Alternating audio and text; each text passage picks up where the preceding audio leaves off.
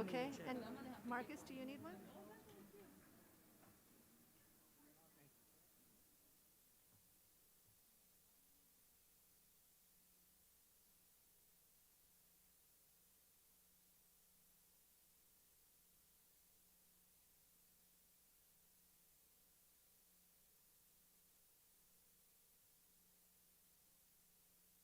Good evening, everyone. It is 5:30.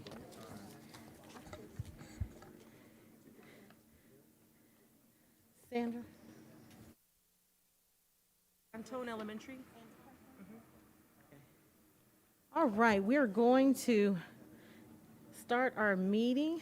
It is actually 5:31 now, since I've been talking. Good evening, and thank you all for being here.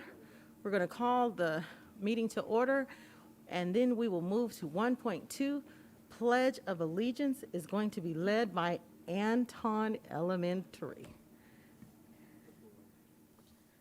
Please stand.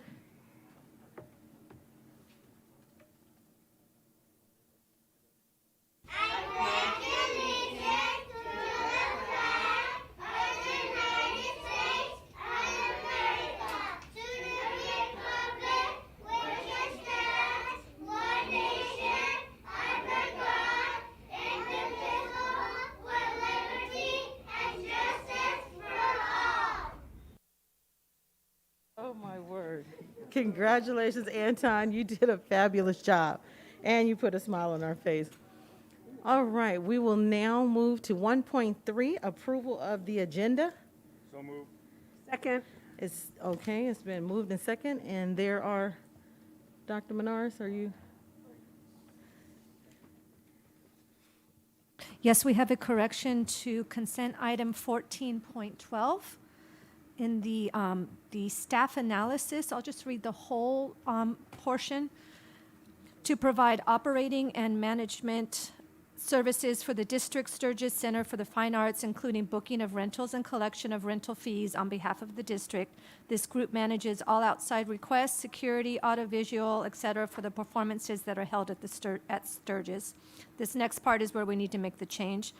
The amendment is necessary to extend the term of the agreement from January 1st, 2022 to January 31st, 2022, to allow the district time to work through transitioning this work to the district and to increase the contract amount by $11,533.32 for a cost not to exceed contract amount of $80,733.32. Approval July 20th, 2021, item number 10.6. All of the terms and conditions remain the same. And then finally, total cost for services not to exceed $80,733.32. Thank you. All right, if there's no other corrections or read-ins, then we will go ahead and approve.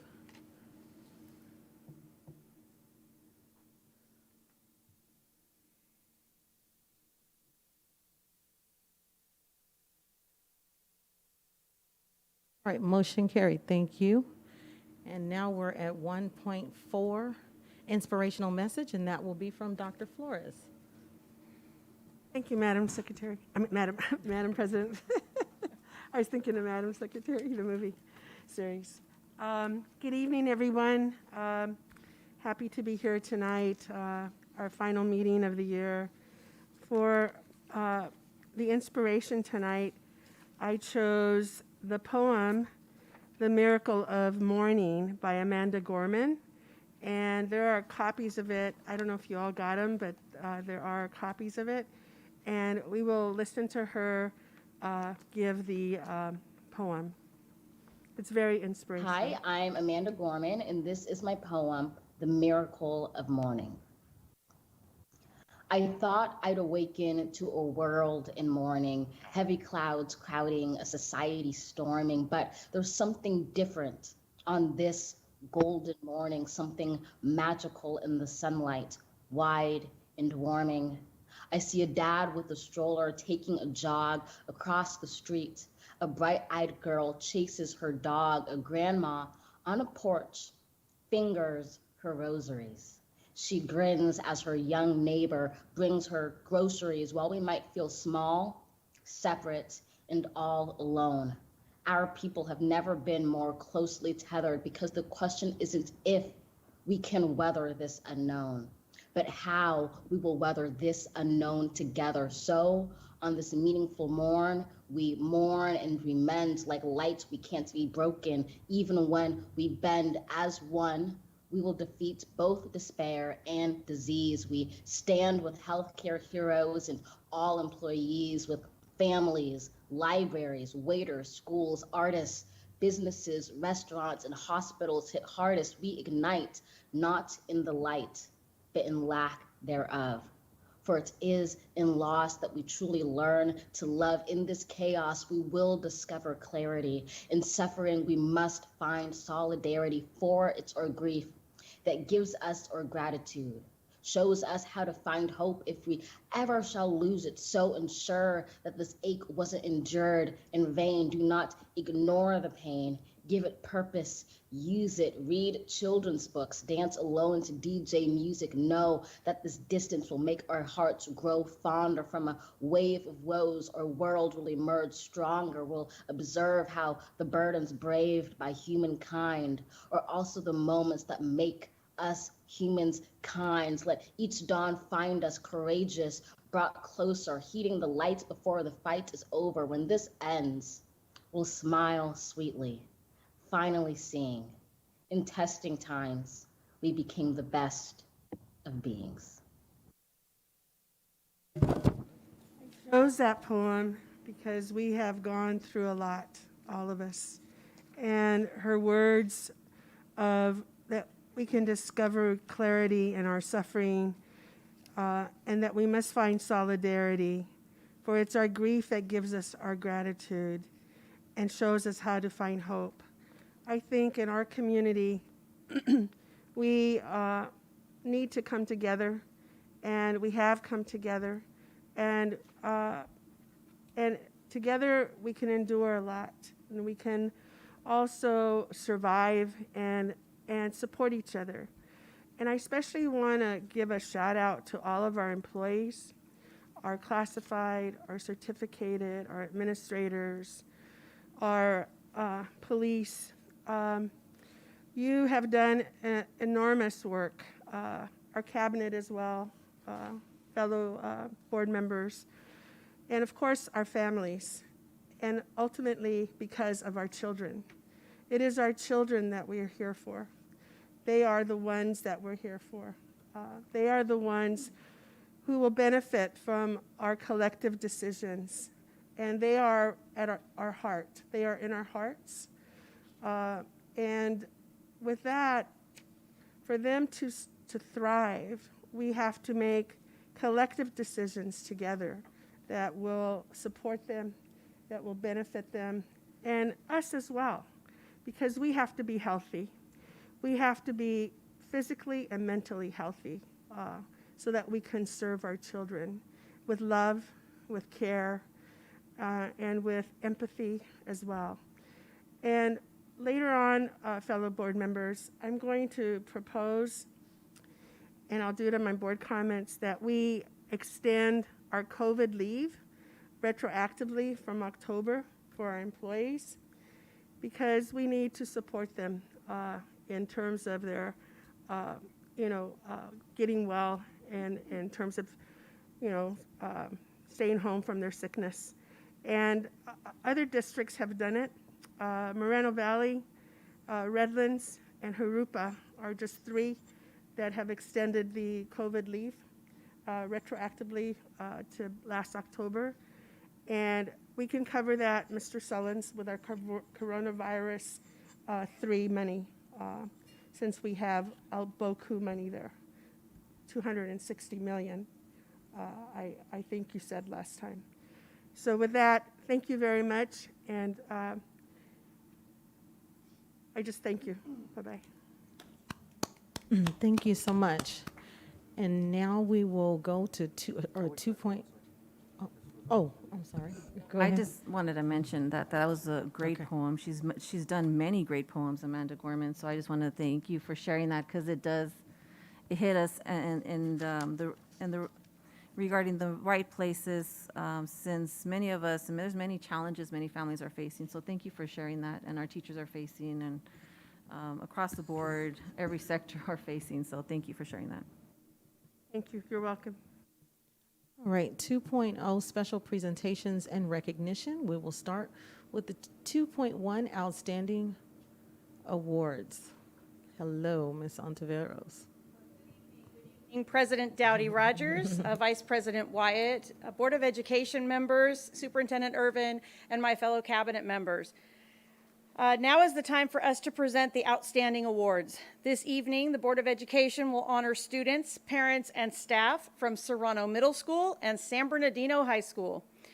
The board recognizes outstanding students to build self-esteem and honor excellence in academics, athletics, fine arts, citizenship, and most improvement.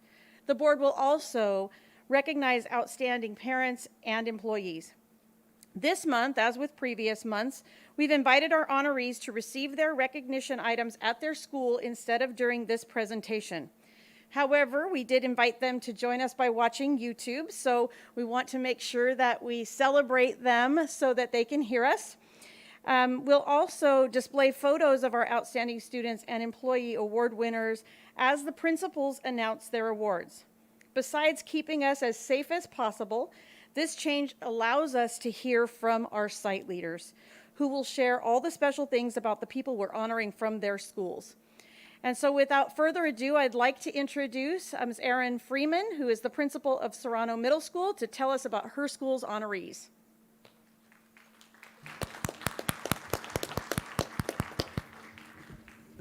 Welcome. Thank you.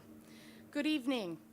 I am happy to be able to present Serrano's Outstanding Achievement Award winners to the board, superintendent, and the cabinet. Please join me in recognizing 7th grader Emily Chavez, who was nominated by her teacher, Sarah Skyton, and the Tiger team. Emily demonstrates outstanding citizenship and academics at school. She is a straight-A student. She sets a goal for herself and works for it. She is intrinsically motivated to be successful and is a leader in class. Emily wants to help others and is considering a career in the medical or legal fields.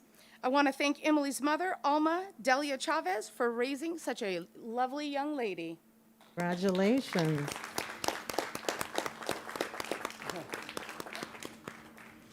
They braved the rains and came out anyways. Our next outstanding student is 8th grader Andrea Silva. Oh, yes. Is Emily back there? Yes, Emily is here. Oh, she got to stand up. All right.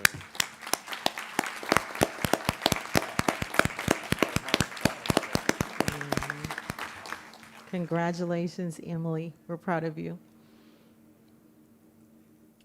Cute kid. Our next outstanding student is 8th grade Andrea Silva, who was nominated by her teacher Awana Mate, and the Panthers team. Andrea is a responsible, respectful, and driven young woman. She exudes excellence and brilliance. When she's faced with a challenge, she doesn't give up and focuses on learning and succeeding. Andrea wants to study at CSUSB for an eventual career as a neonatal nurse or pediatrician. I'm sure Andrea's parents, Elia Solia Silva and Jovencia Perez, are very proud, as we are, and I want to add, she did an excellent job during distance learning. She stood above the rest and was extremely committed. So congratulations to Andrea. Congratulations. Is she here or no? So she's watching online. Our next honoree is Outstanding Parent Award winner, Gina Alvarado.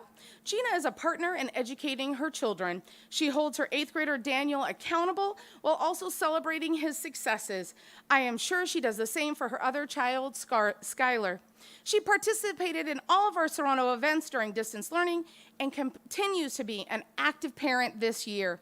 She is a valued member of the school site council and provides much needed feedback to make Serrano a functional, welcoming place for all stakeholders. Congratulations.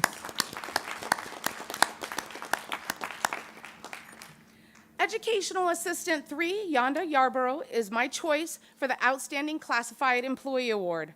Rhonda works in the moderate to severe special day class. Her position presents many opportunities to positively impact students' lives, but also out-of-the-box challenges.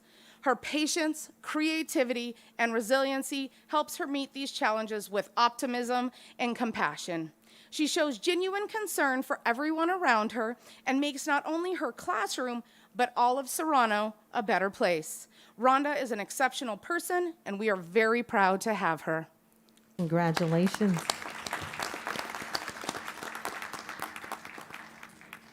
Seventh grade teacher Mary Murphy is a valued member of the Serrano Jaguar team and science department. Mary exemplifies the parameters of trust by communicating honestly and effectively with all stakeholders. She has always gone above and beyond, but she's done so even more in this past year. She has provided mentorship to other teachers, assisted with grading and creating lesson plans, and volunteered to be a substitute during her conference period, all without being asked, because she saw the staff and students needed her. And we've had a long-term vacancy this year, and she stepped up without question. She helped plan and has filled in those absences every single day and has made it so that those students have continued learning science all year. Thank you, Mary. Congratulations. And thank you, Superintendent, Superintendent Cabinet, and Board for honoring the Serrano Middle School family. Thank you for being here. I want to thank Principal Freeman for her leadership in sharing the great things about her honorees. And I'd like now for us to turn to recognize honorees from San Bernardino High School. And to do that, I'd like to welcome up Dr. Antoinette Gutierrez.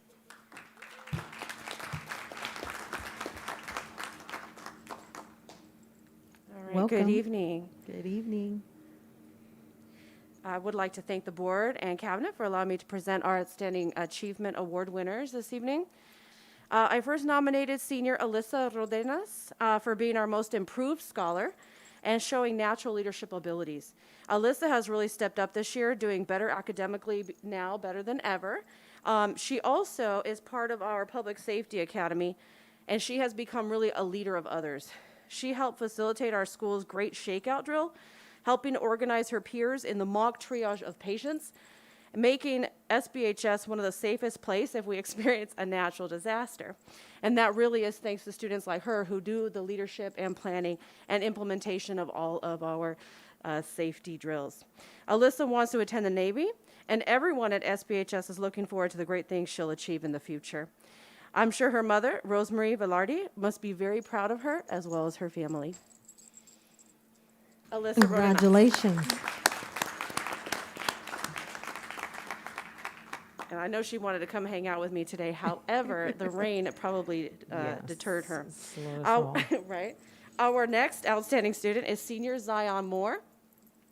Zion is a young man who exemplifies the character that we want our scholars to demonstrate each and every day. Although he has struggled academically, he does not miss not one day of class. He comes every single day without fail. And as we know, that's very difficult, especially in this trying time. He is an athlete. He also is a kind young man who looks out for others and treats them with respect and kindness.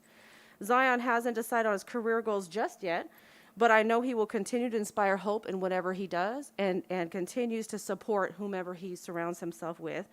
I would like to thank Zion's family and his mother, Letitia Levine, for raising such a wonderful son. Congratulations.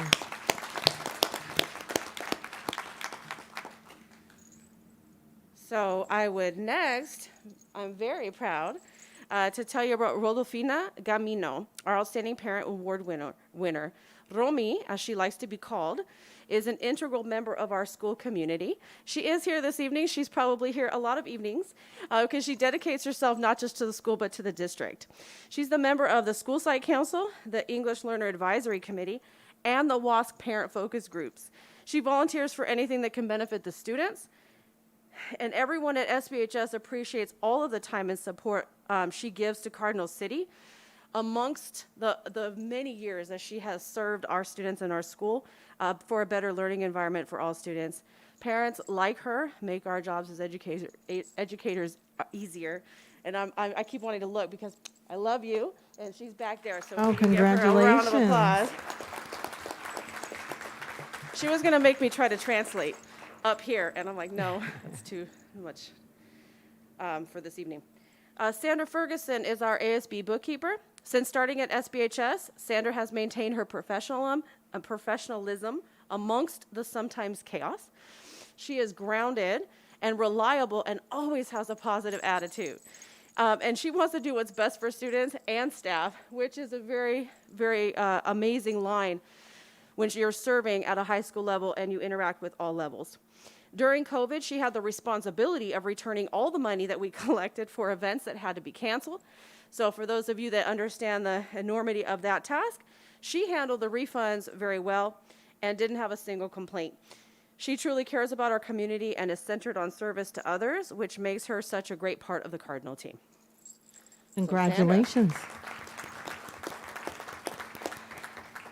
And for our certificated, our program facilitator, Suzanne Barucki, has always been a dependable member of our staff. She supports a multitude of programs, writes our WASC reports, makes sure we meet the compliance requirements for everything she's involved in. So every office that has to have approval for everything financially, SPSA, whatever it is, she does it, and she does it well. And we get a lot of compliments, and it's 100% due to her. Suzanne is a straight talker who isn't also afraid to let me know when I'm off track. Or the school needs to adjust so we can keep moving forward and supporting students. Despite all this, Suzanne is humble and also kind to everyone, which makes her well-liked and valued by her coworkers. And those are all the Outstanding Achievement Award winners from Cardinal City. Thank you. Congratulations to all of you. I want us to give one more loud round of applause to all of our outstanding award winners this evening. Thank you. Thank you all for making hope happen.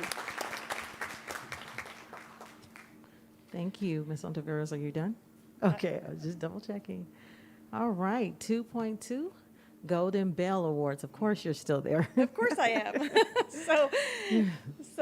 So once again, I want to recognize President Dowdy Rogers, Vice President Wyatt, Board of Education members, Superintendent Irvin, and my fellow cabinet members. It is my honor and privilege this evening to help SBCUSD acknowledge the award-winning work of two of our departments for their achievements earlier this month being recognized with Golden Bells at the California School Board Association meeting in San Diego. While many of us were there in San Diego to witness the presentations to our district, tonight we want to share these prestigious awards with our community. So I'd like to invite President Dowdy Rogers and Superintendent Irvin to come down here in front of the dais. We've put a couple of X's here to keep you guys separated. If you would come down here now, we'd appreciate that. And if you would move down here, I want to, you come and move. There we go, fantastic. Thank you. As you are moving into position, I'd like to share a little bit about what the Golden Bell Awards signify. For 42 years, the CSBA Golden Bell Awards has promoted excellence in education by recognizing outstanding programs and governance practices of school boards in school districts and county offices of education statewide. Winning programs represent best practices across California and signify that a district's board has created conditions that inspire and sustain exemplary programs.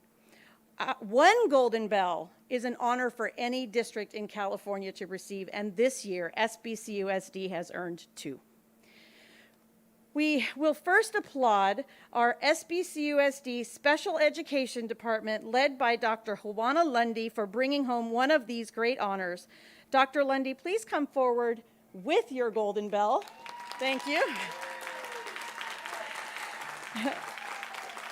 As I share a little bit about why your team received this recognition, our stellar Special Education Department was recognized for its Beyond Pathways program, which provides job training to students with moderate and severe disabilities. Students who participate in the Beyond Pathways program have opportunities to learn valuable life and work skills before the age of 24, which prepares them to succeed in the workforce.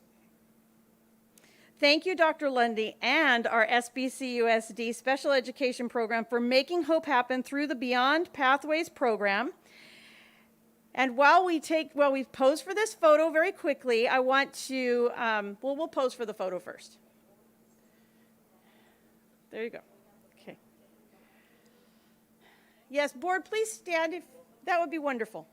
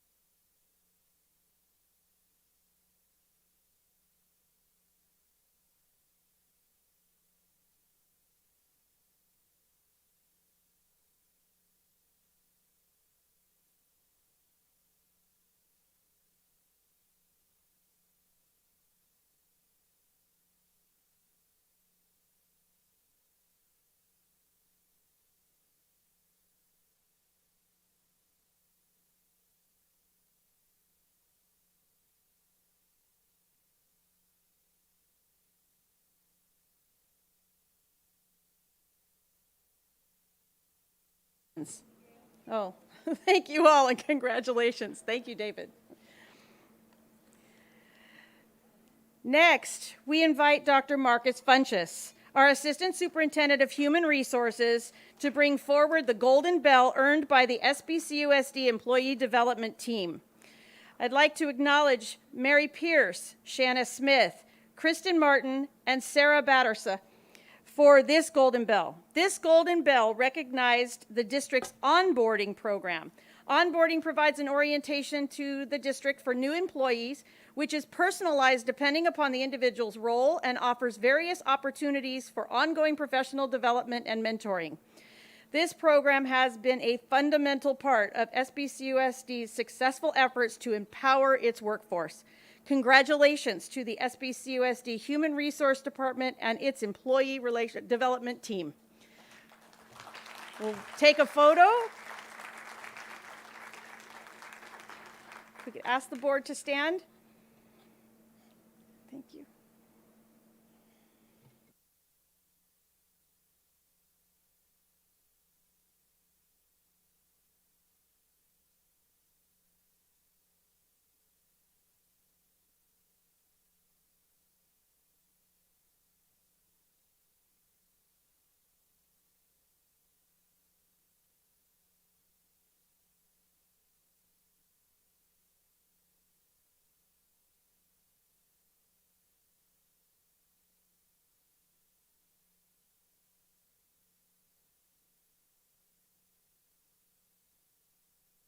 Thank you all for celebrating this meaningful achievement with us in SBCUSD and for demonstrating once again the quality of work that occurs here in San Bernardino.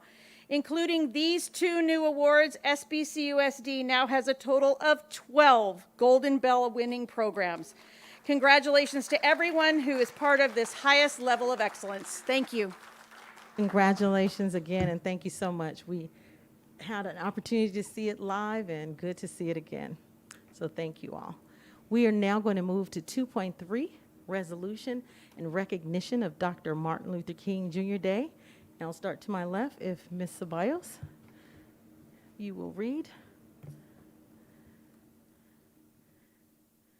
Thank you, President Rogers. Good evening. So, whereas Martin Luther King Jr. was born January 15, 1929, and changed our nation forever through his leadership, service, and clarity of vision, and whereas Dr. King was the leading civil rights advocate of his time, spearheading the civil rights movement in the United States during the 1950s and 1960s, earning worldwide recognition as an eloquent and articulate spokesperson for equality and nonviolence, and whereas Dr. King helped organize the March on Washington, during which he delivered his eloquent and moving I Have a Dream speech on August 28, 1963, And whereas Dr. King received the Nobel Peace Prize in 1964 for his work towards passage of the Civil Rights Act of 1964, and for combating racial inequality through insistent use of civil disobedience and nonviolent resistance. And whereas Dr. King also helped organize the Selma to Montgomery marches in 1965, which assisted advocacy for passage of the Voting Rights Act that year to guarantee all African American citizens the right to vote.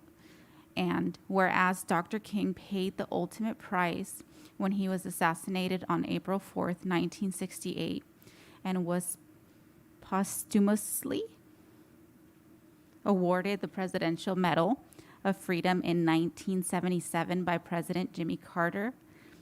And whereas to remember the life, work, and dream of Dr. King, a national holiday was first observed on January 20, 1986, and was later declared to be officially observed annually on the third Monday in January. And whereas this national holiday honoring Dr. King, and throughout the year we celebrate his memory by performing acts of kindness through service to others, therefore be it resolved that the Board of Education of San Bernardino City Unified School District does hereby recognize Dr. Martin Luther King Jr. Day on January 17th, 2022, and encourages students, staff, and community members and all Americans to live out his teachings as we continue to work for the day when the dignity and humanity of every person is respected. Second. It's been moved and second. Is there any other discussion? If not, let us vote.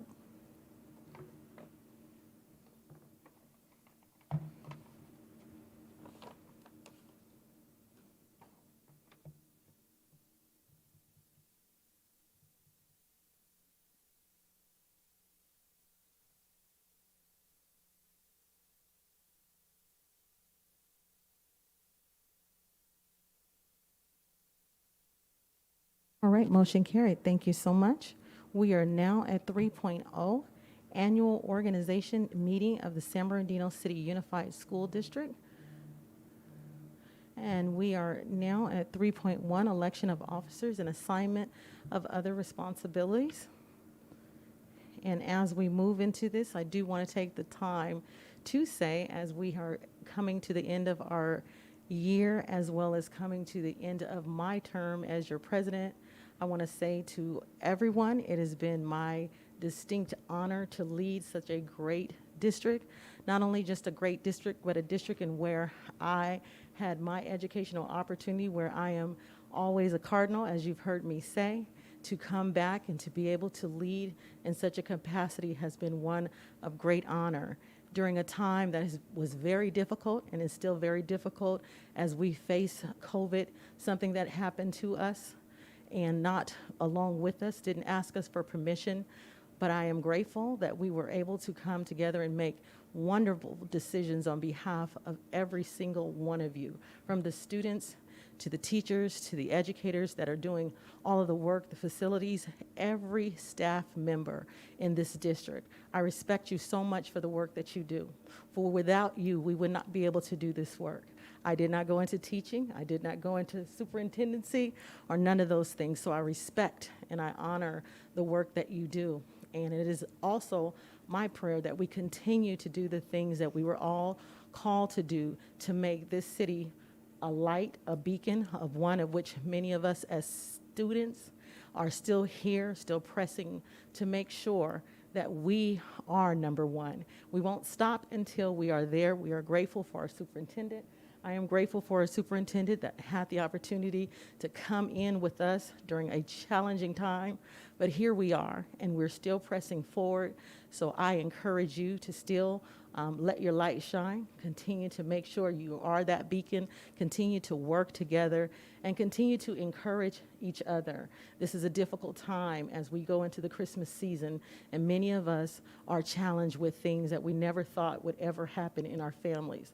So let's continue to stay together, to pray together, and to remember, as I said before, we are in this together, and together we can get all things done. So thank you so much. Thank you. Thank you. And so 3.2 is where we have board nominations will be made for the board president for 2021. And then from there, oh, Mr. Tillman, I'm sorry. I just saw and I'm seeing Dr. Flores. Come on. Is it time for the nomination? Yes, we are at 3.2. I'd like to nominate Dr. Scott White as president. All right, we have a nomination, Dr. Scott Wyatt. Second it? All right, second. And is there any discussion? I see it clear, so we will go ahead and formally vote on Dr. Scott Wyatt. And Karen, are you going to actually pull it? Okay. I've only did this a couple times, and this is when we had the new system, so. It was Mr. Tillman and then Dr. Flores.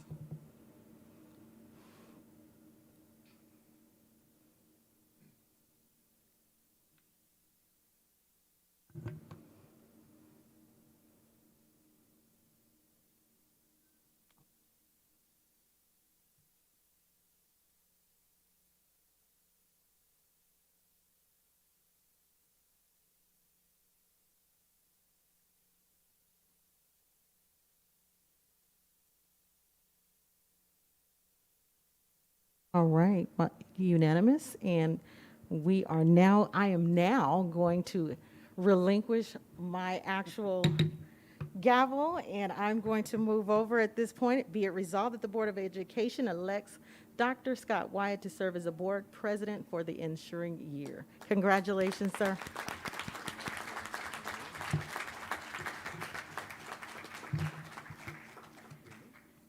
Yep. Well, I'm on my computer, so we'll switch it out. Okay. All right, sir. Take it away. Well, thank you, Madam President, and you'll always be Madam President to me, Dr. Dowdy Rogers. First of all, just want to say thank you to my colleagues with your vote of confidence in me to be our next board president. But first and foremost, I want to take the time to thank Madam President, Dr. Gwen Dowdy Rogers, for her last 2 years of service. As she mentioned earlier, it was unlike any years we could ever imagine during the COVID-19 pandemic. We've had to make many important decisions, as she said, most of them which were first of their kind, and to ensure our students, staff, and community were always safe. Dr. Rogers, as she said earlier, also led us in the hiring of a new superintendent, which has been a huge endeavor. So thank you, Dr. Rogers, for your leadership over the last 2 years. Your unwavering efforts as our board president are greatly appreciated and will not soon be forgotten. So thank you so much for your leadership. And we do have some acknowledgments for you. So let me start. Oh, my goodness. First with some flowers, of course.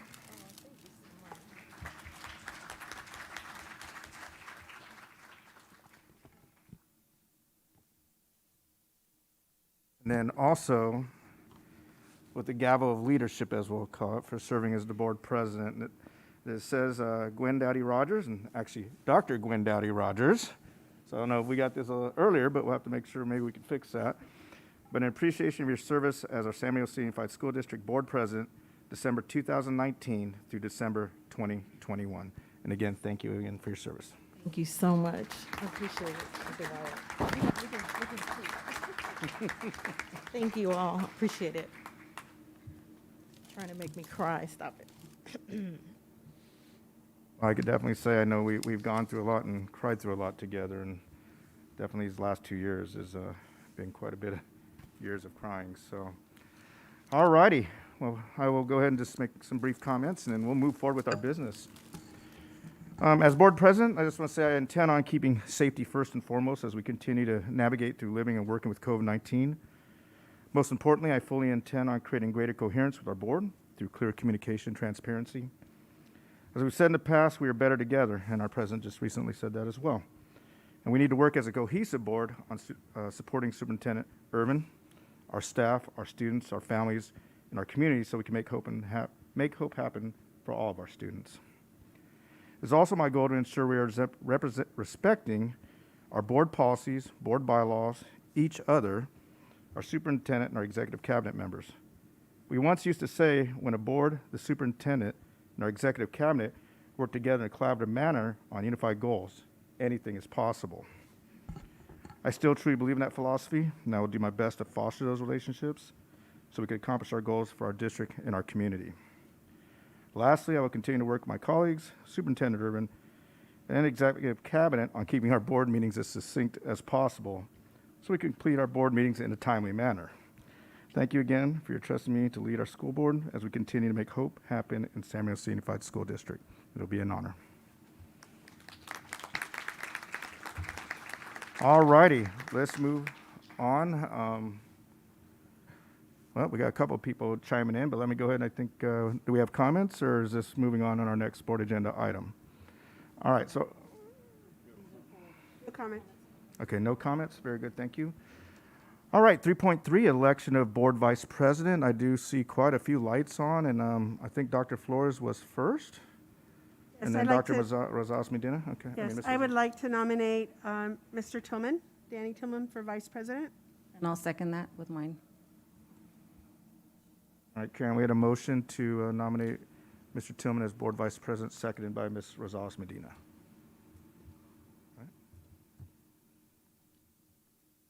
All right, and then Dr. Hill. Dr. Hill?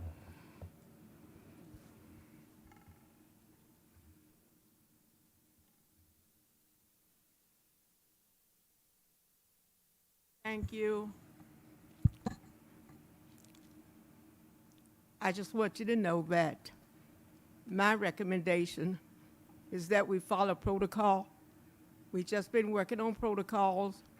No one recommend a change in how we do things, and I don't think we should at this day and at this hour.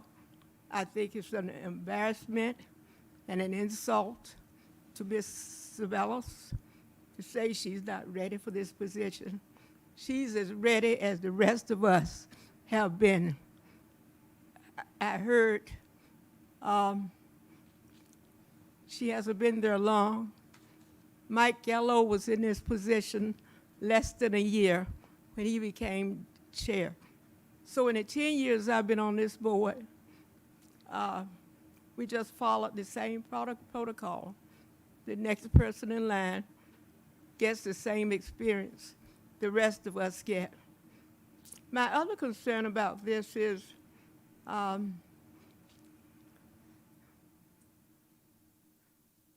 why are we going to have the fox watch the hen house? And this is what I'm seeing. And no disrespect for Mr. Tillman. He's provided us with a lot. But, you know, again, I'm very scared when we let that happen. The fox shouldn't be anywhere near the hen house right now. And my recommendation, we have not changed protocol, so let's please continue it the way it's been. And then if we want to look at protocol again, we can, but my recommendation is for Ms. Sabelos to be vice president. Thank you. Thank you, Dr. Hill. Ms. Rosales Medina? And I respect your Dr. Hill. I think through my experience, I've seen it differently. So I've never had Mr. Tillman as president. So maybe I experienced it differently from you have. So I thought in my stance of how since I've been on the board that he would of course be the next one. But I guess looking at what you're seeing, I'm still going to push for it, but we'll see what happens with the vote. No, I just basically said, I guess we'll see how the vote moves and move forward with that. All right, thank you, Ms. Rosales Medina. Dr. Dowdy Rogers? I just wanted to chime in as well and to say that we have to be mindful also of the rotation, you know, when a person will get in. I think another thing is that we really have not kind of established it on incoming or the VP. There is some statements in reference to the presidency outside of just it being a protocol. There is some statement, but somehow, some way, we never really looked at the vice presidency. And to be honest, you could be on the hold for quite some time without there being some type of establishment. In the past, if we look, we will see that people rotated in for various reasons, but that was in the vice presidency. And so again, to get the experience, me being considered, even after 7 years, we're still, newer board members. I don't know when you stop being a new board member. I don't know what constitute new or old, the date you start or the knowledge that you have. But truly, it's important for us to all be able to get in rotation and be able to learn and be able to lead as well. Those are my comments. Thank you, Dr. Dowdy Rogers. Mr. Tillman? And then in the end, it's each board member's pleasure on who becomes the vice president. But the rotation is, I would be next in line for the vice presidency. And that's how, if you didn't do that, then you would have board members who are long serving never get back into rotation. And so I would be. But in the end, although this board has practiced on rotating in, it depends on the 4 votes. And if you don't get the 4 votes, you don't get in. There's a motion on the floor, and I'll live with it either way. I don't have a problem with it. I don't consider myself a fox, but I will live with it. Thank you. Thank you, Mr. Tillman, and I don't know about the Fox comment, but okay. Ms. Rosales Medina. I don't know what we call men that are a little bit older nowadays. So. And I think, because honestly, there is no set protocol with regards to rotation. So for us to be saying that we're violating, there's none to say that. But I do recommend that after this vote, that we look into having a set protocol, so that way we don't have to get into the situation from people, this is what the protocol, this one's the protocol, and so that way we kind of come together in that. Thank you, Ms. Rosales Medina. Ms. Ceballos? Thank you, President Scott Wyatt. I just wanted to essentially comment on this, kind of like rotation. Obviously, this is my second time experiencing this, I guess. It's my first year, but, when I came into to the first board meeting, I came actually December 15th, which is when this whole process began. And so I am still really new when it comes to this process because, like I said, it's my second, and my first board meeting was this process. So I'm not entirely sure what the rotation means and what the rotation's all about. I've seen some of the bylaws. I've seen board policy when it comes to the president. It is a board policy that the president will serve no more than 2 years, each year being 1 year at a time being elected. In terms of the vice president, there is no bylaws on that or board policy on it either. I do understand that the board had a previous practice, which was, rotating. It is also my understanding that part of that process had been established because the board members that were on had been on for quite a while. So it was a way to rotate them and not have any one person be, president or vice president for 2 years. And so this is not the case anymore. There is a new board member. And I would love to, have the privilege to be able to step into that position and, expand my knowledge. But either way, like Mr. Tillman said, at the end of the day, the board votes. So yeah, I just wanted to kind of share and express that. Thank you. Thank you, Ms. Ceballos. Dr. Hill? Thank you, Mr. President. I just want to conclude by saying we have to do the best for our kids. We talk about everything up here but our kids. And that's why we ran. We ran for this school board so that we can do some things for 44,000 kids.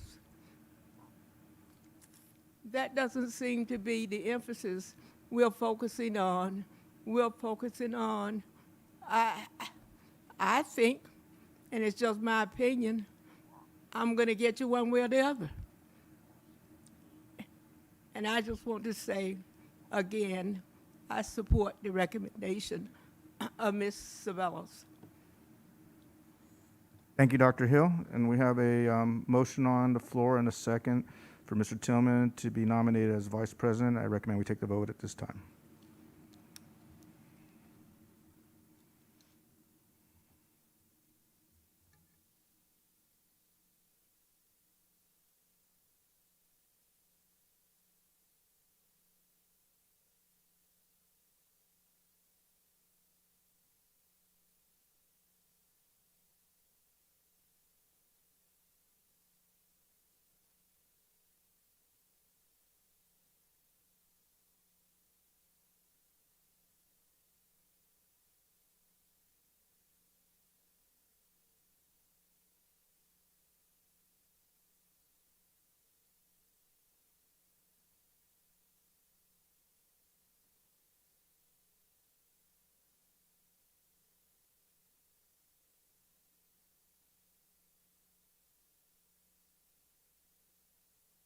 All righty, we have a vote. Let me see. Motion, looks like motion carries.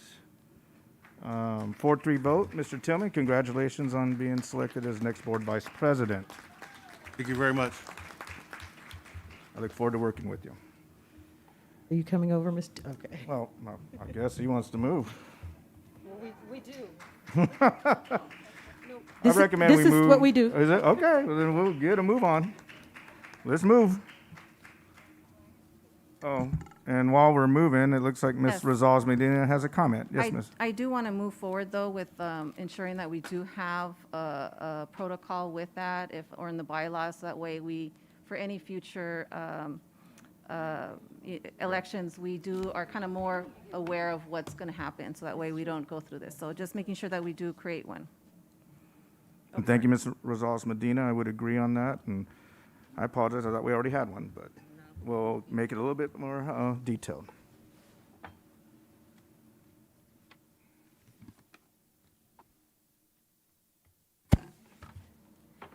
Karen, do we need to log out, or what would you have us do? Because we're on our...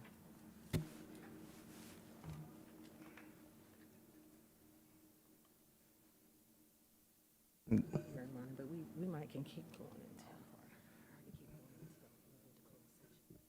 until... Dr. Flores? I just wanted to comment that since I've been on the board since 2008, there was unspoken, I guess, protocol, not protocols, but just respect for traditions. And that was one of the unwritten traditions. But I do agree with Ms. Medina that we probably need to look at it as a bylaw, because that's what the tradition had been. And I mean, I respected it in terms of, you know, how we, you know, acknowledged it and so forth. So that was the way that I understood it anyway. Thank you. All right, thank you, Dr. Flores.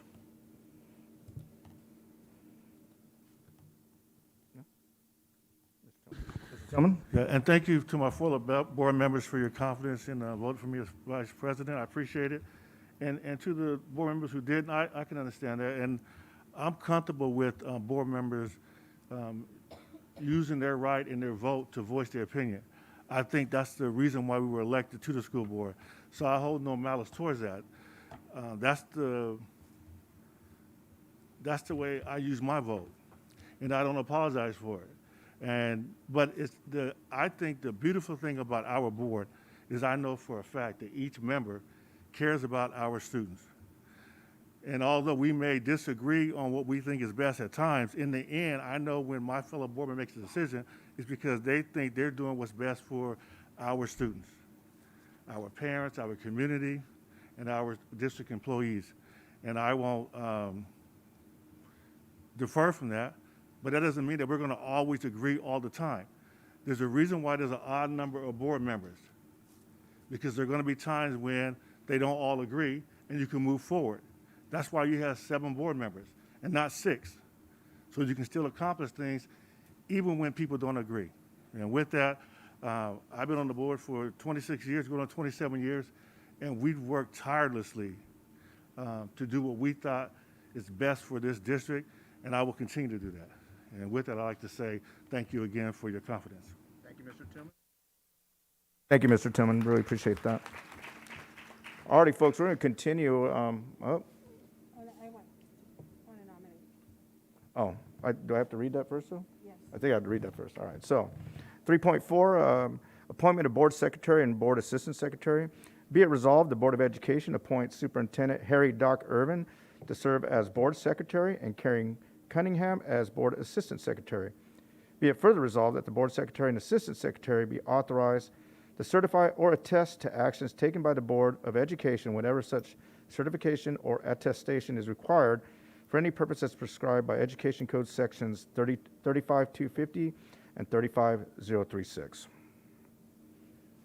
So moved. Second. Dr. Flores has been moved and been And my seconded. light on Mr. Tillman, so I was going to second it. All right, Ms. Rosales Medina. We have buttons now, Mr. Tillman, so, all right. Your duties, Mr. Clear it. Vice President. So we have a motion and then a second on the floor by Dr. Flores and Ms. Abigail Rosales Medina. Let's vote.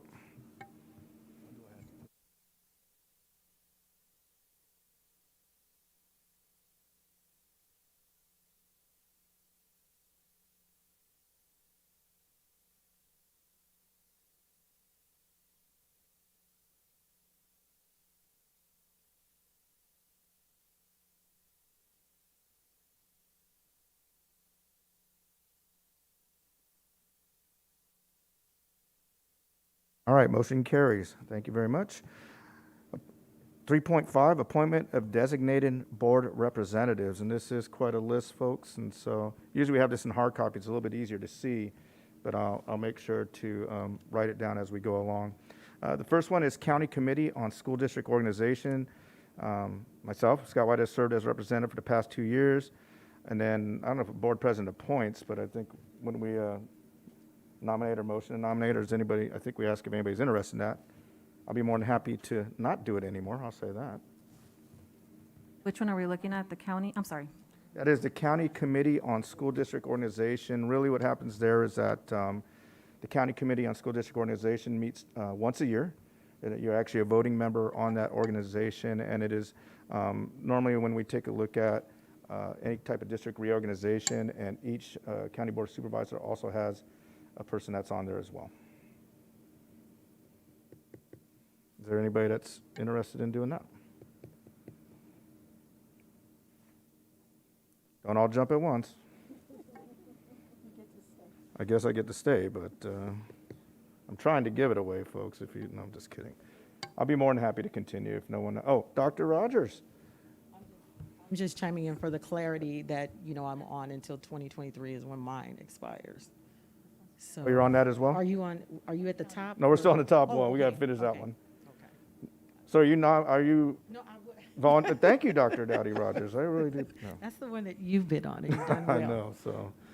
All righty, in that case, since nobody's volunteering, I will be more than happy to continue in that position. Thank you. All right, next one, CSBA Delegate Assembly. Based on District 88, the board is entitled to 2 representatives. Current delegates are Dr. Gwen Dowdy Rogers and myself. The position held by Dr. Gwen Dowdy Rogers will expire March 31st, 2023.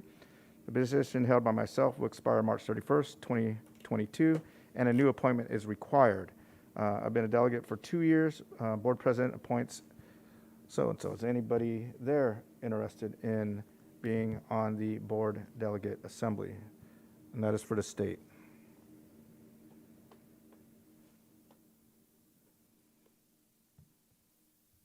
Dr. Flores? I nominate you again for delegate assembly. Second. Oh, all right. I see how this is going to work out. No, all right, folks. Well, I will formally accept. Thank you. The last 2 years has been kind of a blur, and I am hopeful with Dr. Dowdy Rogers and Dr. Hill that we will continue to represent our district at the state level on hopefully getting policies and procedures passed that benefit all students.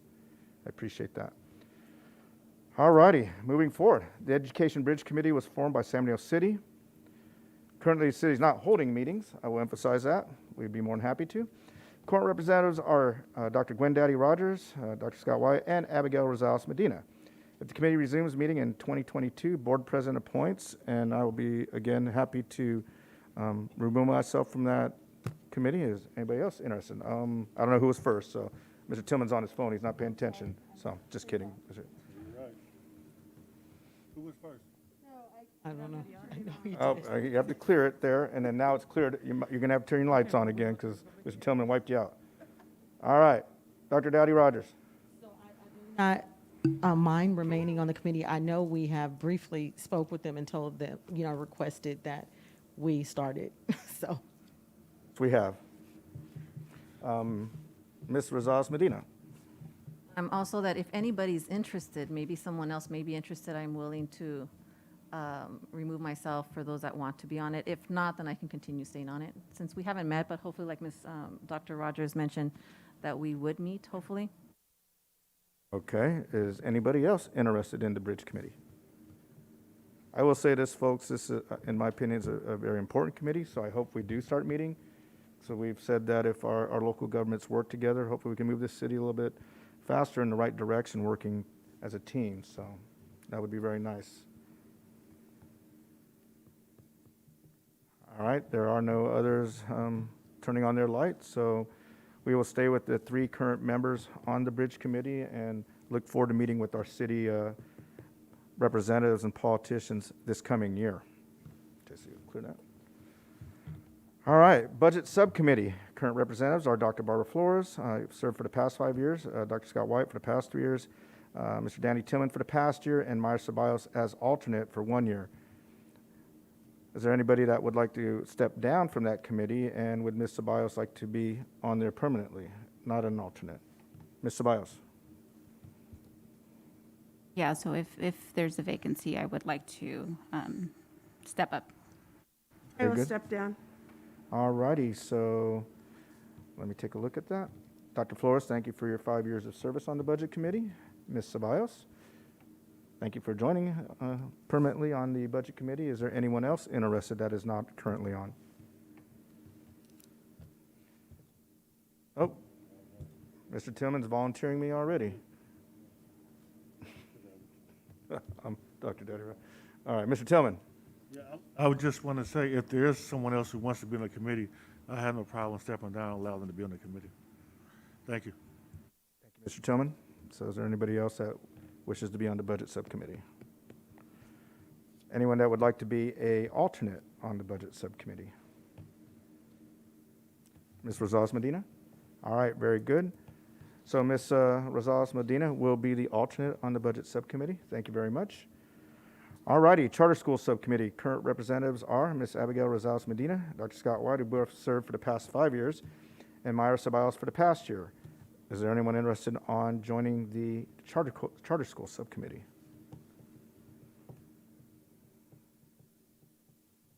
All righty, I don't see anybody volunteering. Is there anybody that wants to be removed from the Charter School Subcommittee? Okay, we will remain with the same folks that are on there right now. Thank you very much. Curriculum Instruction Subcommittee, current representatives are Dr. Barbara Flores, Mr. Danny Tillman, who have both served for the past 5 years, and Dr. Gwen Daddy Rogers for the past 3 years. Is there anybody that is interested in joining the Curriculum Instruction Subcommittee that is not currently on there? And I'll ask at the same time, is there anybody that is interested in stepping down? If there's someone that wants to be on it, I don't mind. Okay. Is there anybody that's interested in? Ms. Ceballos? I have I guess a clarifying question. In terms of how many committees you can be, a part of, how does that work? I believe that we'll be more than happy to have you on all of them if you'd like. Well, I don't want to be on all of them, but. Okay, no, just kidding. No, I do not believe there is a limit. Okay, so, yeah, I would like to join the Curriculum and Instruction Committee. All right, thank you very much for volunteering. Mr. Tillman, thank you for allowing Ms. Ceballos to join that committee. All righty, Facilities, and I want to make sure I'm not missing any. Facilities Subcommittee, current representatives are Dr. Scott White for the past 5 years, Ms. Abigail Rosales Medina for the past 4 years, Dr. Margaret Hill for 1 year, and Dr. Gwen Dowdy Rogers as alternate for 1 year. Is there anyone interested in joining the Facilities Subcommittee that is not currently on that committee? All right, is there anyone interested in stepping down from the committee?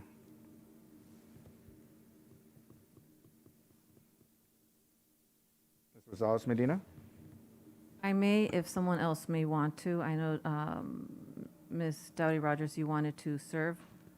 Well, I see that you're an I'm alternate. an alternate, but, you know, I can rotate in, I don't mind. Yeah, and then if Okay. I can be the alternate, if Okay. you don't mind, We'll so that way, I mean, there's still a couple of Not things at that I all. want to push, but. All right, thank you, ladies. So Dr. Gwen Dowdy Rogers will be now on the subcommittee, and Ms. Abigail Rosales Medina will be the alternate. Thank you, ladies. All right, IT Communications Subcommittee, current representatives are Dr. Barbara Flores and Mr. Danny Tillman, have both served for the past 5 years, and Dr. Gwen Dowdy Rogers for 1 year. Is there anyone interested in serving on that committee or stepping down from that committee? Ms. Rosales Medina? All righty, thank you. Highlight was already on it. All right, looks like no changes there. We'll continue with the same members. Policy Subcommittee, current representatives are Dr. Barbara Flores and Ms. Abigail Rosales Medina, have both served for the past 5 years, Dr. Margaret Hill for the past 2 years, and Ms. Myra Ceballos as alternate for 1 year. Is there anyone that is interested on serving on the Policy Subcommittee and or stepping down? Dr. Margaret Hill. Thank you so much. I'd like to step down from this committee. Thank you. All right, thank you, Dr. Hill, and thank you for serving on the committee. Looks like Ms. Ceballos, I believe, is next.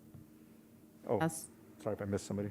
So if Dr. Hill's stepping down and I, as the alternate, I think I'd like to step up. All righty. Dr. Dowdy Rogers? And I don't mind stepping in as the alternate. Okay, so Ms. Myra Ceballos, you will be moving in as the full-time Policy Subcommittee representative, and Dr. Dowdy Rogers will be the alternate. Very good, thank you. Be it resolved that the Board of Education approves all appointments. Oh, I'm sorry, Dr. Flores, and then Mr. Tillman? I just wanted to interject a little bit of history. When I was president of the board, I established all these board subcommittees so that we would get involved in all the different aspects of policy, budget, IT, curriculum, just to be part so that we could, a cabinet could help us understand, and then we would come back to the full board. So just a little bit of history. Dr. All righty, Flores. thank you. Well, thank you, Dr. Flores, for establishing these subcommittees. They are pretty amazing, and it allows us to be educated more about what our district does and what our folks do for our district, as well as support them in their endeavors. Mr. Tillman? No. Okay, your light is not on. Okay. Mr. Tillman's doing a wonderful job over here with his Post-its of changing the names on there. Thank you, Mr. Tillman. All right, we're at that point then. So be it resolved that the Board of Education approves all appointments to all the different subcommittees that are established, and I do appreciate all of you volunteering for these. As most of you know, it is a lot of additional work, folks, a lot of meetings, but it helps us move our district in the right direction and get the business done. So moved. Second. All right, it's been moved by Dr. Flores and seconded by Dr. Dowdy Rogers. We'll go ahead and take a vote if there are no more discussion. All right, let's take it to a vote.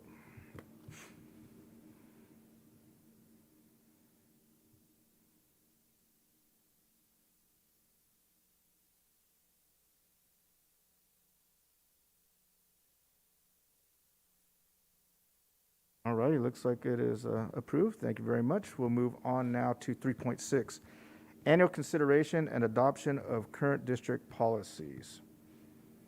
Let me get back here. Board bylaw 9310 states that the board shall review certain policies annually as required by Education Code 35160.5. If no revisions are deemed necessary, the minutes shall indicate that the review was conducted. Other policies shall be monitored and reviewed as specified in the policy itself or as needed to reflect changes in law or district circumstances. Be it resolved that the Board of Education adopts all existing board policies until revised or revoked by the board. So moved. Dr. Daddy Rogers, you had your light on? I was just going to move it. That's okay. All right. You can turn me off. Did you want to make the motion? I think we Okay. got a motion in a second, I All think. right, it was a motion by Mr. Tillman, second by Dr. Flores. Is that correct? All righty, let's vote.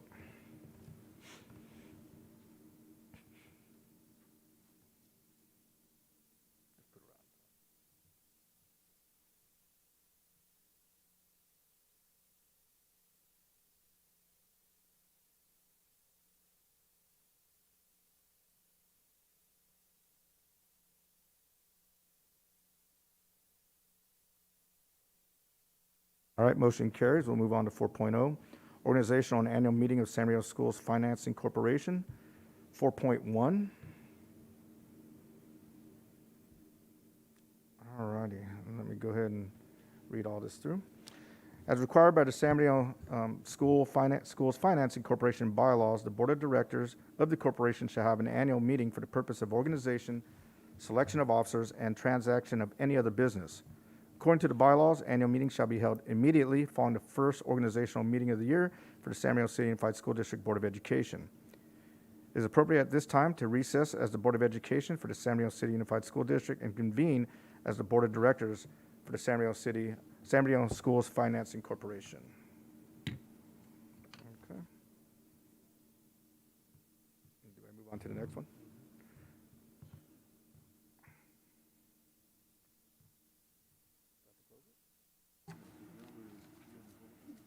Okay. You already called order. You already did 4.2, you're on 4.3. All righty. And thank you for your patience. Learn a little bit here. All right. Corporation president will acknowledge all directors present.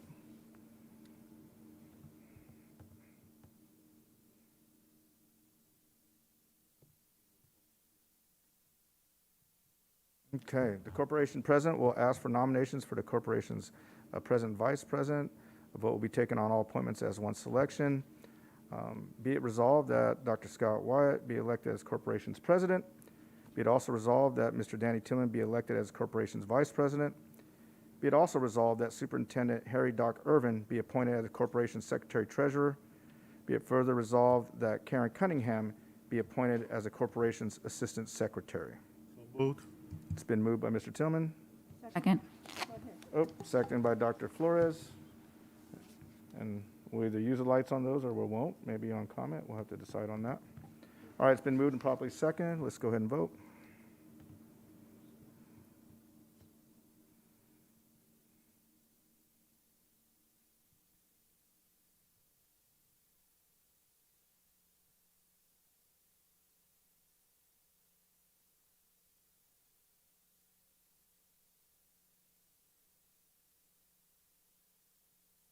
All right, it's been unanimously accepted. We'll move on to 4.5, public comments.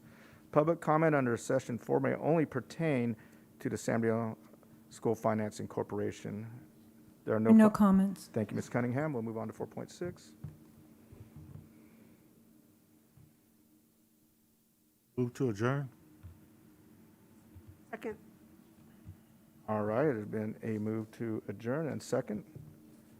And I'll say after the directors have voted to adjourn the meeting of the Board of Directors of the San Diego School Finance Corporation, the regular meeting of the Board of Education of the San Diego City Unified School District will reconvene. As we adjourn to closed session, recipients of Shining Star Awards, I will also do that, but let me go ahead and close this public meeting. All right, before we go to closed session, as we adjourn, we'll be showing, I believe, a presentation on the Oh, I was told that we have to reconvene first as the board before we move on to closed session. So I'll go ahead and open the meeting back to the regular board meeting and reconvene. All right, and then we'll move to 5.1, and we'll be moving to close. Is there any closed session public comments? Thank you, Ms. Cunningham. Yes, there are. Okay.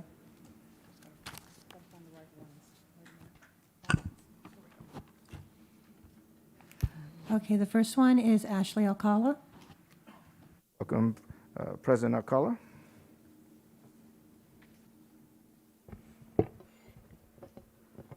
Good evening, President Wyatt, Vice President Tillman, Superintendent Irvin, esteemed members of the board and cabinet. I'm Ashley Vitas Alcala, President of the San Bernardino Teachers Association. And I speak to you tonight on behalf of our 3,000 members.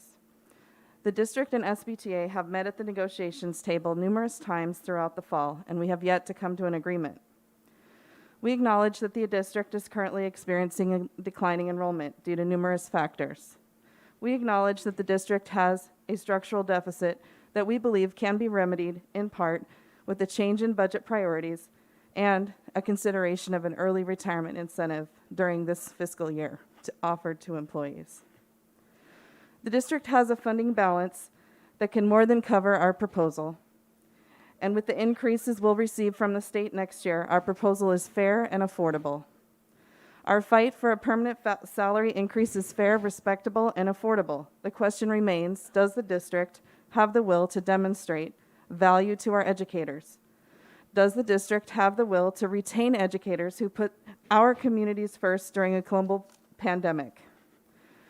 Does the district have the will to illustrate respect for our educators who time and again put the district's interests ahead of their own? Does this district have the will to attract and reward educators who have chosen San Bernardino over districts we compare and compete with? Does the district have the will to respect our educators with a competitive ongoing salary raise, given the settlements of our comparison districts? SBTA has been a working, fair partner with SBCUSD for many years. Both parties have rewarded each other in our willingness to collaborate and execute shared goals. We hope that this partnership yields benefits with an ongoing permanent salary raise. Earlier in the meeting, I also heard it mentioned that there would be a discussion regarding the extension of COVID leave that expired in September. This is something very important to our bargaining unit, and we hope that the board will consider this, as we know that it will help us keep our students and our staff safe if they do not have to worry about using their own sick leave instead of having a COVID leave provision as was afforded them until September. Our bargaining unit has worked diligently to help ensure the well-being of both our members and the district. It's only fair that we come to an agreement on these items so that we can continue to focus on the most important work in this district, which is our students and their learning. Thank you for your time. Thank you, President Alcala.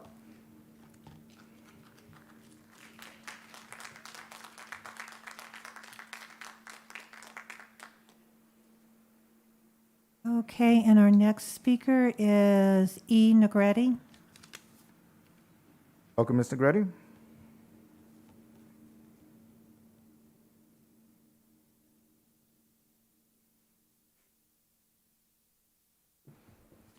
During the last board meeting, there was discussion about abolishment and funding for one position, which was for the HR Director of Classified.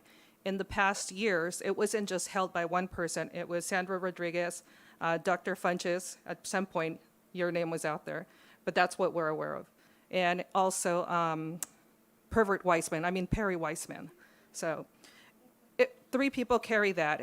For those of you who are new and those of you who have no knowledge of how negotiations has worked for classified, when they were doing their bargaining, it would be pages and pages of classified positions. And when it came down with the district going back and forward with classified, who are your members who are out there, the front runners, you had someone here telling you there's more custodians needed to keep the schools clean, the children safe, the staff safe. And so what would happen is the school district would say, if it's vacant for more than 1 year, if it's vacant for 2 years, if it's been vacant for 3 years, it's an abolishment. Right away, it was off. So when Dr. Funches had said, well, we'll do some abolishments and they'll find the funding, that's what you're talking about. They start cutting at the bottom of the line. You don't see abolishments of directors. You don't see abolishments of assistant directors. That's not what we see happening.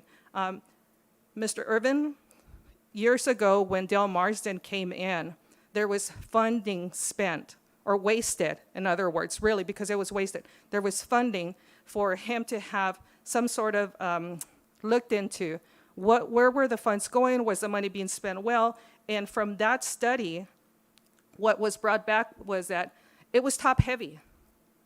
Back then, there was no assistant of school police. That was created by Dale Marston, the assistant chief of police. There were, another thing that came back with that study was that there were too many assistant superintendents. And when that came back, he had promised he was going to abolish one. Well, he abolished one that a lot of people were going after just because he wasn't supportive of one of the programs that was here, but instead was replaced by another assistant superintendent. I would encourage you, as our new leader for this school district, to go back and ask for that study, what came of that, because there's no point of really wasting funds again for that study when those results were there, but he didn't follow through. So back again to classified and the positions, please look into, because Danny Tillman, thank you. You have been the voice of reasoning for looking at that, and when you said, yeah, the funding is in there, I don't know why some of you have missed it, because somebody said, well, the funding is there for that position. The funding is not there. Dr. French just said it. There will be abolishments. We will fund that position, but that's what happens. They abolish classified positions. You will see abolishment of pages of positions, because that's what they say. Their reasoning is, if it's been vacant for 3 years, it needs to be abolished. Well, shouldn't that same reasoning be used when they want to have an director for human resources classified? Why not? If the other ones can carry, why can't it continue to carry on? Thank you. Thank you, Mr. Grady.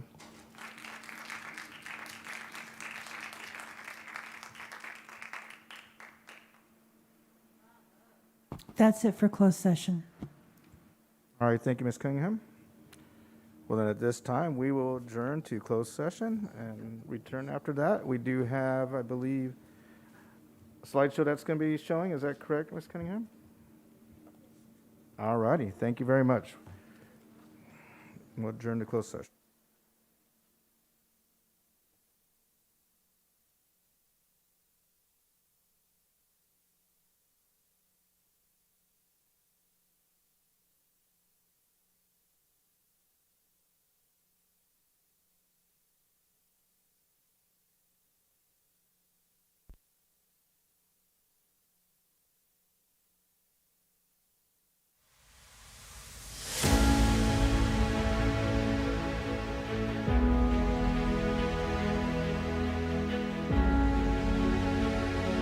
Good evening, ladies and gentlemen, and welcome to our Shining Star Awards program. On behalf of the Board of Education and Superintendent Doc Irvin, we express our sincere gratitude to all of the dedicated guest teachers, substitute employees, and interns who work in the San Bernardino City Unified School District. Now more than ever, you are an important part of our district's mission to make hope happen for our students and our entire community. We truly appreciate your hard work and dedication and are pleased to honor you virtually. This year, we present the Board of Education's 2021 Shining Star Awards for exemplary service to 9 individuals who represent the many outstanding guest employees in our district. We thank the leaders of our employee unions for helping us select such worthy honorees. We will start by presenting the Shining Star Award to our guest teachers, followed by our classified substitutes and interns. The first Shining Star Award goes to Judy Gear, resident guest teacher, Marshall Elementary School. Judy has been a resident guest teacher in our district for more than a decade. She has been an essential part of Marshall's team of caring educators for several years. When the pandemic sent students into distance learning last year, Judy jumped into action. She checked out devices and hotspots so students could participate in class and made countless phone calls to families. Now that our schools are open for in-person instruction, Judy works directly with students, assessing their knowledge and learning gaps so teachers can target their instruction to meet students' needs. Judy, we appreciate your efforts and present you with this Shining Star Award as a token of our gratitude. Next up is Darlene Rios, resident guest teacher, Virtual Learning Academy. Darlene works with students who are learning remotely through the Virtual Academy that SBC USD launched in August. She has been a positive force and has taken the challenges that come with starting a new program in stride. When families were understandably frustrated during the process of enrolling new students, Darlene always provided excellent customer service and patiently helped parents. As soon as students were enrolled, Darlene had lessons ready to get students back on track academically and socially. Many families have tried to convince her to become a permanent teacher because they want Darlene to teach their children for years to come. Congratulations, Darlene, on your Shining Star Award, and thank you for dedicating yourself to helping our students learn and achieve. Our next guest teacher to be honored is Veronica Roman, resident guest teacher, Hunt Elementary School. Veronica supports the educational mission and vision of the district with true positive passion. When she's not covering a classroom for a teacher who is absent, she works with small groups of students to provide instruction in math and language arts. Her calm and caring personality helps her connect with all students she works with. Veronica continually demonstrates a commitment to being a team player and positive role model for others. She stands out for being a problem solver, and like the shining star that she is, she helps Hunt Elementary shine bright by managing the school's social media so families can stay connected to all the great things happening on campus. Congratulations, Veronica, on your award, and thank you for your commitment to our scholars. Our next Shining Star Award winner is Kristen Smith, resident guest teacher at Cypress Elementary School. Kristen is described as a high-energy teacher who never backs down from a challenge. Always coming to work with a smile, she has supported the certificated and classified staff at Cypress Elementary with classroom coverage and student supervision since the first day of school. When asked to teach a 4th and 5th grade combination class, she welcomed the challenge without any hesitation and put her best foot forward. Kristen is enthusiastic and encourages scholars and peers to strive to be their best. When taking on a teacher vacancy or new project on campus, she does so with purpose and a commitment to get the job done. We salute Kristen's commitment with this Shining Star Award. Congratulations, Kristen, and thank you for teaching our students.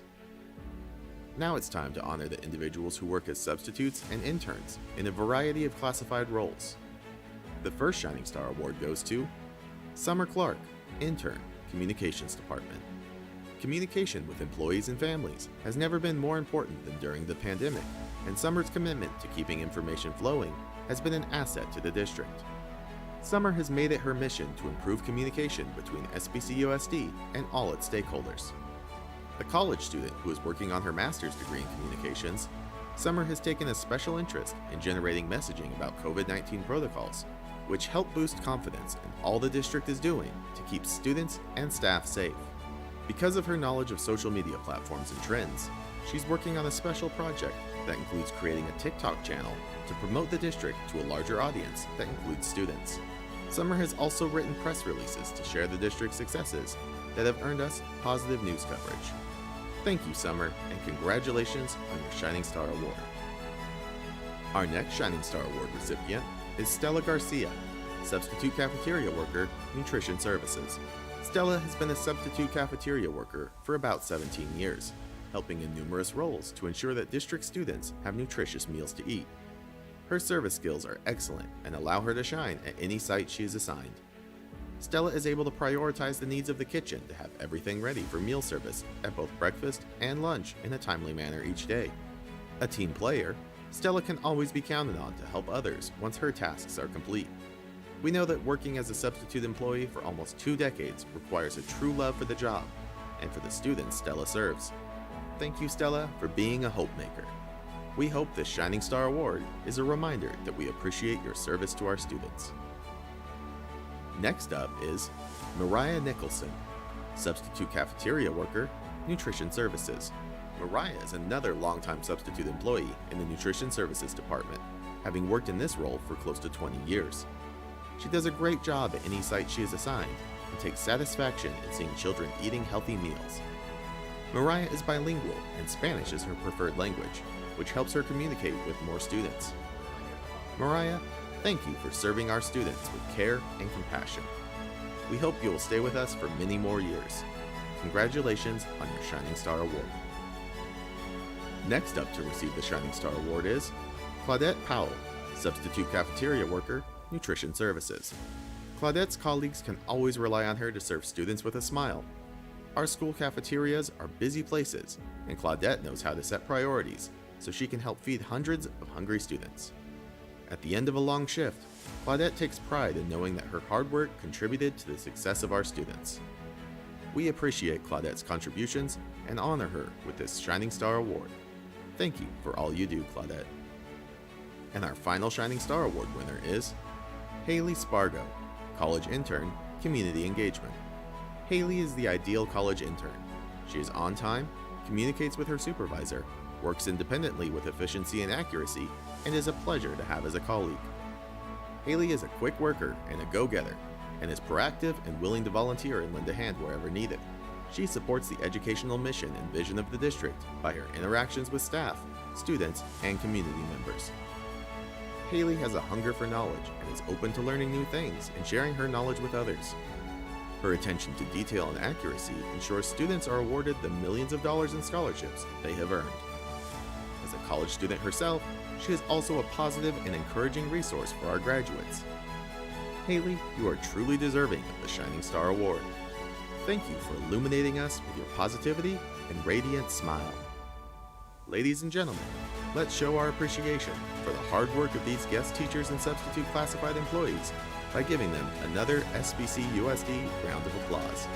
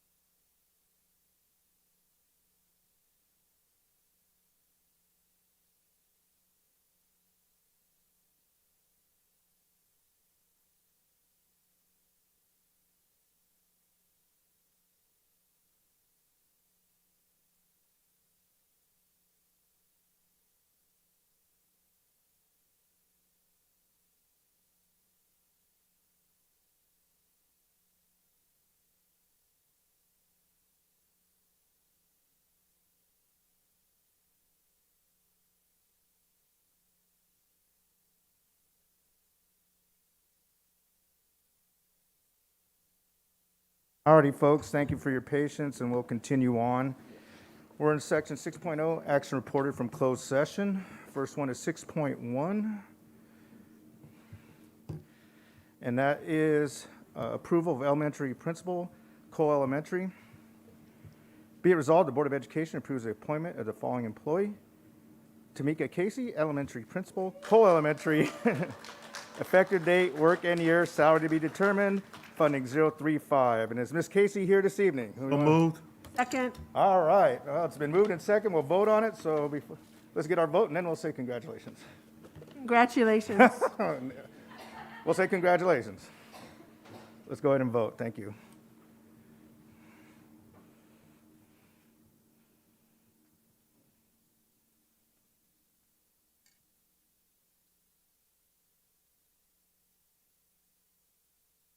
Congratulations. All righty, congratulations, Ms. Casey, on your promotion to principal of Cole Elementary. Awesome.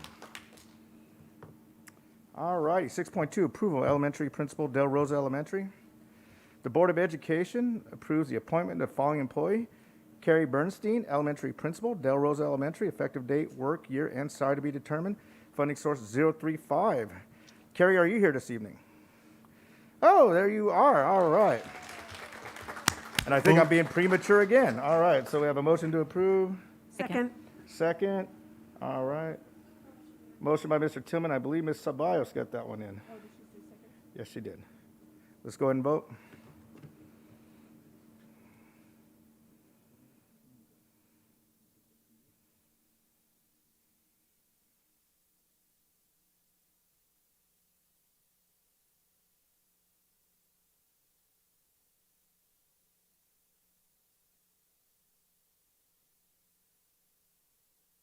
All righty, unanimously approved. Now we could say congratulations, Carrie. Way to go. Congratulations.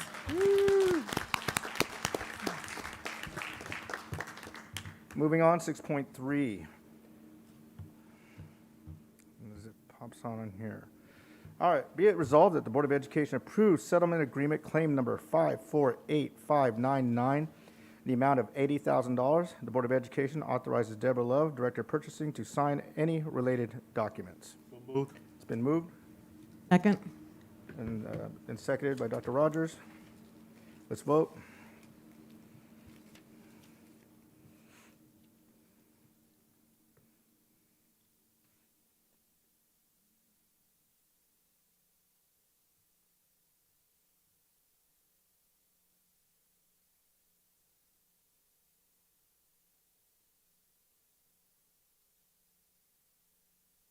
All righty, it's approved. Let's move on. 6.4. Oh, boy.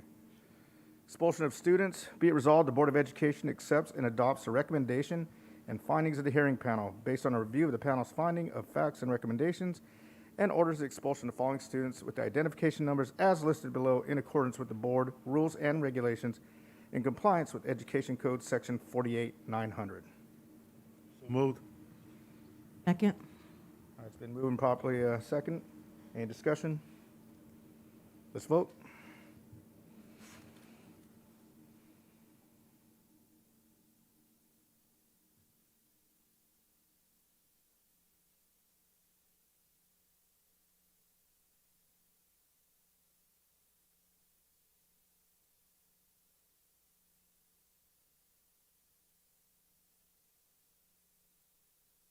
All right, motion carries. 6.5, students recommended for suspension or expulsion, excluding mandatory offenses, but remanded to youth court for other means of corrections. So moved. Oops, sorry, I got to read it real quick, Mr. Okay. Tillman. My screen is a little bit smaller. Be it resolved, the Board of Education accepts and adopts the recommendation and findings of facts of positive youth development and orders the suspension or expulsion of the following students with identification numbers as listed below in accordance with the board rules and regulations in compliance with Education Code Section 48900. So moved. It's been moved Second. and properly second by Dr. Rogers. Any discussion? Let's vote.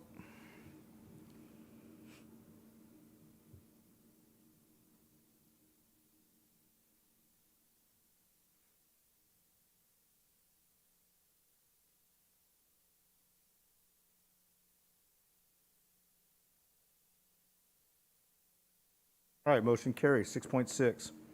Students recommended for expulsion but terminated in student assertive discipline due to completion of youth court, availability of other means of corrections, and/or due process errors. Be it resolved, the Board of Education approves the following students that were recommended for expulsion, but expulsion was deemed inappropriate based on due process errors, insufficient evidence, and/or the availability of other means of corrections in compliance with the Education Code 48900. Therefore, although they were recommended for expulsion, the expulsion is not granted. So moved. It's been moved and properly seconded by Dr. Flores. Any discussion? Let's vote.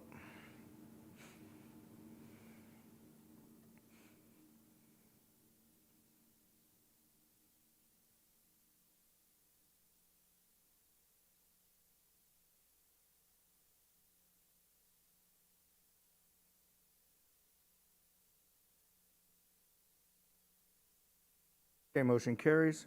Moving on to 6.7, other closed session action. Be it resolved that the Board of Education accepts the notice of recommendation for disciplinary action and statement of charges to dismiss the following certificated employee from his or her employment with the district, HR certified 2021-01 ER. So moved. Second. It's been moved and properly seconded. Give me 1 second, please. Thank you.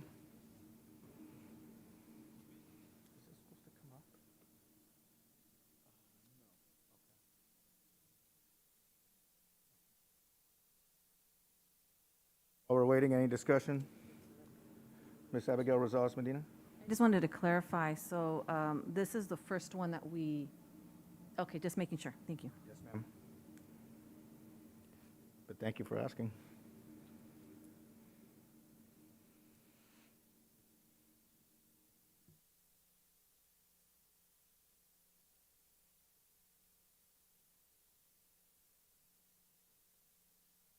My board docs isn't working, so let me just do it. Verbal? Yeah, thank you.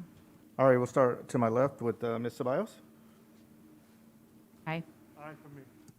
All right, I am for Ms. Ceballos. Mr. Tillman, aye. Dr. Flores? Aye. Ms. Rosales Medina? Dr. Gwendaddy Rogers? Aye. And myself, aye. Motion carries.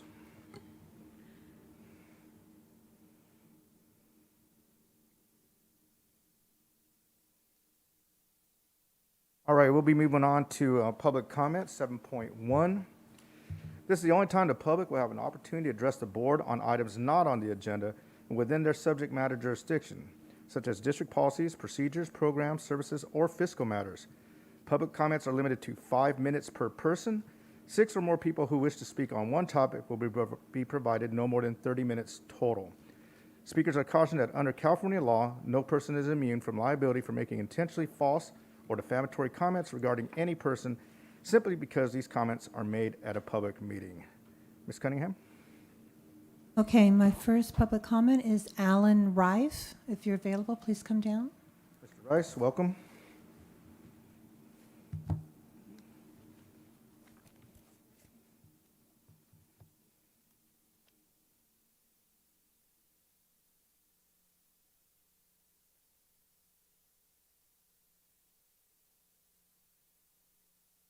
Good evening, Superintendent, board members, cabinet. I just got one question for y'all. When is enough enough? When is truly enough that we turn around and per our own agendas before the best interests for the children that we're elected to protect? We have policies through the education code, which, from my understanding, is you guys are to enforce, either from the superintendent's office down to the school police department. But yet in this last couple weeks, I've gotten nothing but closed doors, no answers. This is not an issue that's going to go away. In the matter that I'm speaking of, how can you, the board, have no policies in place for any red flags? A student misses 23 days last school year. Okay, 19 of those are from November 1st until the end of the year. This school year alone, as of the 8th of this month, that makes 18 days. But yet there's no policies? What answers do our children have? We turn around and force them to do things. You have to do it. It's what is mandatory. It is the rules. It is the law. But where is your guys' accountability? I mean, I hate to kind of steal the thunder, but some of you guys, I come from a family of educational, not through San Bernardino School District, but through Colton District. My grandmother's name is on the bottom of the plaque at Ruth O'Hare's Middle School. A name, whenever it went on, she was honored, and she, it actually stood something. Now, the way that she has seen the school districts in California ran, you know, honestly, I don't think she would be offended if I turned around and took a grinder to it. I mean, I have my grandmother who is a teacher. My ex-wife is a teacher. Hell, she left California in same credentials, $5 an hour pay grade. $5 an hour. What does that exactly say? We expect our children to be the future, the leaders, your guys' replacements. But yet, how are we supposed to turn around and energize them to do better when their own leaders, let's face it, what do we have here? A larger salary between the members and everybody than most school teachers make combined. And they're the ones that turn around and influence our kids?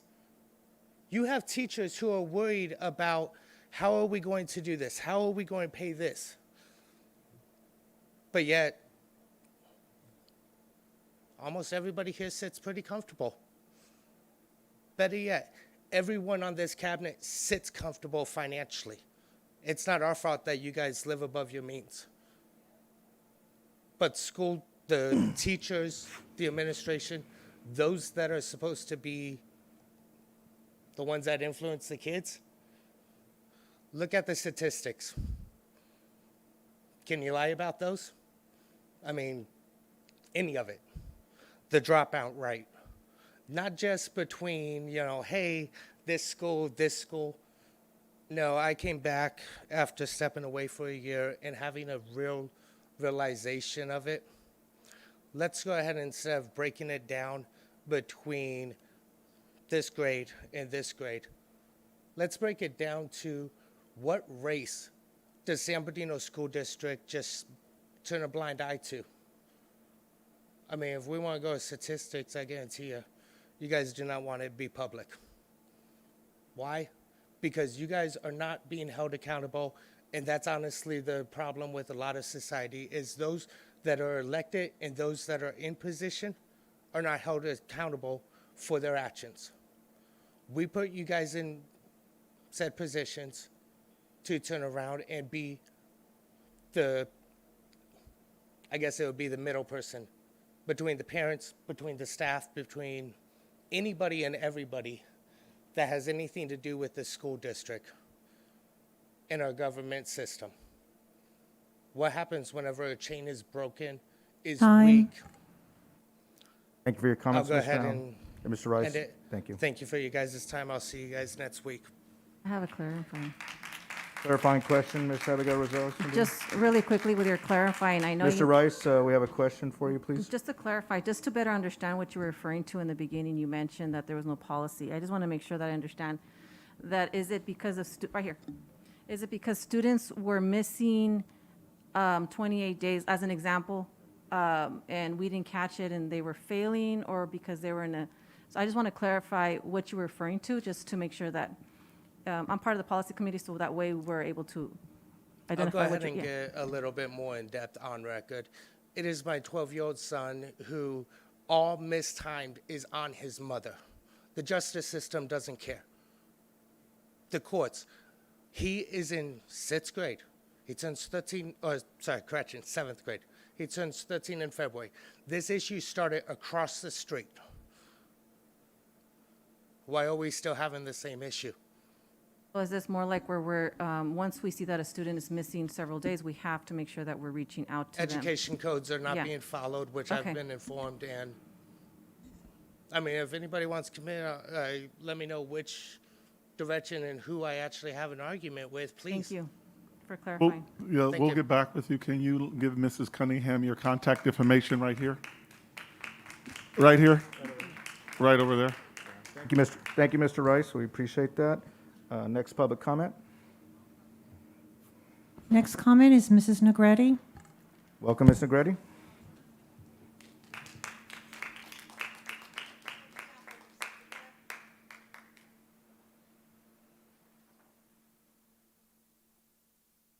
If you don't mind, I will wait until 8.1. It's for 8.1, and it's the following item.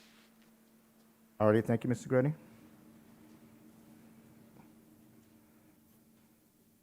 Okay, Kelly Basso? All right, welcome, Ms. Basso, if we said that right.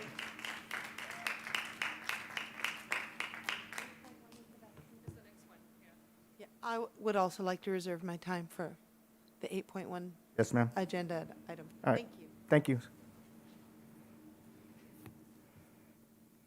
Okay, the last one I have is Jenny Peterson. Welcome, Ms. Peterson.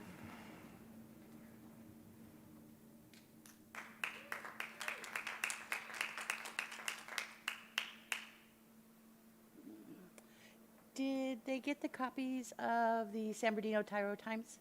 I put it in the box with the... Are the newspaper articles still there? Yes.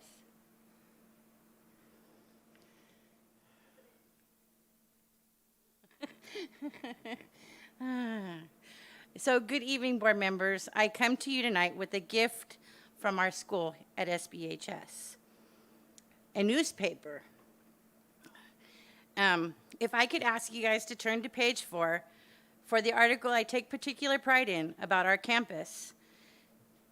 They let me know, our kids, they have been watching us. Our conversations that have taken place here in this room, many have come up to me and said, thank you for being here, speaking up. As I've said before, we're short-staffed classified positions. So we asked this board to build the classified staff stronger so we can give our sites and students everything they deserve and show our community and the students that are watching the true leaders you are. I did watch the last board meeting when you guys were talking about the budget. I don't claim to understand all that was said. I do know the word billion was mentioned. A thank you to Mr. Tillman for remembering the years of 2007, 2008, because I remember them too. The pink slips that came out, we lost staff, we took furlough days to save jobs in the classified and certificated department, and they have never come back in 10 plus years.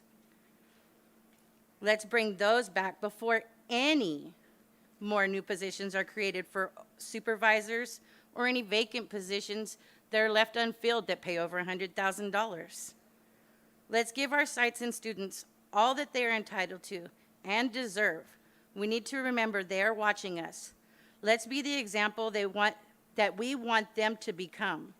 Thank you for your time. I hope you all enjoy the articles that the students at SBHS wrote, and you have a good night. Thank you, Ms. Peterson, and definitely thank you for the paper. This is the first time I've seen it, and this is pretty cool. No, I love it. This is great. And Tell this the kids, thank you. Is this from the students? They Oh. asked me to bring it, so I did, and like I said, Oh, page no. 4, the article is about our campus, so. Great job by them. Great job by them. That's the historical Tyro time. I'm surprised Dr. Dowdy Rogers didn't say she started the paper. That, no, this Or was Mr. there Tillman. before me, but All it's. right, no, great we job. love it. Thank you We so love much for this. We appreciate it. Ms. Cunningham? Very cool. That's it for these public comments. The rest are for 8.1 later on? All righty, we will go ahead and move forward.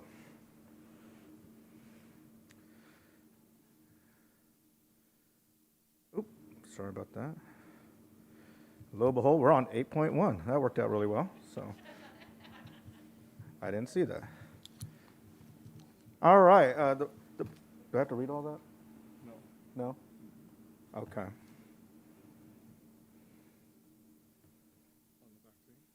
Yes. No, this is just information there. The board had requested, a board member had requested that we put the vaccination mandate on the agenda, and then Dr. Funches and the team and Dr. Rodriguez had some information here that just gives you an update on the governor's plans regarding the COVID-19 vaccination. So again, Dr. Funches and Dr. Rodriguez can answer any questions you may have, but this is where we are as of right now. All righty, and Mr. Tillman does have his light on. Mr. Tillman? And I asked for this item to be agendized because I think we should give as much information as possible, but I think it's critical for me just to be open up front.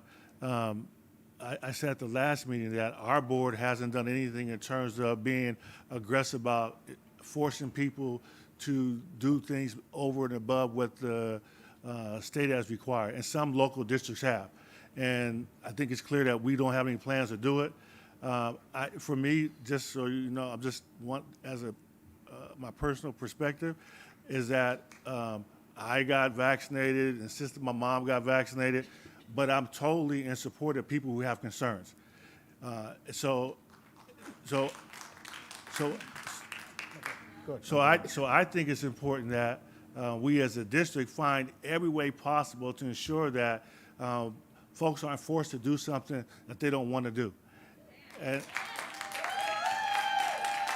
I do believe, I listened to the television the other night, was listening to Governor Newsom. Even he emphasized that there was going to be a place for, I think it's called a personal exemption, so that I'm assuming that people will have the leeway to say whether or not they want to get vaccinated and the reason why they want to opt out. And I just think that it's important for the board to confirm that we're going to support allowing people to make the decisions on their own as to the largest extent possible. And I think the law, even the way it is right now, is going in that direction. And I think, that this board should give some credit, because we could have taken the direction that some of the surrounding districts have, and we didn't. Because for me, initially, I was thankful for the vaccine because I was willing to take the risk to take it, and a lot of our staff have also, but it offered protection for the people who wanted the protection. For the folks who aren't comfortable with it, then we support that also.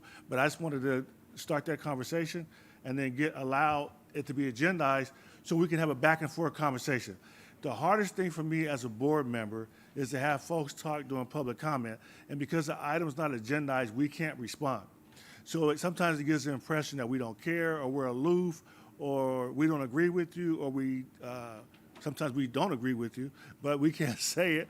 But we can have a back and forth conversation. By agendizing it, we're able to have that discussion. So that's where I'm at.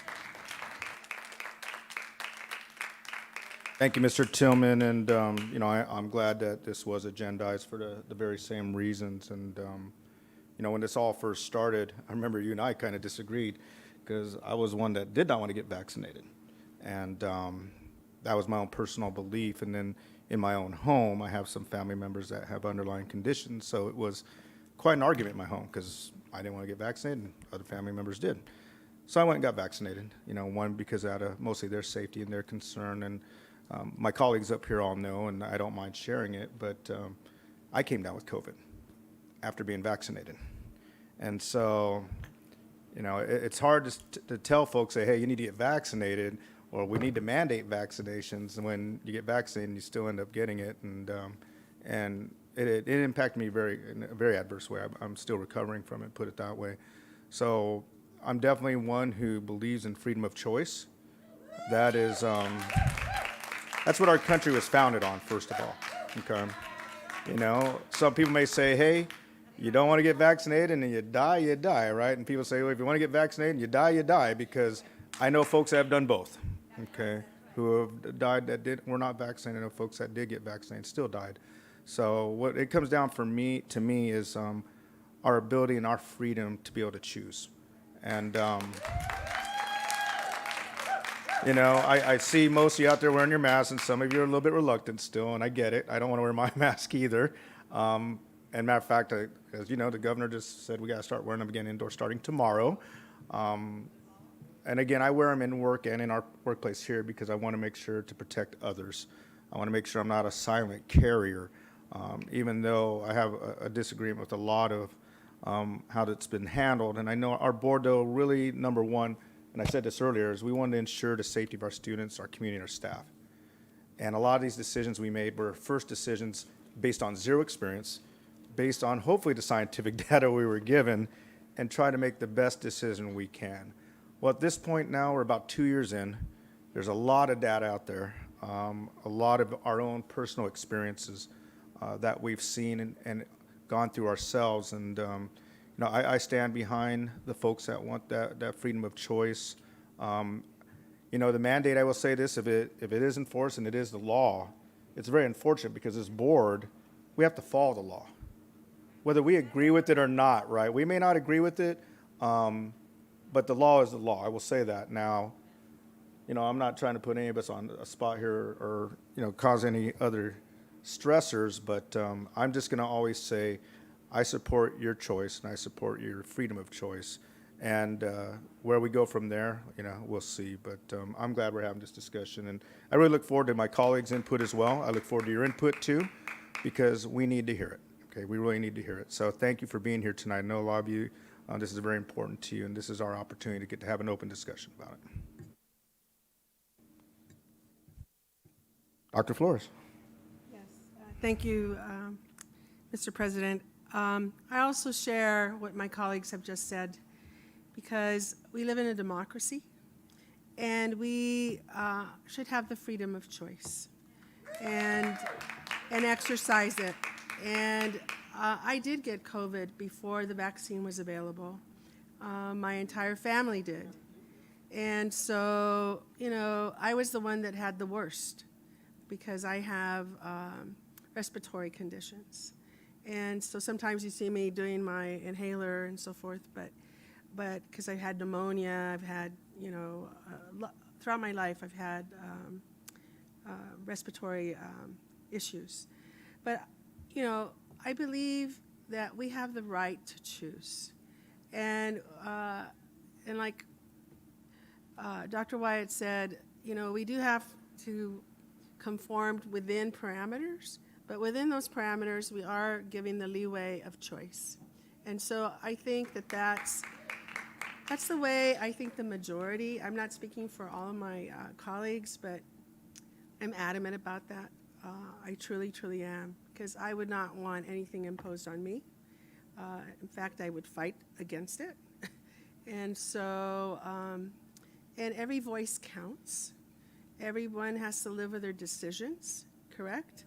And so, or die by our decisions. And so, so I stand with you, yeah.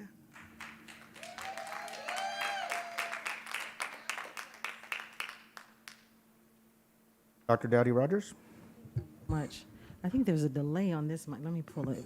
Because okay, on yours, okay. That was because Mr. Tillman was in that chair. Yeah, like he So we did tried to something delay to it it. as He much as rigged we it over could. here for me.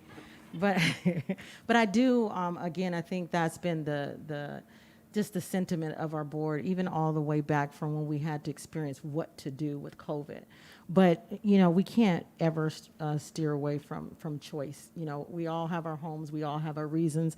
That's why I didn't often weigh in when individuals, I listened to them and they told me what was best for them and did not impose. But also over the last few weeks, and we went to a conference and we were able to experience some other board members and hear the challenges that they were having as well. And I believe I shared it with the superintendent, and then we need to get it out to the board. Whereas as legislators, oftentimes we're looking, how do we connect with the legislators that is making those ultimate rules? And I think a lot of times while we have heard the voices and we know that we need to make some sort of decision, but we also need to push those that are up there making the laws, and speak with them and be that voice, because we're your local legislators, right? But there are some other legislators that we are in contact with and we need to talk to. And there is a letter that I had an opportunity to review and see that was very thorough and very detailed in the voice of the community. And I would ask Doc Irvin if he would also share that information that I shared with him, that we received from our last conference that we were at, where they composed a letter not only just from the community, but to the legislators that be, because we have great relationships with our local legislators here. I mean, we have our senator at hand and every week on the phone calls, and our assembly members, and we just need to activate those voices versus trying to figure out what can we do, because as President Wyatt said, we can go so far, but their arms can stretch wide, and I'd like to see us do that and get the community involved in what they want to have said. Maybe it's the same information or similar or more, but if you would do that, that would be great, because then we can take your voices all the way up where we need to take them to. Thank you. Sorry. All righty. I was choking on the candy that she gave us, but you know, we do meet with our lobbyists weekly, so we'll continue to make sure that they know what our board thoughts are as we go forward, and then we'll continue to. I think at some point, Dr. Rodriguez and Dr. Funches will come back with the board with clarity around the governor's mandates around this vaccination, but at the same time, we'll make sure that we give our legislative lobbyists the feedback that we're hearing this evening, if that's the sentiment of the board. But again, I agree that the law is the law, but we have to wait and see what that looks like. And but give us some time. I think, Marcus, how much? I don't think there's anything in place just yet, right? At this time, Yeah. the governor hasn't. That mandate is not in place just yet. But we definitely, since we meet with our legislative lobbyists every Monday, we have a direct, link right to the governor's office. So we'll get that information out, and we'll share that with Kevin and his team on Monday. Mr. Superintendent Irvin, correct me if I'm not wrong. How many other districts have that kind of direct link? Do many districts have that direct link to the state legislature like we do on Mondays? No. All right, I just No, wanted the folks actually, out there to know that we're very fortunate LA, to have that. Yeah, probably Los Angeles, LAUSD, I know do, but I think we're probably the only one out of 1,000 districts, probably 2 or 3. So when we say our voice is going to be heard and our district works directly with the state, we do work directly with the state. So, I agree. No, that definitely deserves an applause because it gives us direct access to have that conversation where, as you heard, most districts in this state do not. Ms. Rosales Medina and then Ms. Ceballos. So in somewhat cases, I do agree with our board members in the sense that, for me in the beginning, it also took me a while because it was where you're nervous and you're not knowing what really is out there and is how my body's going to react to it, how my family's and so forth. So I did end up getting vaccinated. It took me a while. But I know many of my family members also feel the same way, that they don't want to. And so we have conversations all the time. And I do understand, your viewpoint. Because I hear it from my own family as well, my extended family. So I'm here to support whatever our board decides and how we can help, our communities here. But I understand how important it is for me personally, now that I am vaccinated, to be vaccinated. But at the end of the day, I do hear what you're saying, and I appreciate you coming and being here to address that as well. Thank you, Ms. Rosales Medina. Ms. Ceballos. Thank you, Mr. President. I just kind of really want to echo what has already been said. I think that this is something that has been very, very difficult for each one of us individually. We've had to make our own choices, and some of us have decided to get vaccinated. Some of us, have chosen not to. Some did it sooner, some took a little longer, whatever the case may be. It is really important for us to go through our own process of coming to terms to whether we want to do that or not. And so, I share what has already been said. I personally am vaccinated. I was very hesitant as well at first, and I decided, to go forward with it. A lot of my family members are not vaccinated. I'm probably 2 in my entire family. So that's very telling, and I respect their decision not to get vaccinated. I get concerned for them, obviously. I get scared for them, as I'm sure they did for me when I decided to get vaccinated. But again, it was my choice at the end of the day. And so, yeah, I just want to express that, and I do hear, recognize, and then also empathize. And we want to make sure that we are being taken into consideration when it comes to such important decisions as, medical procedures, getting vaccinated, and so forth. So. Thank you, Ms. Ceballos. Any other comments from our board members before we have our public comments from our folks that are here? All righty, Ms. Cunningham, let's go ahead and revisit our guests that are here today to talk about 8.1. I will say, folks, we will keep you to a 5-minute time limit, and if you are speaking as a group, it will be for 30 minutes as a group in person. Oh, Dr. Flores is going to engage before we get to you. Just a clarification, so because it's agendized, can we have interaction with the, with? Still public comments. I was wondering that myself. No, because remember, when we have public comment and they say you can't address it, it's because the item's not agendized. This item is So agendized. this time says agendized, so So we you can can. ask, we can have a conversation. I'm just clarifying because it's not public comment, it's a discussion and interchange. Okay, thank you. There's this public comment, and they go by the public comment rules, but if they had a question for us, we could Right, answer it we can on respond. the topic because it's Okay, agendized. okay. But it has to be.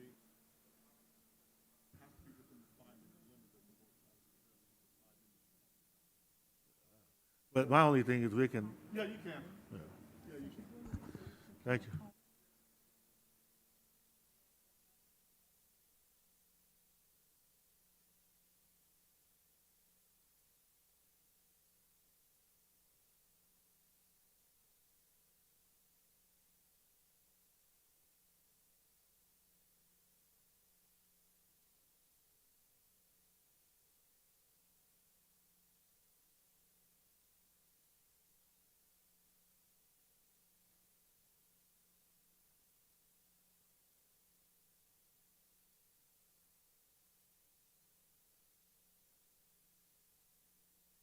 All right, members of the board and our public, real quick, we did have a couple online comments that Ms. Cunningham thought were for 8.1, but they are not. They're actually for public comment on the safety of the vaccine, not the vaccination itself. So we're going to allow them to go first. So we do have 2 public comments, and then after that, we will have the comments on 8.1, and we'll also be able to engage with you, which will be nice. We cannot engage on the public comments, the next 2 that are coming. So, thank you. All right, Ms. Cunningham. Thank you, Dr. Wyatt. Okay, I want to call Valerie Leonardi. If you're available, please unmute. Welcome, Ms. Leonardi. Nice.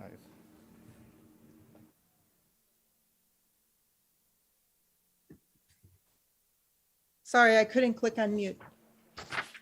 First of all, what I was writing about and hoping to speak about was talking about airborne mitigations, and I was talking about safety in that manner. I'm going to read a portion of Dr. Leonardi's letter. You can put back in 8.1 if you want to, so that you can ask him questions. What I'm speaking about is the dangers of the new variant that is coming, that is more infectious, and that is spreading quickly and affecting children. And I'm going to read a portion of his letter here. My name is Anthony Leonardi, PhD. I am a T-cell immunologist educated at Johns Hopkins 912 and did my PhD work in the National Cancer Institute on T-cell function, dysfunction, and immunity. I'm writing to guarantee an Omicron variant surge and spread in classrooms. Simply put, a new near total convalescent sera antibody escape variant has emerged, causing rapid transmission over Delta. Head to head, it is transmitting 5 times more than Delta in South Africa and has by far the most mutations in any COVID-2 variant. In my opinion, kids who were affected before will be easily reinfected by Omicron. There is also no data to suggest Omicron infections will be less severe. It has put both vaccinated and unvaccinated people in hospitals. Vaccine companies are racing to create new vaccines for Omicron. In my opinion, our old vaccines won't work as well and will be significantly reduced in efficacy. In my opinion, there is no way to guarantee safe classrooms, so I am advising remote learning. In cases where this will not occur, there must be masking and air filtration with Corey Rosenthal boxes and ventilations at least of MER 13 standard. Teachers will need at least N95 or better respirators, students at least N95 as well. Since N95 will be difficult to source for kids, at least surgical masks, but even these do not fully protect. Cloth masks are not enough. We are facing a dual Delta and Omicron winter surge. It has not been even 2 years, and we have already seen a highly evolved variant emerge that very likely requires new vaccines. We need to think about our infrastructure and sustainability and how education is delivered. Catching SARS-CoV-2 every 1 to 2 years is not wise or just to expect of children. It is a virulent SARS virus, not a common cold, and has evolved to become more severe. Sincerely, Anthony Leonardi. And he submitted his phone number and email in order for people to contact him. Thank you, Ms. Leonardi. Okay, since she said that Dr. Leonardi could be in with the 8.1, I'm going to start with the blue slips. All right, and folks, before we get started on public comment, I do have to say that, even though we do respect your choice and a lot of your decisions, you do need to wear your mask while you're here in this meeting and wear it appropriately. We would appreciate that, and if not, then we're going to have to ask you to leave the meeting. Thank you. All right, Ms. Cunningham. Okay, our first one is Melissa Bustamante. Oh, Ms. Bustamante? Okay. All righty, thank you. Okay, Joel Barrett, or Barrett. Welcome, Mr. Barrett.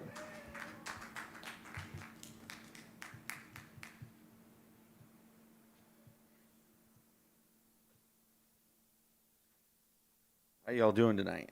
So I'm Joel Barrett. Lived in San Bernardino for 47 years. Third generation. Married, 2 kids, grown in here. And so I've been working on the Union Pacific Railroad for 28 years now. And because we have this federal mandate that has kicked in with the COVID, they're saying that if we're not fully vaccinated by January, that we don't have a job there anymore.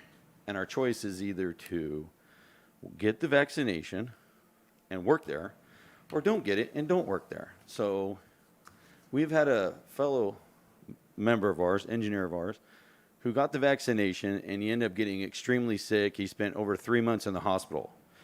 And he was healthy before, and then afterwards, pretty sick. So with that, though, it kind of put a scare into a lot of guys. So these are fellow conductors and engineers making over $100,000 a year. And so far, there's over 30% of them that are going to walk off the property in January. So listening to the board and everything you guys have done and everything that's going on, I don't understand or see how you guys could afford to lose 30% of these kids sitting in your seats in these schools and 30% of your staff. And that's if it's only 30%. because just like all of you have said, you've had family members who got vaccinated, you've had family members who took the choice and didn't get vaccinated. So it's a concern of mine, being a taxpayer and living here for such a long time, that what is the board going to do? Where do you guys sit in this? Because we're a multi-billion-dollar company. We're pretty big nationwide. Railroad's pretty big. So as you guys as our school district is, even though San Bernardino is a large school district, how could they foreshadow this? And what are you guys going to do to hopefully protect our schools, our students, and the parents to have the choice whether or not to vaccinate their kids or not? I know it's not mandated, but as of you guys have said, it's not mandated yet.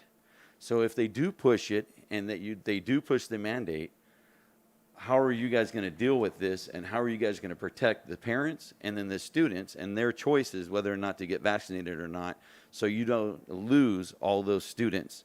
Because if you don't have students in your seats at your schools, there's no money. And that's how this has worked. I know it's a program, and I know the state funds and there's the United States, our federal funding comes from it. But the bottom line is we need to have our students in our schools, or they're going to homeschool. My boys have been homeschooled because we've had those choices. And I'm not for the vaccination. I'm not against it. All I'm saying is that this is something that you guys need to look at as a future that could possibly take place a lot sooner, especially if we start wearing masks indoors tomorrow. So I just want you guys to be aware of this, what's going on in my company, and what could happen to you guys and our schools. So thank you. Definitely, thank you, Mr. Barrett. Just in case we have some questions for you, can you please stay? Yes, sir. All right, Mr. Tillman? I just want to say that if you look at the timeline, yes, the folks who have mandated early that you had to get vaccinated, like LA Unified, yep, they've backed off and said, no, they're going to extend it, right? And then the governor made some pronouncements, but like I said, I heard him talk 2 days ago and said that he's not going to get rid of the personal exemption. So I really think with time, then the options will be there. I think we would be forced to do stuff like that if this board, for some reason, became more aggressive than what the direction is right now. And so even though the date that they talked about was next July, I think with time it's going to benefit us, and that I don't foresee where we're going to be forced to do what you're saying other folks are doing it, in terms of saying that you have to take the vaccine or else you won't have a job or you won't be able to come to school. I don't see that happening. it would affect a lot of the teachers and a lot of the Would, staff. yeah. And it would also, like I said, affect all the students and their homes, everything, if that was to take place. It would. So all I'm doing is I'm foreshadowing what could happen possibly in the Oh, yeah, future, yeah. because it's happening at our multi-billion-dollar company. It hasn't happened to us, we're thankful, So- and hopefully we want to deal with that hypothetical. And hopefully we can keep that. Well, for us, it's not hypothetical, it's reality. I'm talking about for schools. Yes, We're sir. addressing schools now. Yes. All right, thank you. Thank you. Just one quick question. And on your job, did people begin, or do they understand how to do the exemptions is anyone Yes, as of educated? right now, through the Union Pacific Railroad, they're accepting no exemptions. So The no- same one who got sick on that first shot, he has turned in a medical exemption from 3 of his doctors, 2 of them are specialists, and the railroad has turned it down, saying that through the federal government, they are mandated to wear no exceptions. So they've denied several religion exemptions and medical exemptions. They're taking no exceptions. You either get the shot and work there, or you don't get the shot, you don't work there anymore. And like I said, 30%, that's a lot of people nationwide. And these guys are just walking off the property. They're like, you know what, I'm not going to risk my health for the job. So Thank you so much. All right. And that's something for us to even add when we're talking to our legislators. Are they really following these exemptions that we're talking about, even now? Thank you so much. Thank you, Mr. Barrett. We appreciate your comments. Okay, our next speaker is Roxanne Barrett. Welcome, Mrs. Barrett.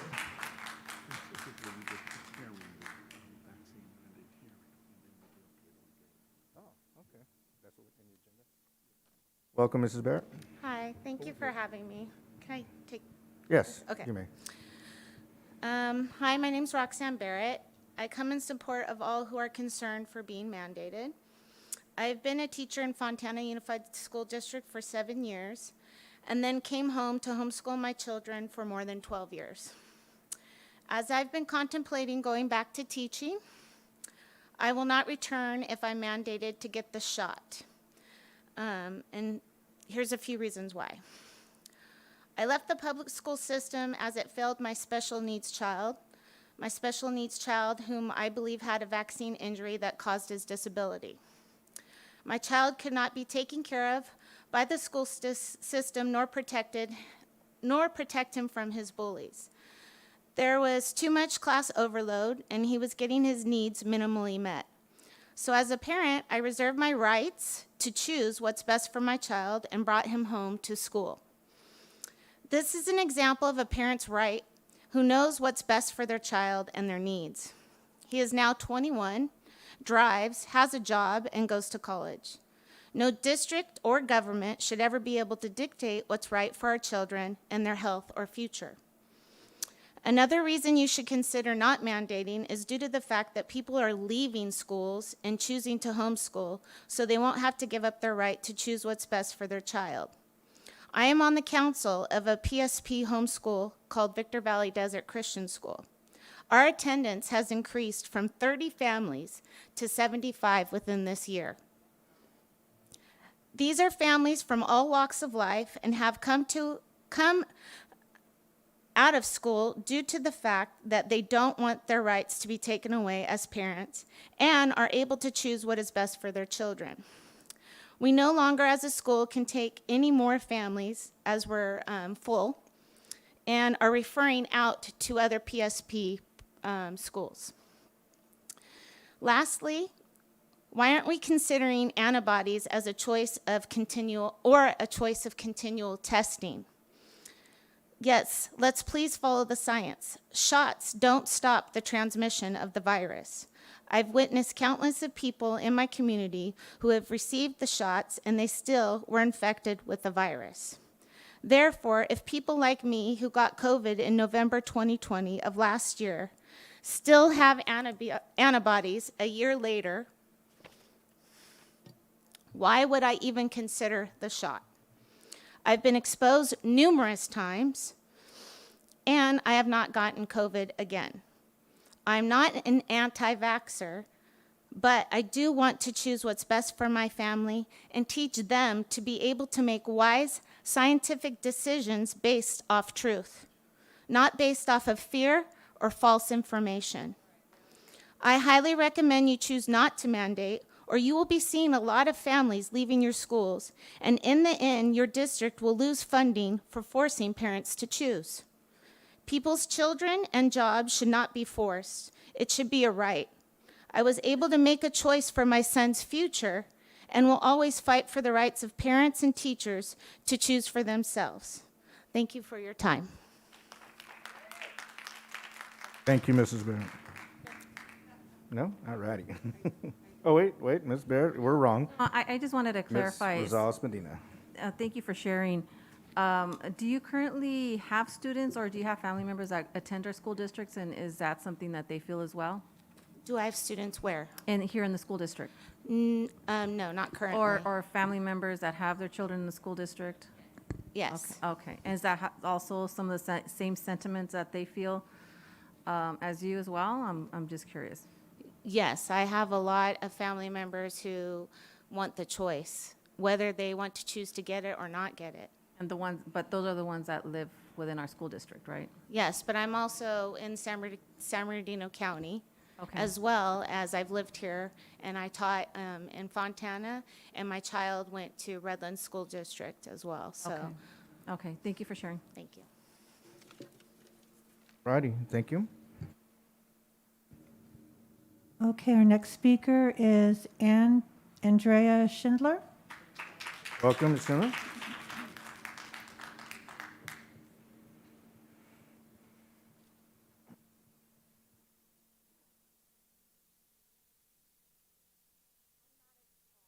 I'm always a wreck, so I'm really sorry. And you guys gave other things that you said, so I do have additional questions I want to ask for you to ask now that you're talking about talking to legislators. So hopefully I can speed through quickly and not be too much of a nervous wreck like I always am.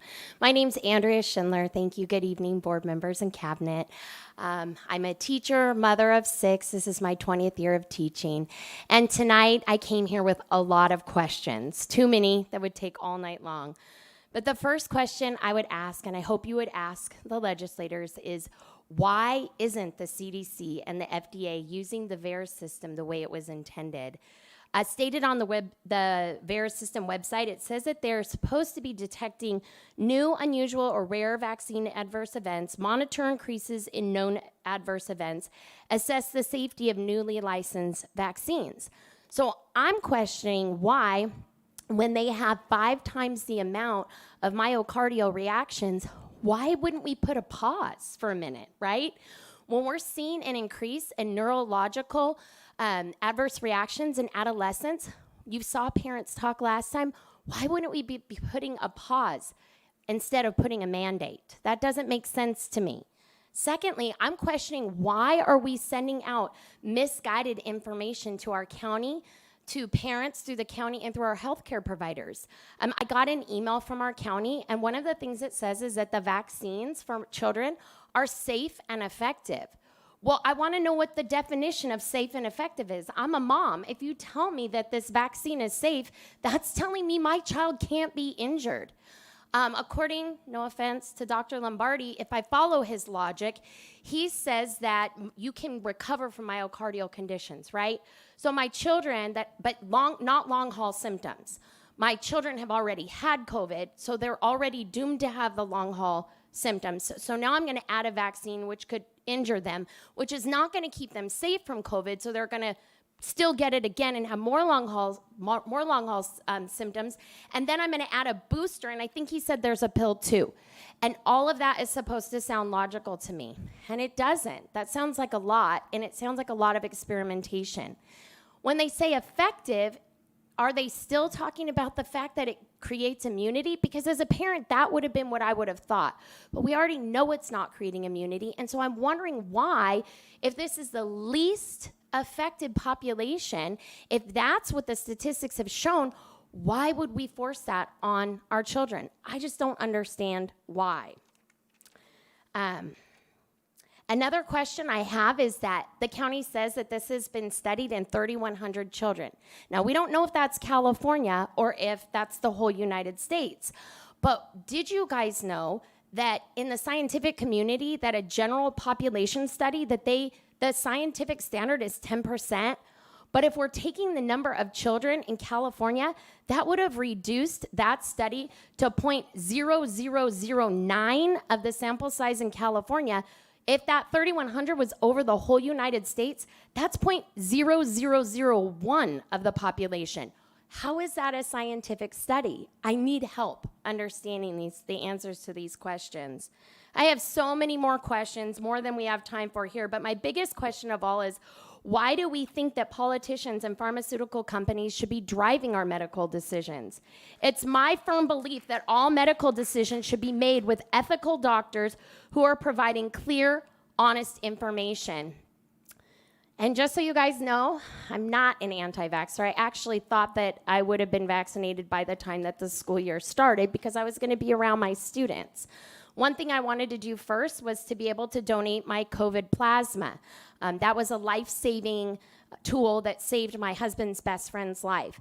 And my best friend, when she went to go donate hers, was told that if it's COVID plasma that you're donating, that you couldn't be vaccinated. So that was a red flag to me. Another red flag was why my immunity was seen as less than a vaccine. I had chickenpox when I was a kid, and we used to have chickenpox parties. So this just didn't quite add up. But I still felt like I would give it a try until just about everybody I knew who was vaccinated still got the virus. And I thought, I think we deserve better. I think we deserve something that if we can't have something that creates immunity, at least isn't causing injury.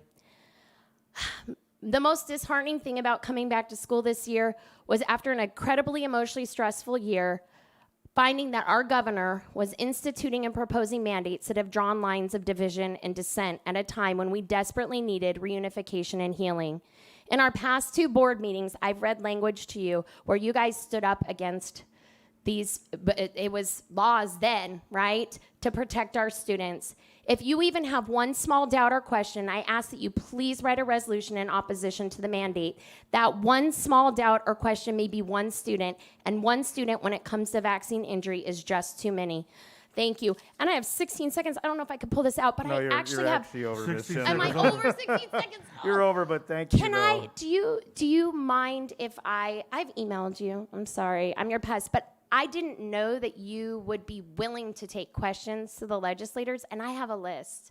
Not these. I would recommend that you I have email those. And Mr. Irvin's going to have a comment, but I would say recommend them. Okay, thank you. And We they're do not long appreciate like your that, comments, just so. really short to the point questions, unlike when I normally talk. So. Thank you. Yes. No, you're appreciated. Thank you. Yes, thank you. Did you had a question or you didn't have a question? Oh, Ms. Rosales Medina. I know. Thank you so much for thank speaking, you. and I know you have, and please send them over so that we can look at them. But I do maybe as well as for the next speakers, if you can just you mentioned you're a teacher. Are you a teacher for this school district, maybe I another school am. district? Okay. Yes, I'm a teacher of San Bernardino City Unified School District. This is my 20th year of teaching. Okay. And so Thank for you. future speakers as well, if you can kind of reference, and even if you don't have family in the school district or you don't have children or a teacher, maybe you can reference maybe someone that you do know, just so that way we can have a perspective of, your voice. Thank you. Sure, thank you so much. Thank you again.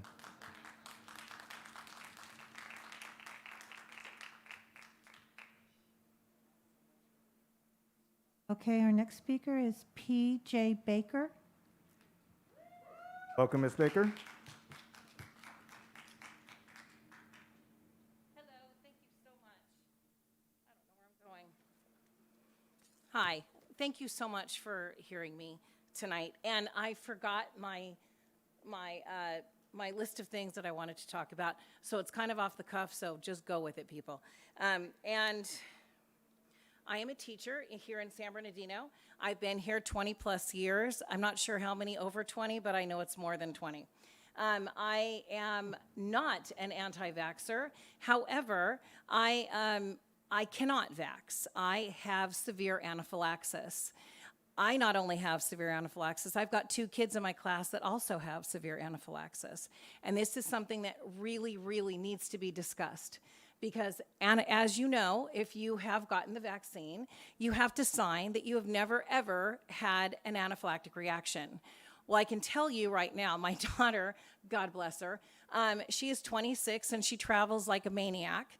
And she said, Mom, all you have to do is just go in and have an anaphylactic reaction, and then they'll tell you that you don't have to have any more boosters or whatever. And if you've ever had an anaphylactic reaction, one of the things that you'll know is that you never, ever want to have an anaphylactic reaction again. When your throat closes up, they do not ever know if they're going to be able to open that up again. And so my giant fear is, and I'm not afraid of much, just this. So me not taking the vaccine is definitely a choice, but it's a life-changing choice. And I did a lot of my conferences. I'm a kindergarten teacher. I teach at Fairfax. And I did a lot of my conferences in person. And I asked all the parents, okay, I want to ask you, how do you feel about this mandate? And not one person said they were going to get their kid vaccinated. They said absolutely not. So I hope that you really, really, really think about how this will affect our population. People do not want they want a choice, and they want to know that their kids are going to be safe. And one of the things, I come from really good stock. My mother was a teacher at Belvedere for, I don't know, a bazillion years. My aunt was a teacher at Burbank for a bazillion years. My cousin, she's a distant cousin, she was a superintendent in South Orange County. Her name is Suzette Lovely. Some of you may know her because she, I know. And I'm telling you, I come from good stuff, and there is not one person that is okay with a forced vaccine. A mandate is not a law, it is a mandate. And one of the things, I thought, well, I guess I will, because I wasn't sure how you guys were doing. By the way, I really do appreciate being able to teach with the testing. Thank you. But one thing I wanted to tell you is, I've given 20 plus years to our schools, and I loved my job. There have been times that I haven't loved it so much, but for the majority, I have absolutely loved my job, and I've absolutely loved my school and my community. And one of the most interesting things is I thought, okay, I will check in on retirement. Well, if I retire, I will make 40% of my income, and then they're going to tax me on that. So I'll be leaving here with $1.75 if I retire. So I'm just really praying that you're very mindful of people like me who absolutely cannot have a vaccination. And I hope that you're mindful of, there are so many kids with so many food allergies, and I'm sure that this is something, and they will not be able to vaccinate either. So please, please be very mindful of that. And I just want to thank you again for being mindful of my livelihood and my freedoms. And thank you so much. I'm very proud to work for San Bernardino. Thank you.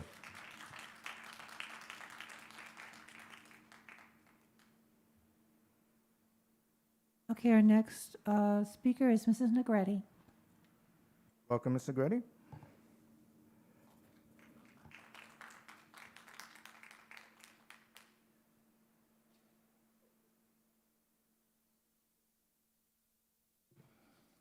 Good evening, Board.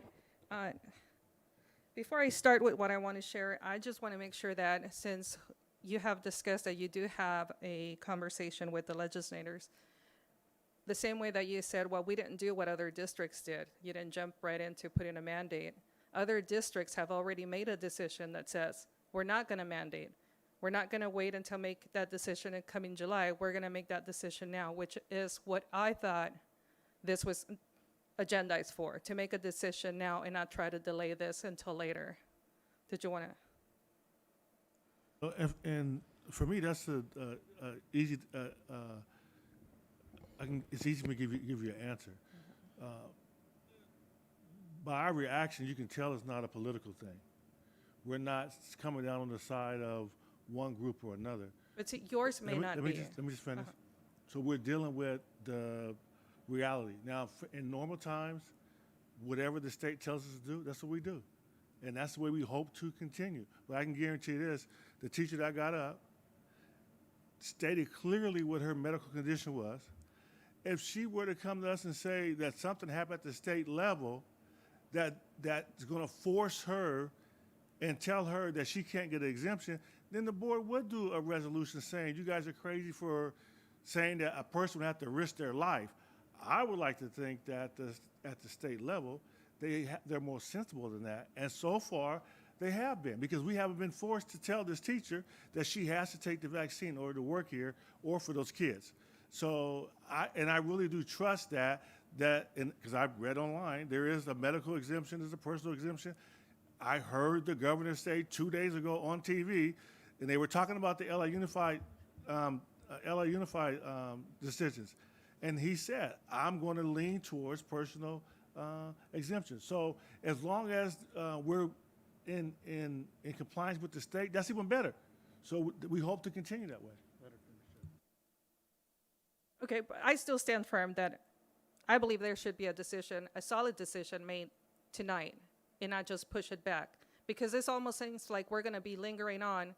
And again, and I thank you that, you jumped into this one and put it on the agenda, because my concern was some of these people are going to wait until a re-election. So coming July, when they're getting closer to campaigning, is this something that we're going to look at? And we're going to get lingered on again as parents or, any of the staff. Well, and that's where I stand on that one. But I do want to share with you from an expert, and hold on, just before so I don't forget.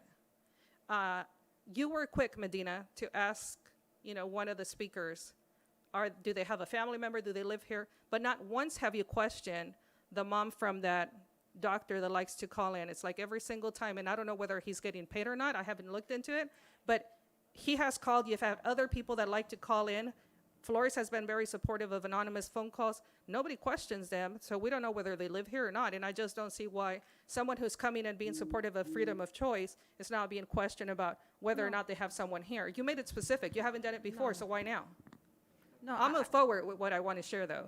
But I do want to share from Dr. Paul Alexander, who is an esteemed epidemiologist and a recognized global expert on COVID. I want to share with you 2 of his clips because, of course, we know that real doctors are not easily available.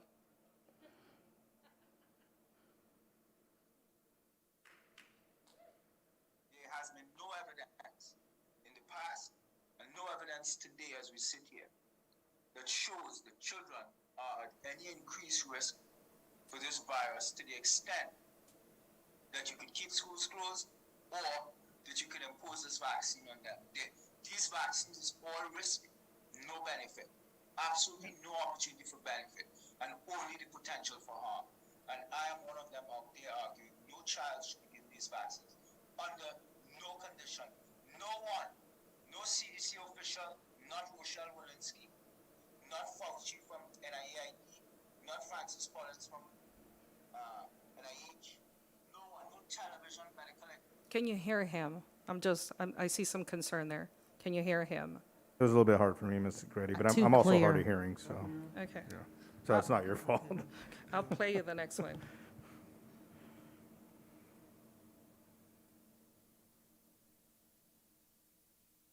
You could bring a suboptimal vaccine that could cause a lot of problems, particularly in children, and kill them.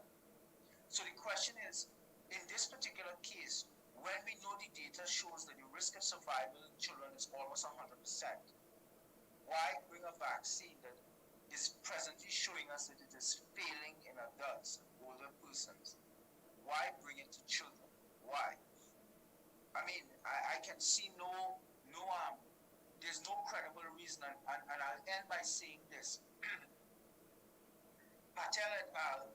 Did a study, and it was published in JAMA, Journal of the American Medical Association, and they looked at the ACE2 receptors in the nostrils of persons, and they found that the ACE2 receptor is the receptor that the virus uses to interact and infect the cell, to gain entry into your cell and hijack the metabolic machinery of your cell.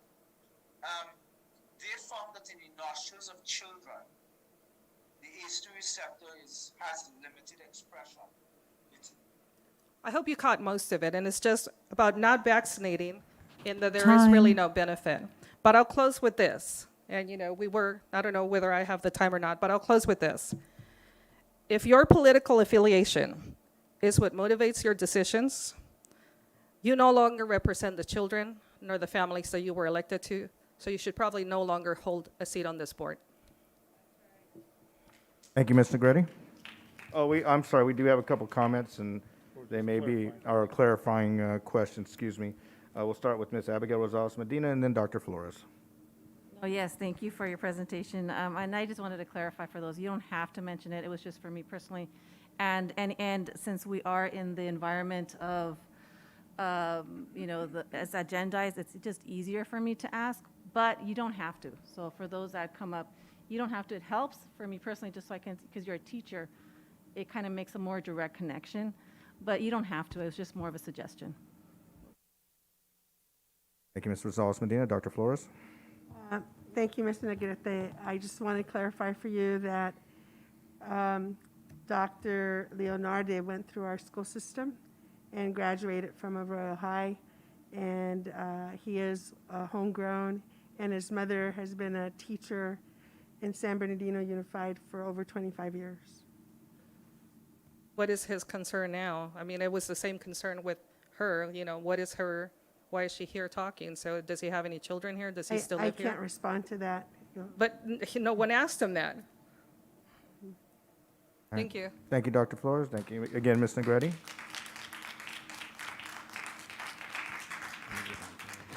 Our last in-person speaker is Kelly Bessel. Welcome, Ms. Bessel.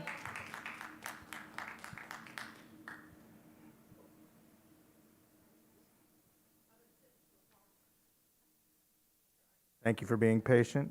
Know the Oh, feeling. don't assume that. Well, you I'm did a here, pretty though. good job. I'm here, though. Thank you.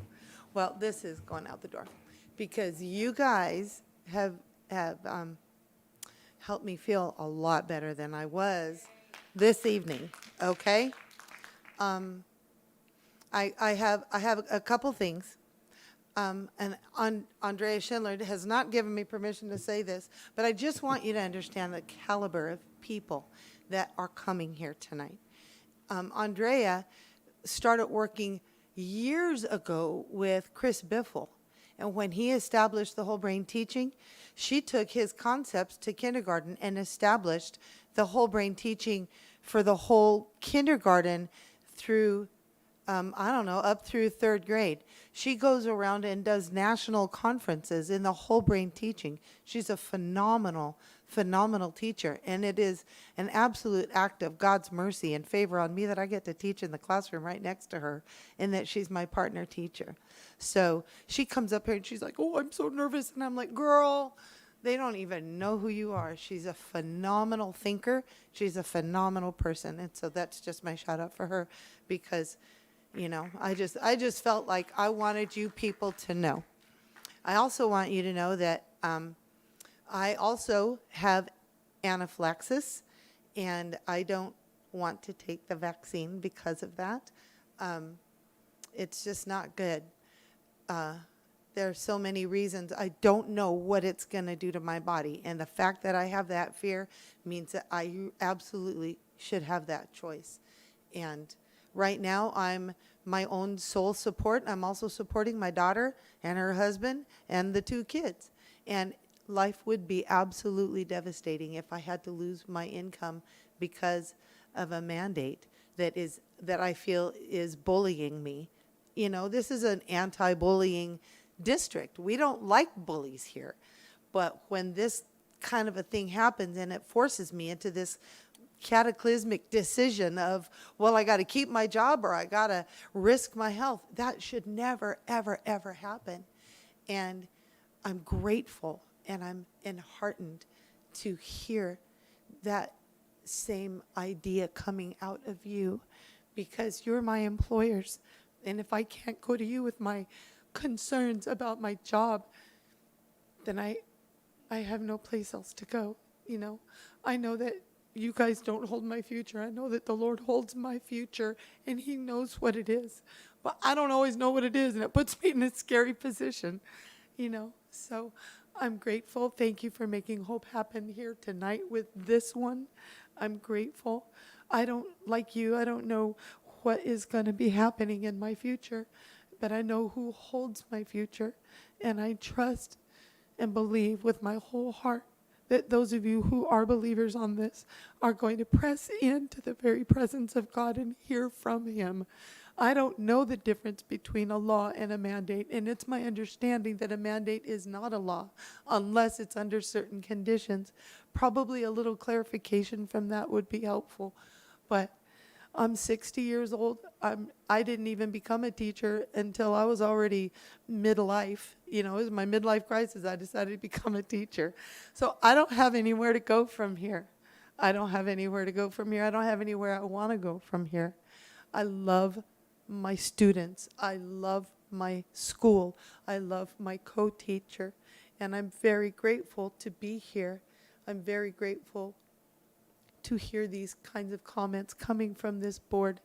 And I will now just continue to look to the hills for where my hope comes from, because I'm going to trust that the same God who guides me is the same God who's going to guide you.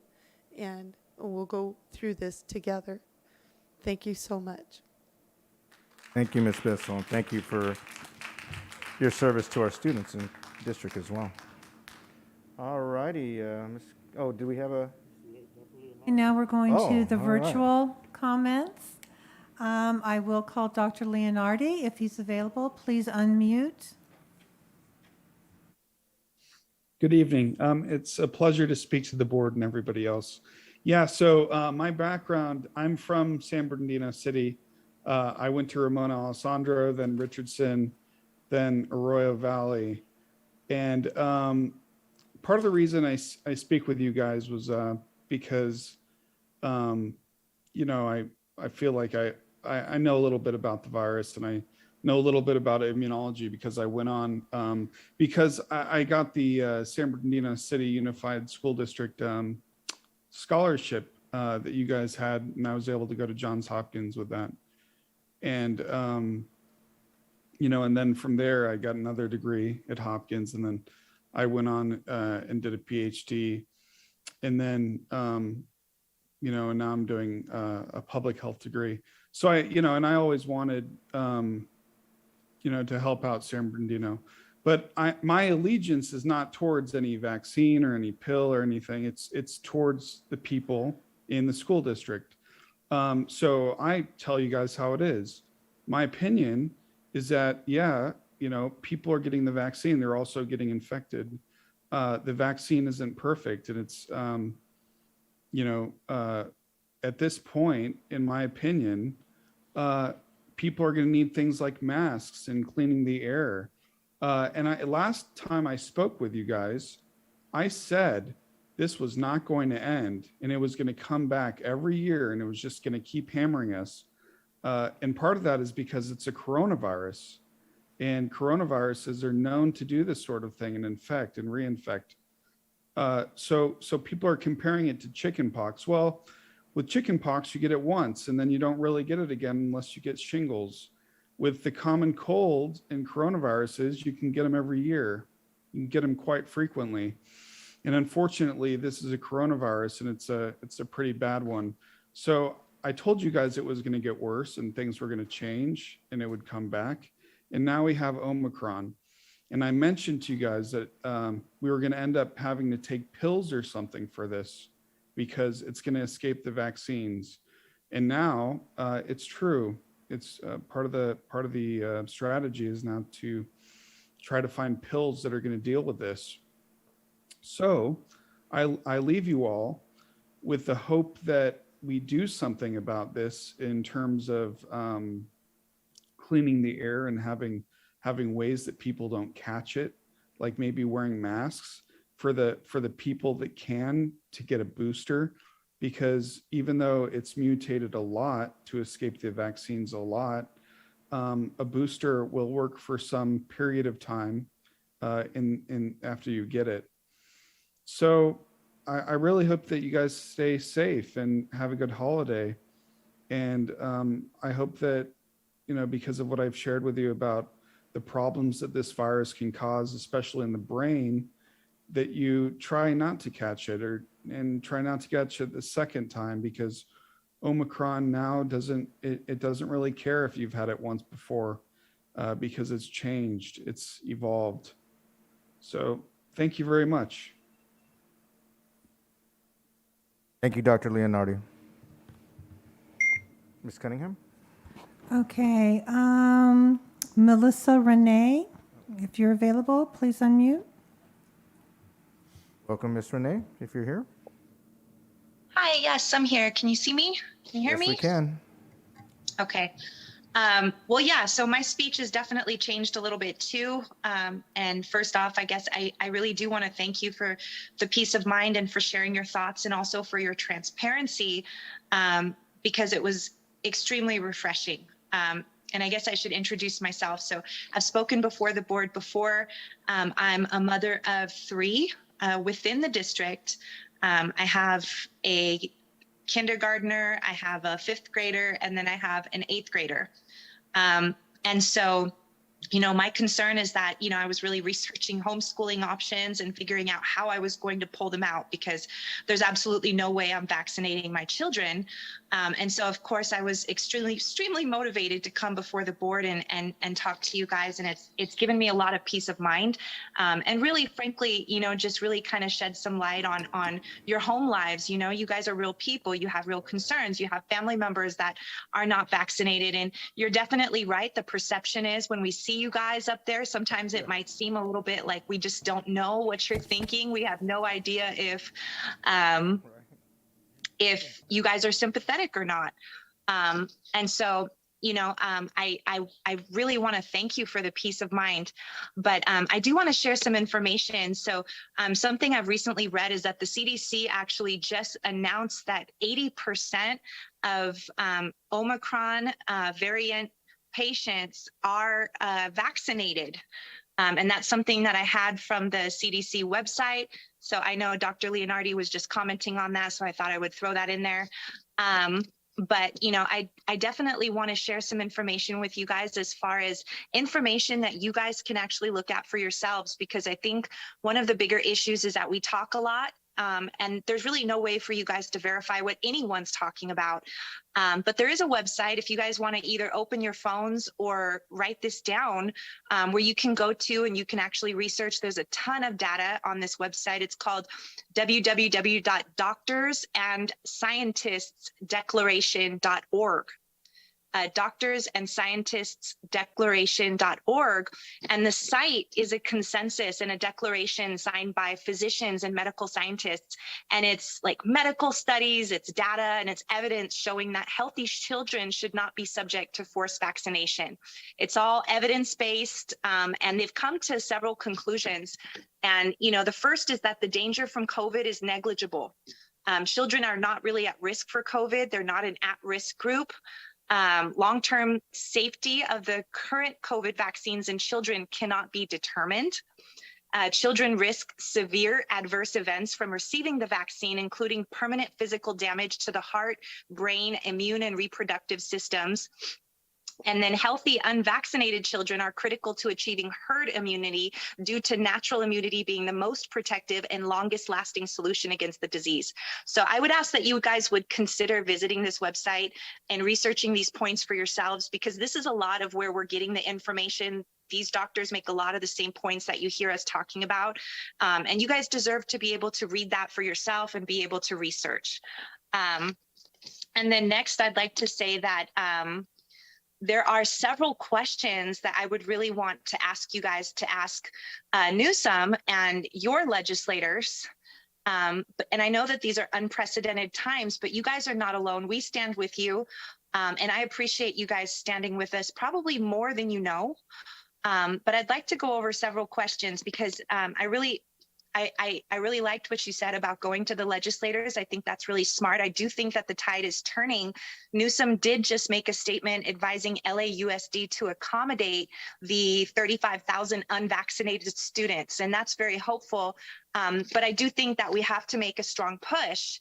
And one of the questions is, why is there such a strong push to mandate vaccines for school children when they are not the at-risk group, and when the governor is advocating against mandates for other groups, such as corrections officers?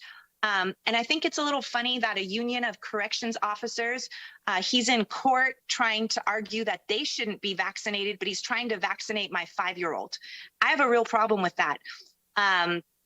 So another question would be, as respiratory viruses become less virulent over time, isn't a mandate a permanent measure for a temporary problem? And I would also want to ask, what are the numbers supporting the need for a mandate for schools and for school-aged children? And how do these numbers compare to other groups? And so these are just a few of the questions that I would have. I know that it's been right around 800 children that have passed away from COVID, which is a tragedy, but that's since the beginning of COVID out of 73 million, which is about like 0.0003%. I mean, your kids have a greater chance of being struck by lightning. They face greater danger getting into their car every day. It simply does not make sense. And so I guess I would want to end it with this. We're asking that you guys support a resolution opposing the mandate, but we're also asking that you pressure Newsom and the state of California to make the vaccine a recommendation and not a requirement. So thank you so much for your time. All right, thank you again for joining us. Yeah, thank you. Okay, our next speaker is Veronica Soriano. If you're available, please unmute now. Welcome, Ms. Soriano. Thank you. Actually, I did had a lot of to talk about, and I wrote it down, and I wanted to read it, but it's mostly what I've been hearing from you guys and what Melissa said. I read um, studies that from doctors and physicians. Even my doctor, when the pandemic started, suggested not to worry about the virus that is eventually going to go on its way on its own. And she suggested it just to keep my children healthy, active, eating healthy. And honestly, she said I have nothing to worry about. And that was in the beginning of the pandemic, before that was like 2 years ago. And I have 3 children, and I do have my kids here in the district also. I also have a father that he's battling bone cancer, and he's also under dialysis treatment. And when the chemo gives sorry, when the chemo gives him, takes a toll in his body, he has the right to choose the day that he wants to take the dialysis treatment, and nobody's forcing him to take it forcefully, because they're worried about his health. So why is it that we have to have that kind of mandate for our children that are completely healthy and not in need of any medication, when my father that is battling bone cancer and going through dialysis, he has the right to choose the treatment when he feels good or not? So that's the question that I keep playing in my head. Why is it, if they are very concerned about our health, why are they allowing a sick man to, in that level of his sickness that he has, does he have the right to say, yes, I want this treatment, or no, I don't want it? And we don't get to choose that. I'm not upset, I'm just nervous, but that question keeps playing in my head nonstop, because my father is very ill. He has bone cancer, he has dialysis. I mean, he can't even drink more than 32 ounces of liquid. And if he goes without treatment 1 day, 2 days, he starts having complications.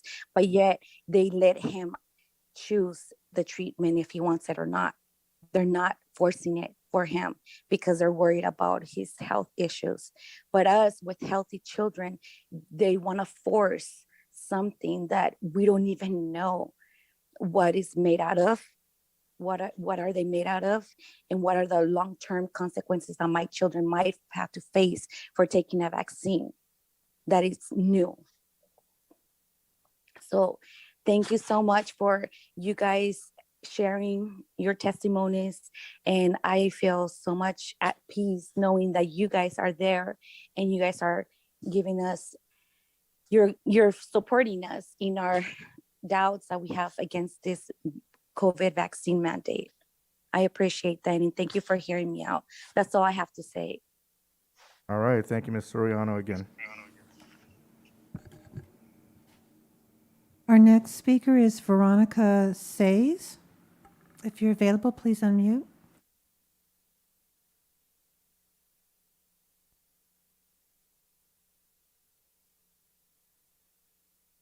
This COVID vaccine mandate. I Welcome, Ms. appreciate that, Says. and thank you for hearing me out. Not so much. Hello, Ms. Says, you're on.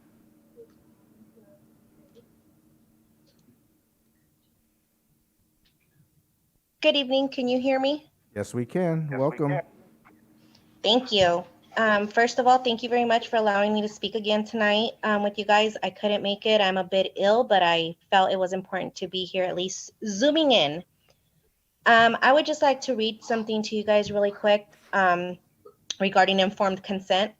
Informed consent is the ability to have access to all information without coercion or censorship, and the freedom to make the best choice for you. Not the choice for not the choice your employer wants, not the choice your doctor desires, not the choice your neighbors make. Your choice, the one you will have to live with at the end of the day. Weighing the risks, benefit for your individual health history home should not be controversial. It should be championed. Being mindful and taking time to make big decisions is a good thing. Considering all options and possibilities in an outcome is a good thing. Having a voice over what's done to your body and the ability to consent without another's say is a good thing. Informed consent and the conclusions we each come to is as diverse as we all are. It has nothing to do with politics or ideals. It's a basic right for all. Having the ability to make an informed decision for myself should not be a threat to you. So why we are being led to fight about this? I'd also like to say, in listening to what everybody's been talking about, I'm not anti-vaccine. My children have all been vaccinated for every single vaccine that has, been needed since they were kids, since they were babies. I'm not comfortable giving them the COVID vaccine. I pulled my kids from school. We are currently homeschooling, and I know plenty of families that are looking at the same avenue. I myself belong to a community where we are building homeschool pods, and it's actually, our community is growing very rapidly. You would be surprised. I would also like to comment on how I understand that the vaccine mandate is not in place as of now. And Governor Newsom did make a comment about the PBE, the personal belief exemption, how he would keep it. However, there has been several times where they have been wanting to get rid of it. It's in legislation. So I don't trust it. Also, just last year, he was saying he was giving a statement to Fox 11 in LA, talking about how he wouldn't do any mandates. There'd be no restrictions on businesses, large or small. And he went back on his word, because here we are tomorrow being muzzled again. So I don't trust his word. I don't think any of us should. I think he has proven himself that the pandemic is over by going to Cabo with his family for a vacation, going on book tours and stuff. So in reality, I don't trust Governor Newsom, and I wouldn't take him at his word. Also, if you look in the legislature, there are several bills coming down the pipe for the state, which will require every single person eligible for a vaccine to present a vaccine passport. So just ask the legislation that. Also, I just want to emphasize how important it is to just give us the freedom to choose for our children. Give us the freedom to choose for our children. Give the staff the freedom to choose for themselves what's right for them. I understand that it is not, you guys aren't pushing it as other districts have been. However, there's several different districts also who have passed resolutions already against the mandate. So all I would ask is that you guys do the same. If you guys are sitting here saying that you guys are for choice and are willing to give everybody the choice, then I suggest that you guys do pass a resolution, put it on the agenda for the next meeting, and take a vote on it. Put your money where your mouth is. You're saying you support us, you support our choice, then prove it. Do it, support us, we will support you.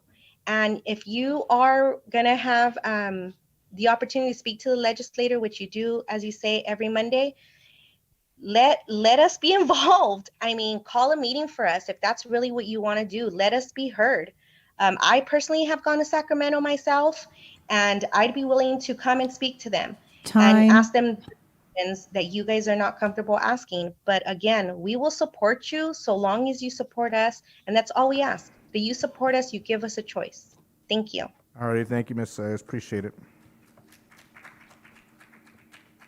Okay, and our last speaker is Andrea Calderon. If you're available, please unmute.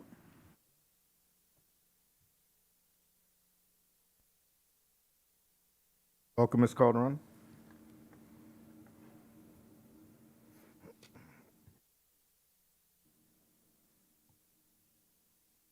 Hello, can you hear us, Ms. Calderon? I can hear you. Okay, welcome. Can you hear? Yes, we Okay, can. great. My name is Andrea Calderon. I am a parent of 2 children here in San Bernardino School District, long-term resident and the supporter of the district. I have one child that has been moved into kindergarten and another that's in 6th grade. I'm speaking today to voice my support for a resolution opposing the mandate on the vaccination.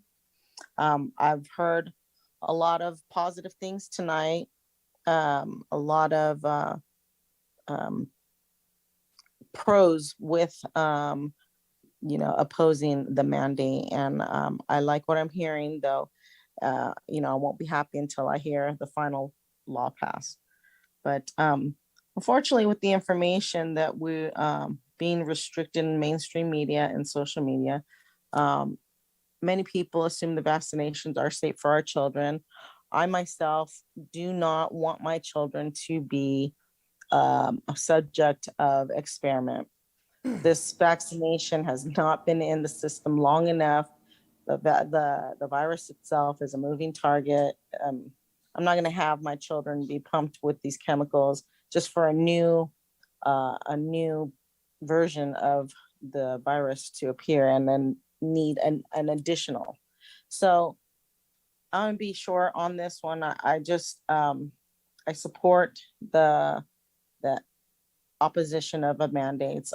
Listening to a lot of my neighbors here in support of their belief, and as it's just our right as parents to be able to choose what we want for our children. Again, the children are a very minute population at risk here. So I appreciate you guys listening to all of us and allowing us to voice our opinions as parents and citizens. All righty, thank you, Ms. Calderon. We appreciate your comments. And that's all the public comments. All righty, thank you, Ms. Cunningham. And any closing comments on this from our board before we move on to the next agenda item? Ms. Rosales Medina? I just wanted to mention, I do appreciate everyone that came to speak. And I truly believe that personal stories of something that is going in through your life that helps us get a bigger picture of what really is going on. So I do want to thank everyone. I know it's late, but I felt like it was really important for me to listen as well, and to hear directly from you. So thank you so much for that. Ms. Rosales Medina, Dr. Flores?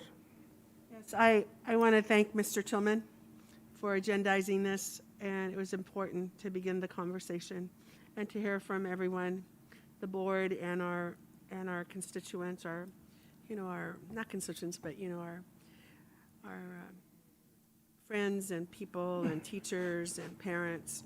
It's really important that we hear your voices. Thank you, And then Dr. you also know our positions. Sorry about that. Thank you, Dr. Flores. Mr. Tillman? Yeah, and,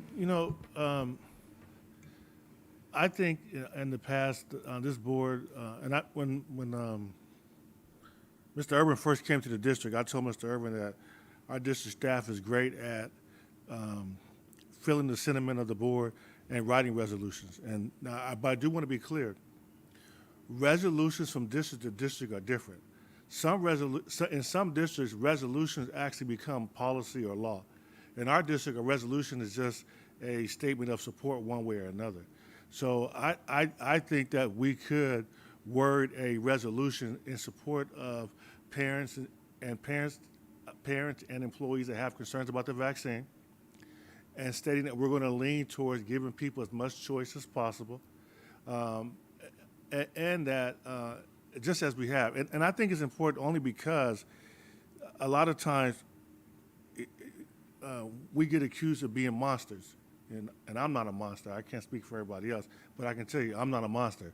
And when we were going through the COVID, I remember getting an email from a parent that said, you guys are part of this conspiracy. You're never going to open the schools, and you don't want to have the kids back on site, and it's not going to happen, and we're going to get rid of everybody. And my mind was never there. My mind was always to provide the protection. Once we got the protection, bring the kids back as soon as possible, because I knew that our kids were suffering by not being on site, right? So I think it's important we can have these conversations. So I think we should, I'm looking for consensus. I can't do it on my own, but just to write a resolution in support of, and I think something that really brought it home tonight was the lady that talked about the illness. And I have to believe that there's always going to be consideration for something that drastic. But you can believe this board has enough compassion where we felt like someone's life was in danger, we're going to support those people. So I think we can write a resolution, take a shot at it, bring it back to the board for the first reading, and just to voice and express the support that we talked about tonight.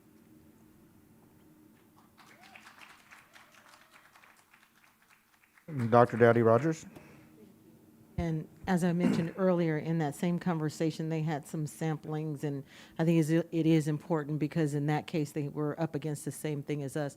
Are we overstepping or disagreeing with the law, or are we more in a supportive role? So I know we have we have a couple of templates, but that letter also, like I said, I would like for superintendent for you all to see that, and maybe some of that verbiage can go into it, because that's exactly what they were saying. But again, it was important to talk to the legislators, because right now it's conversations that are happening locally, and all of a sudden we forgot what our job really is to do, is to continue to legislate on it.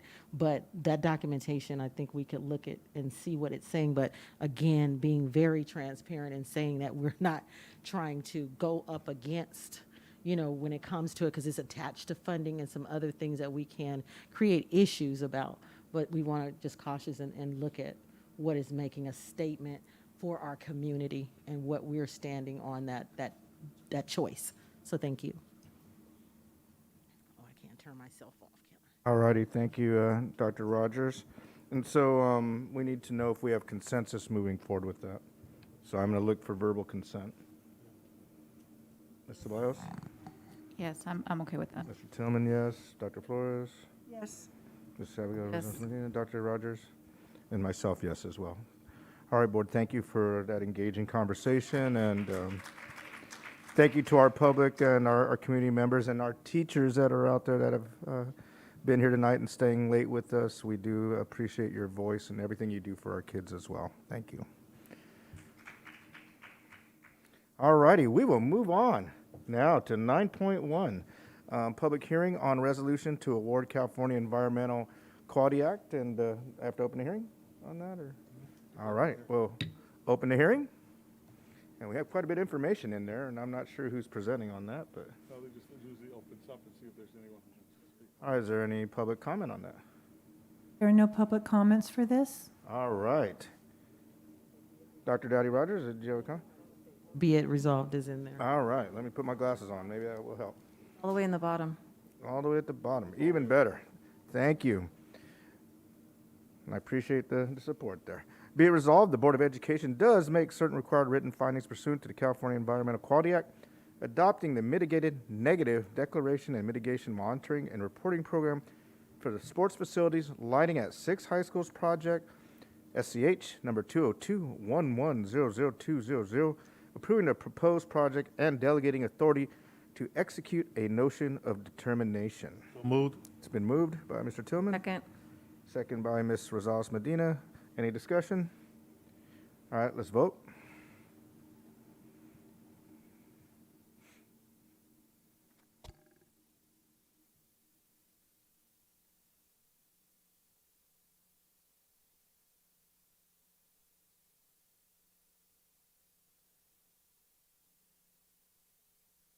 All right, motion carries, and we will close the public hearing. Do we have to reopen? Nope. All right, we will continue on with our reports by our union organizations. We'll start with 10.1, San Bernardino Teachers Association. All right, no comment, no report. All right, 10.2, California School Employees Association. We do have a report? All righty. Yes. Hello, good evening. Welcome. Hold on, sorry.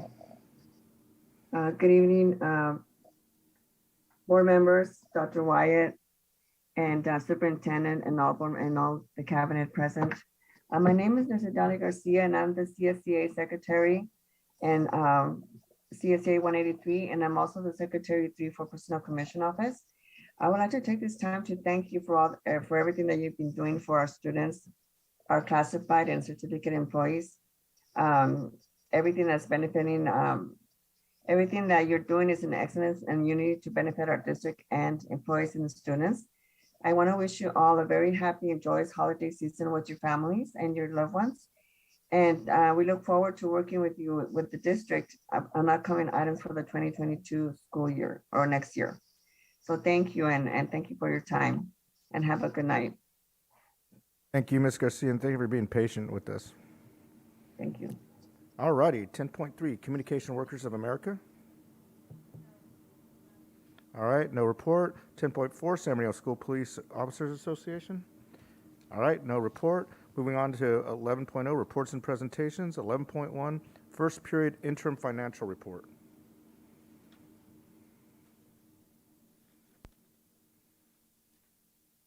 Good evening, Board. Last week, during the Board's budget study session, we covered a lot of information over a 2.5-hour period, and so we thought we'd provide the Board with some relief this evening and not go through the presentation, which much of the information was contained last week.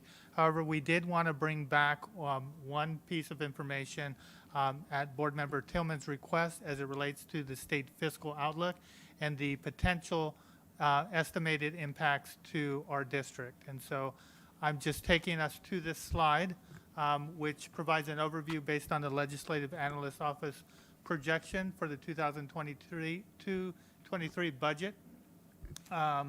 And as a result of the $31 billion budget surplus, we are expected beyond the cost of living of 5.35 projected at this time to receive an additional ongoing funding of $9.5 billion.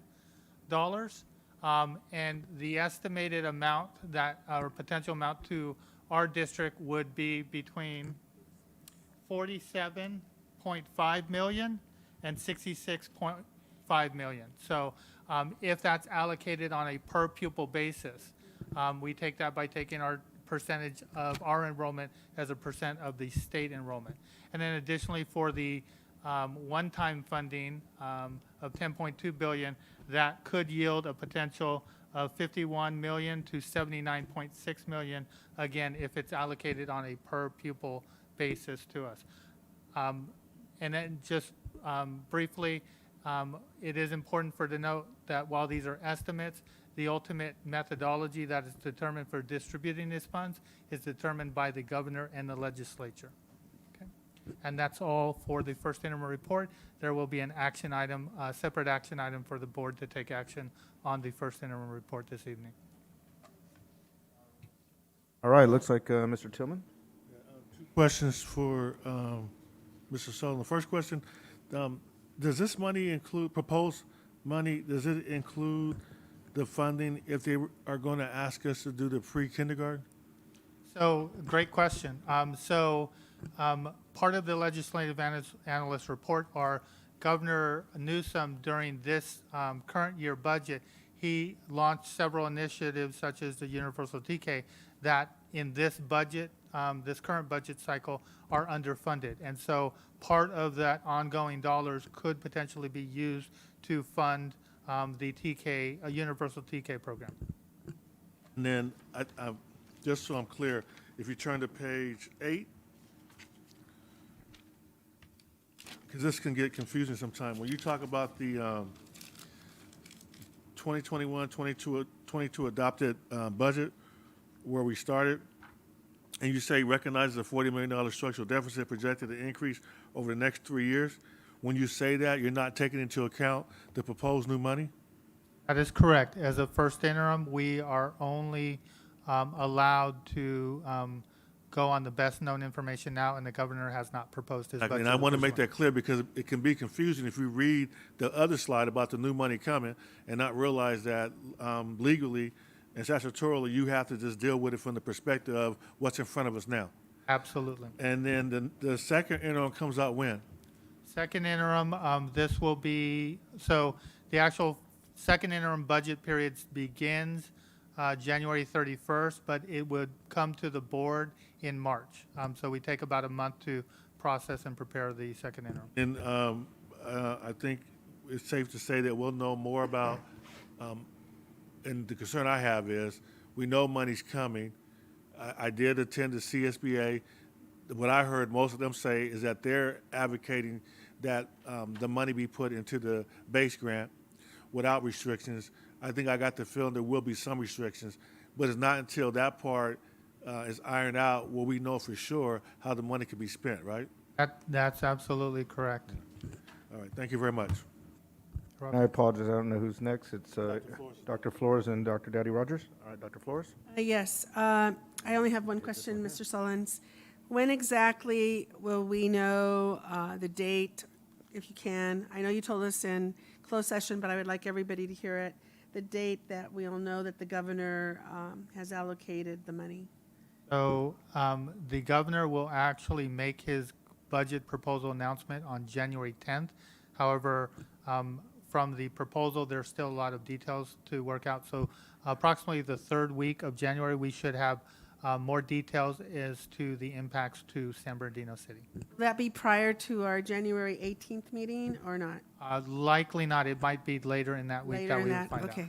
But after our meeting then? Yes. And we're only having one meeting in January? That is correct. And that's the 18th, okay. We can always do a special meeting if we had to. We could, oh yeah, okay, we could. Okay, thank you. And I would just add to that, we are tentatively scheduled to present the information on the governor's budget proposal in the impacts to our district at the first board meeting in February. February 1st? Correct. Yeah, okay, thank you. Thank you, Dr. Flores. Dr. Daddy Rogers? Thank you. And my question was along the line of the restrictions, and I think that was mentioned, but do we have any idea what those restrictions may look like, or when will we be able to know that? We do not. As Mr. Tillman mentioned, the legislative analyst, the governor launched several programs that, again, were underfunded according to the legislative analyst office. So there will be, those programs will need additional funding. And so we anticipate a portion of those funds will go to continue to fund those programs, universal TK, expanded learning programs. But in terms of what the specifics are, we don't have that information at this time. So I would just request that when it comes back, when you are there, if you kind of spell that out for us, so then we know for sure what goes to what and what's left over. Absolutely. Thank you. All righty, thank you, Dr. Daddy Rogers. Any other questions? Mr. Tillman? Yes, President. Why, I do want to say now, even now, that it's going to be critical for us. We do know because of declining enrollment that we're overstaffed in certain areas. And for the district to operate in the optimum, I think it's critical that through attrition, when those positions are freed up, that we don't fill them. And so that when things become leaner, we're not overstaffed. But now is the time to ensure that we get our budget in order and balanced. And I think, but if we don't have a deliberate goal of ensuring that we're in line with the number of students we could have problems quickly in the near years if we don't reduce the staffing to the levels that match the ADA. And I know that wasn't a question, but I'll respond. Absolutely, we share that sentiment, and part of as you'll recall, during the budget study session, there was a slide about budget stabilization, and one of those items, as well as on an additional slide, was the need to right-size staff due to declining enrollment.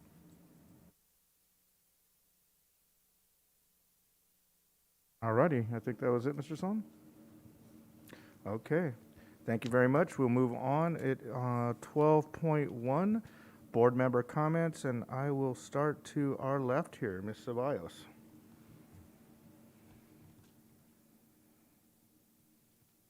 Thank you, President Wyatt. Just a couple things. Just want to say thank you to the CAPS Golf Squad for the beautiful Christmas card that was left here for us. A special shout out to Gavin, Miley, Brandon, Samantha, Lamani, Riley, and Elijah. Thank you so much. Also, just want to congratulate all of the people in schools that were recognized tonight, Serrano Middle School and San Bernardino High School, as well as to the HR department, as well as to the Special Education Department for their Golden Bell Awards. And then also just thanking again the community for having come out and sharing their thoughts and their feelings in regards to the vaccination mandate, and just continuing to reinforce that we are listening to the community, and that your comments do not fall on deaf ears. And so I'm glad that we are moving forward with providing some sort of a resolution or language to ensure that there is some protection for people that have medical conditions and so forth. So I think that's pretty much it. Congratulations, Dr. Scott Wyatt, and Mr. Tillman, for your president and vice president roles. And Merry Christmas to everyone. Thank you, Ms. Ceballos. Mr. Tillman? Thank you very much, Ms. Ceballos. And I want to commend Dr. Funches for the work he's done in filling a lot of the positions throughout the district that are needed. And something that I learned, the state has paused the requirement for substitute or guest teachers in terms of CBES. So you don't have to have a CBES in order to substitute teach. So I think that's something that we should get the word out on and encourage people in our district that know people with 4-year degrees that they should apply to be substitute teachers. I would even encourage members of the board that are able to substitute teach and to get qualified. We probably can't get paid, but we should even be willing to volunteer, and I will be. So I'll try to get certified to sub, and I'll use my vacation time even to come back on, especially for critical days. So I think, Mr. Urban, we should even reach out to the community and say there are some times when it's critical that we need substitutes. It'd be great if we had a list of people who say, I really don't like substituting, but I'm qualified. I may be an ex-teacher. I want to do the background check so that when you really need me, then I want to be there to provide that service. So I don't know how we would do that, but I think it'd be a good idea for us to do, especially since you don't have to pass the CBES in order to do it. Thank you very much. Thank you, Mr. Tillman. Dr. Flores? Thank you, President Wyatt. I just want to, before I start, I'd just like to thank the cabinet and Karen and Katrine for all the hard work that you do. It's really important. Our agendas wouldn't be what they are. I know it takes a lot and to do all of this. So I just want to thank you. And cabinet members, sometimes we're hard on you, but really appreciate you very, very much. Want to wish you and your families a Merry Christmas and a Happy New Year, everybody, and our board as well. All of our employees, Merry Christmas, Happy New Year, our families, the kids. Today I bought tamales for some of the kids in a high school class, and they sent me a video thanking me. and for their hard work that they had done. So, I mean, we have to bring joy to wherever we can, and kindness and so forth. So I just wanted to say that to begin with. And I hope everybody rests, because we all look haggard and tired. We need to rest. And with that, I really want us, board, to agendize, President Wyatt and Mr. Tillman, the extension of the COVID leave for all of our employees.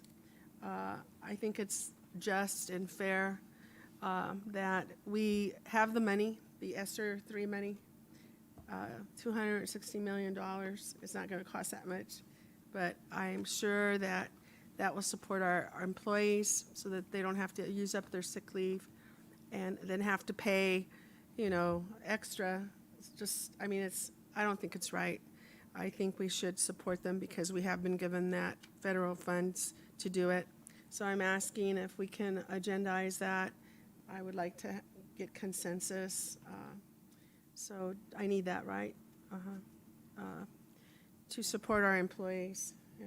So anyway, pardon me? And I think, Dr. Flores, you're saying to agendize it if they can't do it. If they can do it, we don't have to worry about agendizing it. I don't know how we do it. I think we have, do we have to agendize it, Dr. So, Funches? we can work with the unions to put agreements together. Pardon me? We can work with our union groups to put agreements together so that we can move forward on what you're asking for. So we'll come together and talk with SBTA, CSCA, because it would go across all three major union groups. Okay, so that would be great. Okay, thank you. Thank you very much. Thank you, Dr. Flores. And then, wait, I'm not done. I have two more things.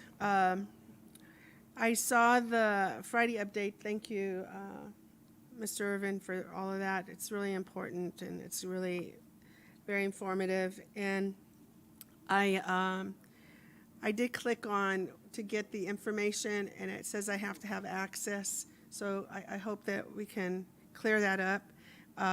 But I just wanted to know, you don't have to tell me now, I saw that you tracked 162 students going to charter schools. I just wanted to know how you figured that out and how they, exited to charter schools, how you track them. I don't need to know right now. I'm just raising that question. So, We'll add it in the Friday update. right. And then lastly, I know that Dr. Monitis, you always were in charge of quarterly reports on attorney fees and how much for all our attorneys, and how much we had spent quarterly on them. So are you going to resume that? I don't know if you know that, Superintendent Irvin, but we, as a board, got quarterly updates on expenditures by our attorneys. We'll put it in the Friday update after the holidays. Okay.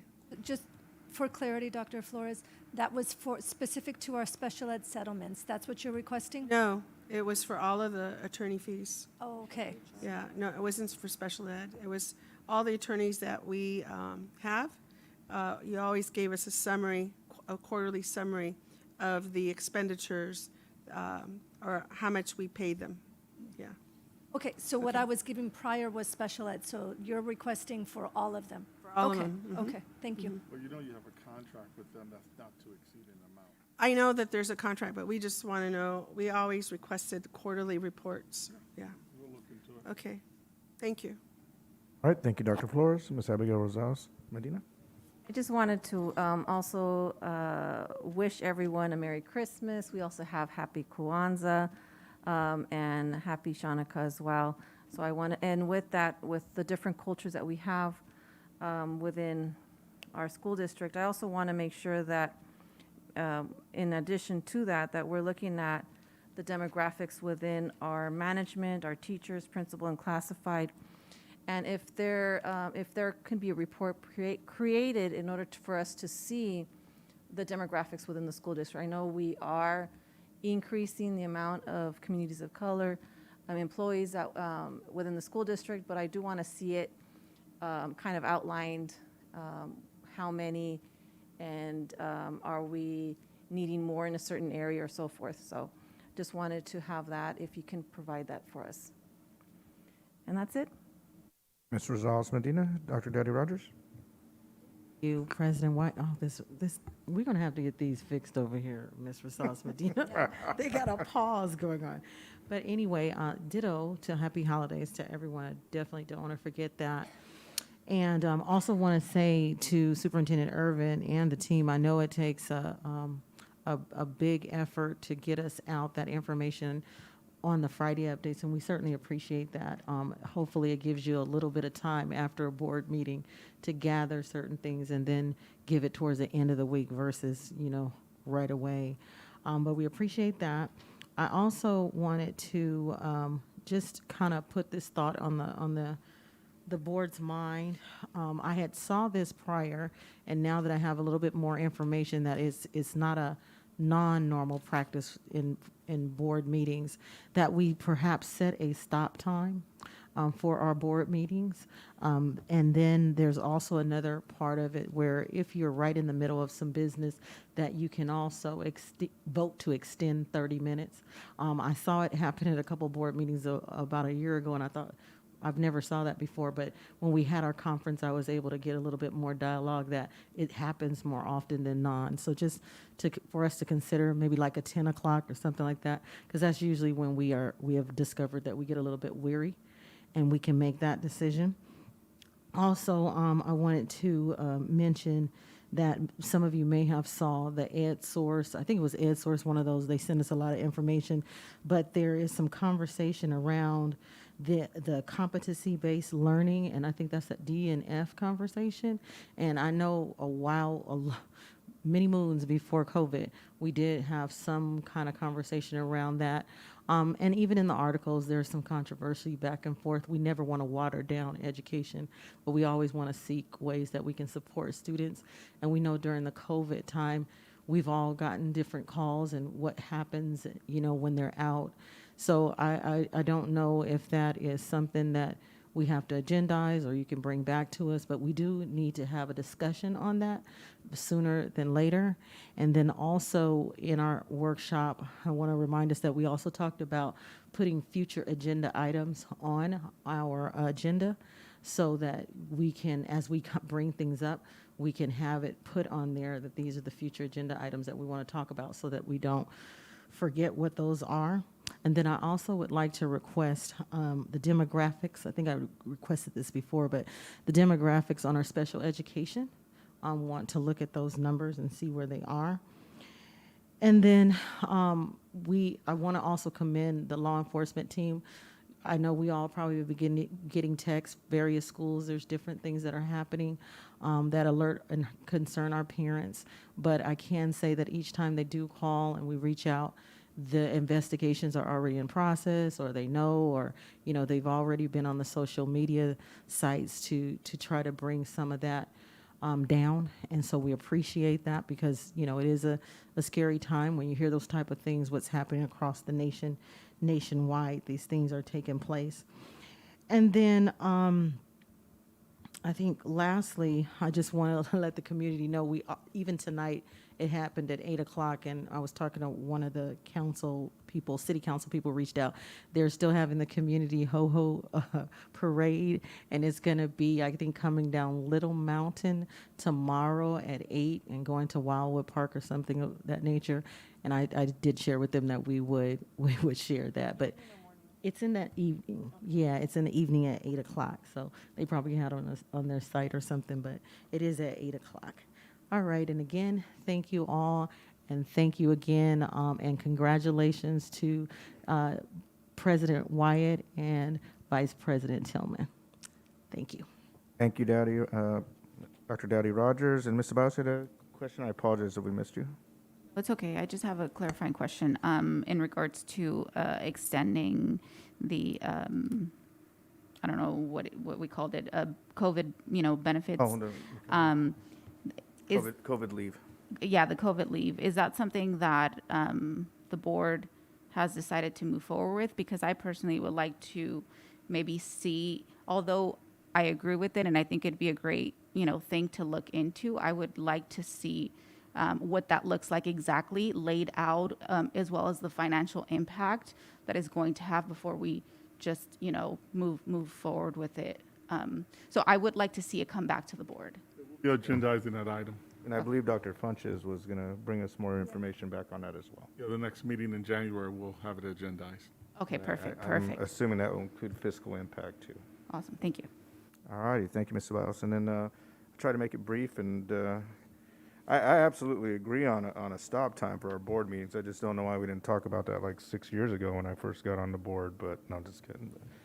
Because I know some of these meetings have gone very, very late, and it is our goal to try to get us out of here at a reasonable time. But we're a huge district, a huge organization, and we have a lot of business to take care of. I remember when I first came on here and I looked at the board agenda, when they gave it to me in this binder, I was like, I got to read all that, in like 3 days. And I was like, holy heck, a couple hundred pages. But, there's a tremendous amount of information that we go over that I think a lot of folks don't even know about. But it's a wonderful responsibility for all of us, too. Let me just say that. But I'm more than open to the idea. All right, just a couple of items for me. And, as we're getting in to our year and back to somewhat sense of normalcy, things that we did in the past, just getting updates on. I heard a lot of requests for updates. And, one of mine's an update on how our mariachi club is going. I know we talked about that some years ago, and it's got up and running prior to COVID. And then, we haven't heard anything about a lot of programs. So that was one that's been on my mind, though, about, is that still going? Where are we at with that? Does it need more support from us? We'd be glad to give it to us. Also, student board members. I don't know if we had any conversation about our student board members. We did?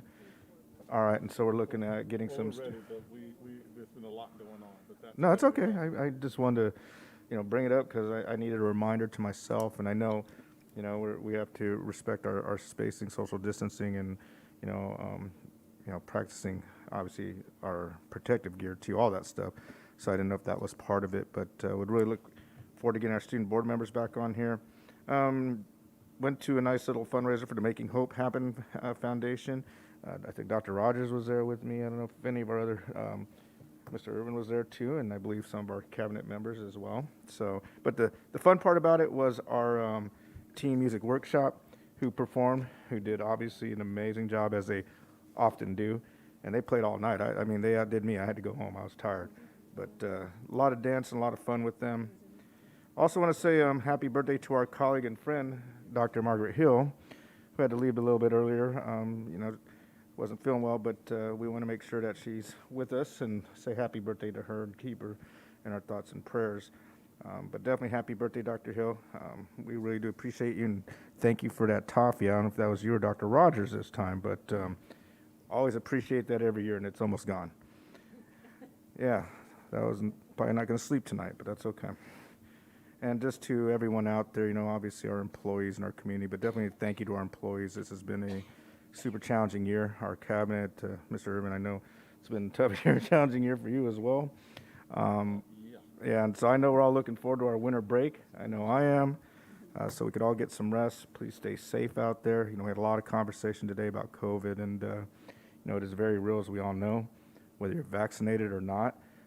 It can harm you in many different ways, if not kill you. So please stay safe out there as you go to these family gatherings and spend time with your friends and family, and just enjoy the holidays. And I like to say just Merry Christmas to all of you as well, and a Happy New Year, because it'll be a new year when we come back. Thank you. All right, we'll move on to 12.2, Superintendent and Staff. Yeah, I'll try to be brief.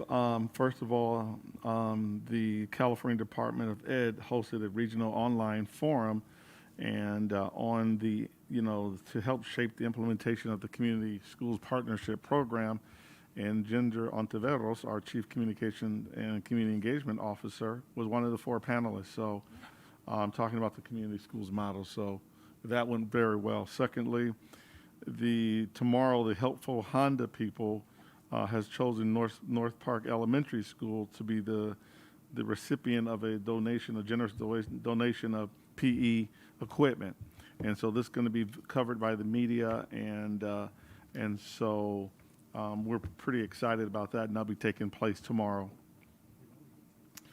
And then overall, happy holidays overall to everyone. I agree it's been a very challenging year, but we wish everybody a happy holiday season.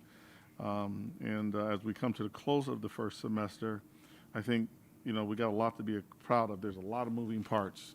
But I think overall, the district, even prior to my arrival and during my tenure so far, they've had some huge challenges, but they've met those challenges even before the pandemic, during the pandemic, and so that's got to be a challenge. And the good news is, I'll say it again, our teachers are strong. Been Ginger, I think almost 400 classroom, maybe more, maybe 500, who knows? But the teaching, the instruction in the classroom is solid. I've said that from the beginning, and I continue to support that. I'm very happy with those classroom visits, and I know some of you have joined me, so I encourage you to come out and walk with us. And I think the one thing is our students are learning how to succeed again in school, and so again, the goal this year is to get back to some sort of normalcy. And the last thing I'll say is I do know that every single person in the district that I've encountered really do care about the kids. They really do care about what's good for the district. So that's very important. And so, again, I think we need to cherish our blessings and that surround us every day. And I hope everyone spends time with their loved ones and their family and friends during this during the 2-3 weeks off. And we'll look forward to the next year, and we'll hit it head on once again. We'll get right back at it. And I really appreciate the cabinet. I know that they've been hanging in there with us. There's been a lot going on, but I really appreciate their support. I think, onboarding. I want to remind Rebecca Quesada, right? Quesada, right? She's actually the elementary school vice principal at Lincoln Elementary School. She's not here, but we still want to recognize her as a new employee and make sure that she gets the recognition she deserves. So once again, congratulations. Thank you. Thank you, Superintendent Irvin. We appreciate that. Moving on to action items, 13.1, approval of the Director of College and Career Success job description. Moved. All right, you guys are fast. I think that was Mr. Tillman and Ms. Abigail Rosales Medina. So we have a motion to approve. Second, any discussion? All right, let's vote.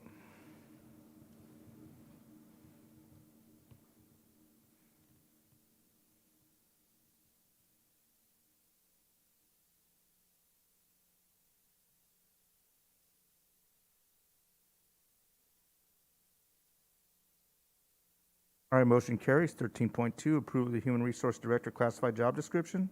Moved. Moved. All righty, Ms. Rosales Medina moved, and then seconded by Mr. Tillman. Any discussion? Yes. All right, Mr. Tillman. Yeah, I just want to make sure that I'm clear. I want to make sure that's clear to the public, because when we had the meeting a couple of meetings ago, I had a real concern about the position. At that time, our budget outlook was totally different. So the real concern was ensuring that we didn't add additional positions, especially administrative positions, because an ongoing cost, because the budget was so dire at the time. And it's just reality that 3 or 4 weeks makes a huge difference. And we went to San Diego, and the information coming out of the state is that overnight we are going to receive tens of millions of dollars, or if not hundreds of millions of dollars, that weren't expected, and some of that money is going to be ongoing money. So a position like this that's needed is also needed, but now we can afford it. So I just want to make sure that the public understands that's the reason why I've changed and will to support it. Thank you. Thank you, Mr. Tillman. Any other discussion? All right, let's vote.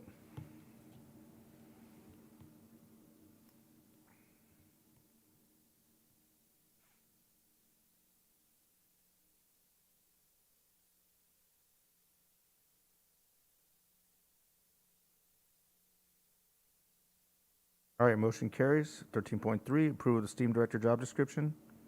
So moved. Second. All right, been moved by Mr. Tillman, second by Ms. Rosales Medina. Any discussion? Maybe there's a delay on Dr. Rogers over there. Dr. Rogers was We one that's- blended. Yeah. We'll have to speed up that I'll that let her- mic for you I'll let now her that take you're that over one. there, Dr. Rogers, and not Mr. Tillman, as I said earlier, so we'll take care of that. All right, seconded by Dr. Rogers. Any discussion? Yes. Discussion, Dr. Flores? I just want to say that I really am happy about this because the arts are really important.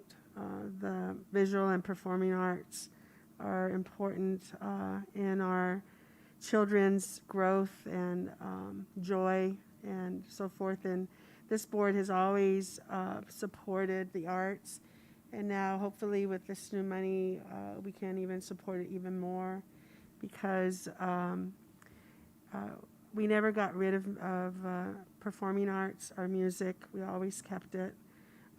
We had to back off a little bit with our visual arts, but it's so important for our children, and I'm glad that we're going to move in that direction.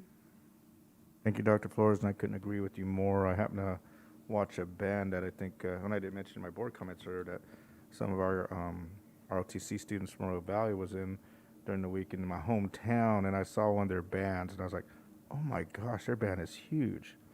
And I said, that's what I want to see with our bands too, is being gigantic. 'Cause we got plenty of students with a lot of talent. It's just we got to encourage them to get into the arts and enjoy them and support them. And I was like, we have the talent. I know we do. Ms. Rosales-Medina? I would also emphasize the fine arts piece, because I know that's one area that has always been, I mean, for me personally, as a kid, that was my sanity of escape with all the issues that were going around in my life during that time when I was a kid. So the arts, fine arts is definitely something that I know we have pushed, but it wasn't necessarily significant. So if we can look at, now that we will have a new STEAM director, really look at that as well. Thank you, Ms. Rosales-Medina. Dr. Dowdy Rogers? I just want to say I'm happy that it's across the board. You know, we won't have those pockets of one part is getting in and the others. Our kids are talented. Many like science, many like technology. You know, all of these are the things that are going to help them in the future. And that's definitely what we want our students to be able to compete when they leave here, and just supporting them across the board and getting back to what we need to give them to be successful, you know, is a great effort. So I appreciate that.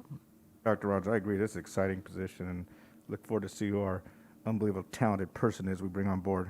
Dr. Esquivel. Can you hear me? Yes. There we go. I just want to applaud and thank you so much for your support. We are absolutely seeing STEAM to serve as a vehicle to engage kids, to excite kids, and to truly be a way to spark their creativity that will lead to being on grade level and being college and career ready. And so, again, thank you so much for your support, and we will keep you updated along the way. Thank you, Dr. Esquivel. All right, well, let's vote then on this great position.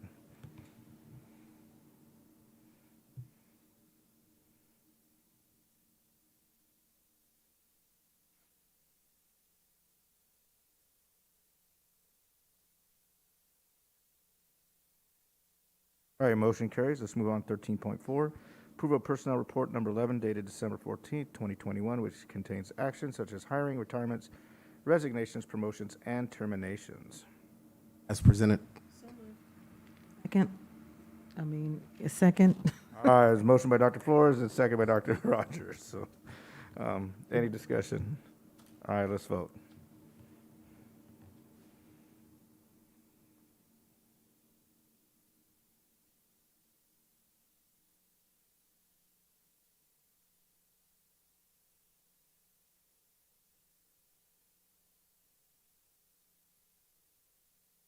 All right, motion carries. 13.5, approval of the annual and 5-year reportable fees report for fiscal year 2020 through 2021. Oop. I have to read this one. Thank you. Where is it at? All right, there it is. Found it. Be it resolved, the Board of Education approved the annual and 5-year reportable fees report for fiscal year 2020 and 2021. Moved. There's a motion by Ms. Tillman, second by Ms. Rosales-Medina. Any discussion? Very good. Let's vote.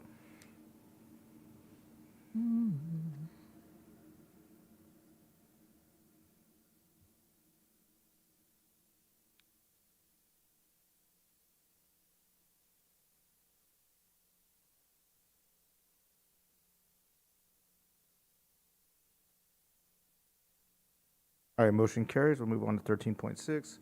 Approval of first period interim final report as of October 31st, 2021. So moved. Second. All right, been motion by Ms. Tillman, seconded by Dr. Rogers. Any discussion? Very good. Let's vote.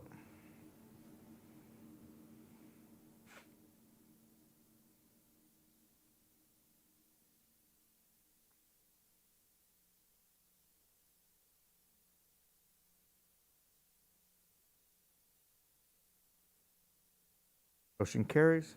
13.7, approval of Career Technical Education Advisory Committee, Equity, Access, and Innovation. So moved. Second. Been motion by Dr. Flores, second by Mr. Tillman. Any discussion? Very good, let's vote.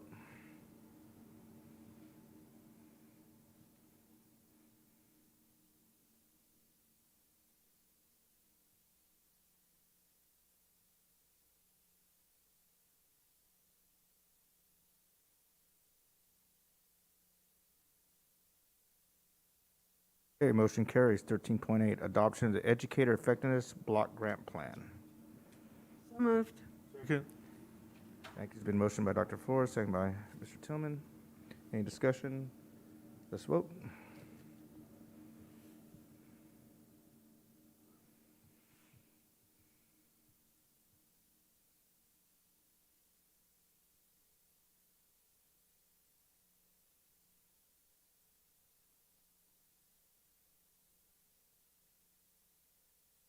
All right, motion carries. 13.9, approval of the Special Education Community Advisory Committee, CAC, member appointments.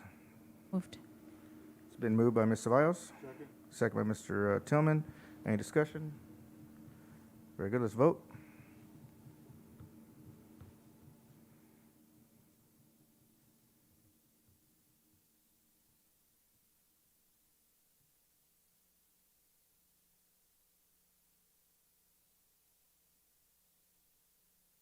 Okay, motion carries. Moving on to consent items. So moved. Second. All right, we have a motion and a second to approve the consent items. Any items that are being pulled? Dr. Flores? Yes, President Wyatt. 14.23, I have to recuse myself. 14.23. 23. Dr. Flores recused. Thank you. Any others? That's it for me. Okay. All righty, let's go ahead and vote as amended, with 14.23 being recused for Dr. Flores. We don't have to pull it? No, you just have to, When we get to vote on all 14.23, except for- okay. She stays or she just does. If you want to go by the recommendations from all the CSBA, they do say it's better to leave the room, but I'm just saying, yeah. The full ones now. We're voting on all right We now just- besides that. And now, yeah. For those, remember when I was leaving the room? yeah. In the end, I was glad I did. Yeah. Because then it becomes clear you're not winking at nobody and looking at somebody a certain way. All right, I think we voted on that with the exception of 14.23. And I'll get clarity on that for the board. Yeah. All righty, we've approved the consent agenda items, and we will go ahead and go to 14.23. So moved. Second. All right, it's been moved and probably seconded. Any discussion on 14.23? All right, let's go ahead and vote.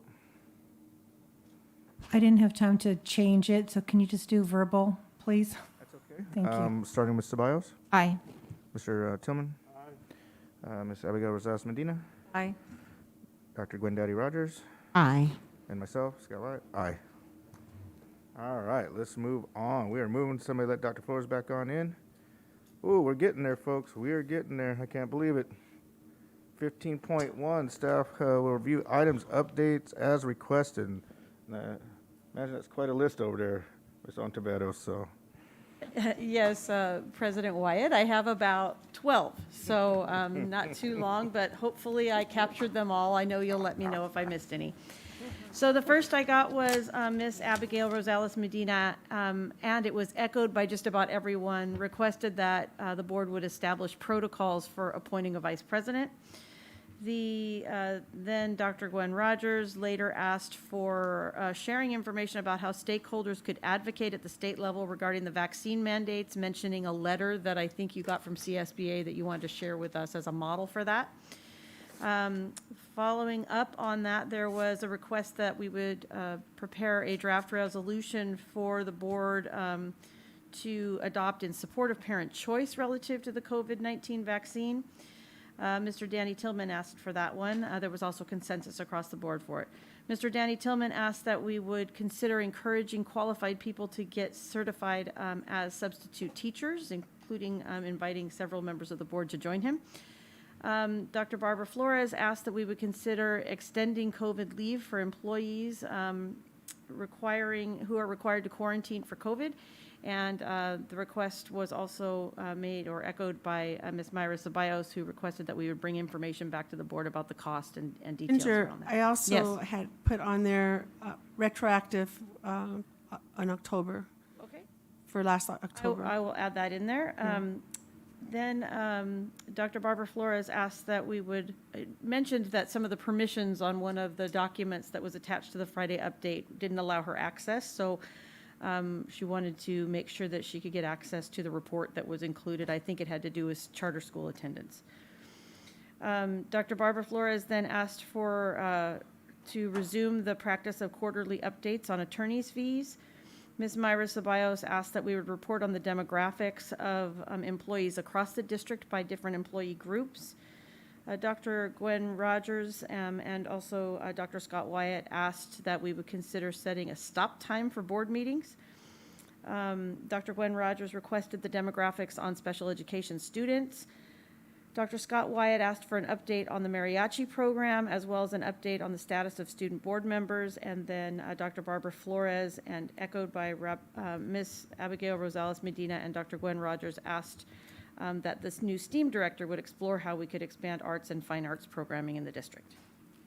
And those were the Did the you requests that I mention captured. the future agenda items on there? No. Okay. I might have missed that one. Yeah, and did you also mention? Can you repeat that? I'm sorry. So, just adding them, when we bring them up, then they can be brought back on our actual board agenda. Okay. And then also I mentioned the competency-based learning for us to figure out having a discussion around that, which Okay. pertains to the Ds and Fs.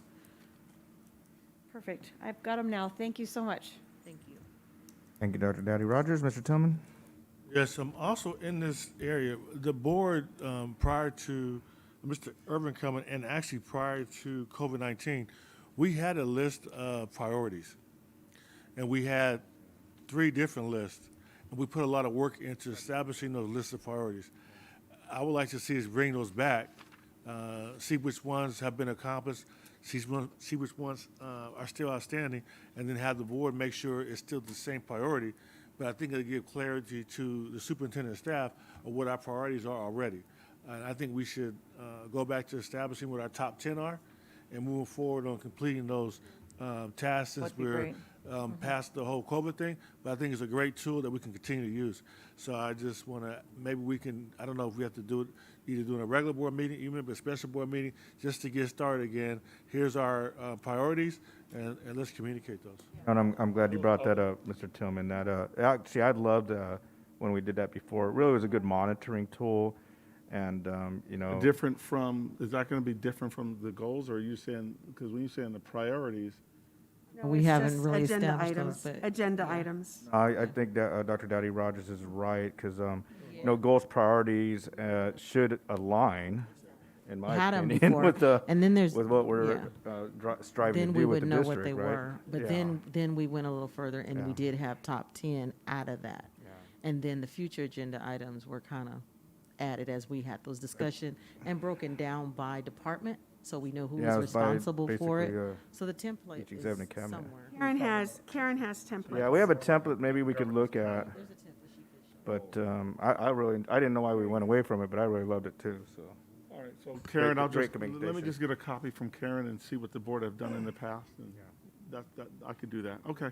And in addition to those Yeah. goals were the KPIs. That's why we kept saying we would know the key performance indicators after we established what these goals are. Then we knew the cycle of the presentations on those. We'll be coming back to the key performance indicators as soon as we start the strategic planning process, but even before that, we'll be getting an idea, but I believe in January when we come back, that's part of the process. So we'll be there. We're almost there, we just need a little bit more time and a lot of moving parts. Alrighty, thank you. Any other updates or comments for Ms. Ontiveros? Adjourn. Oh, wait, thank you, Ms. Ontiveros. We have Mr. Tillman, who has moved to adjourn, and Second that. that's second by Ms. Medina, Rosales No. Medina, and We So this meeting is adjourned. Everyone have a wonderful, wonderful holiday break, winter break, and I'm sure we're all looking for that rest, and God bless you all.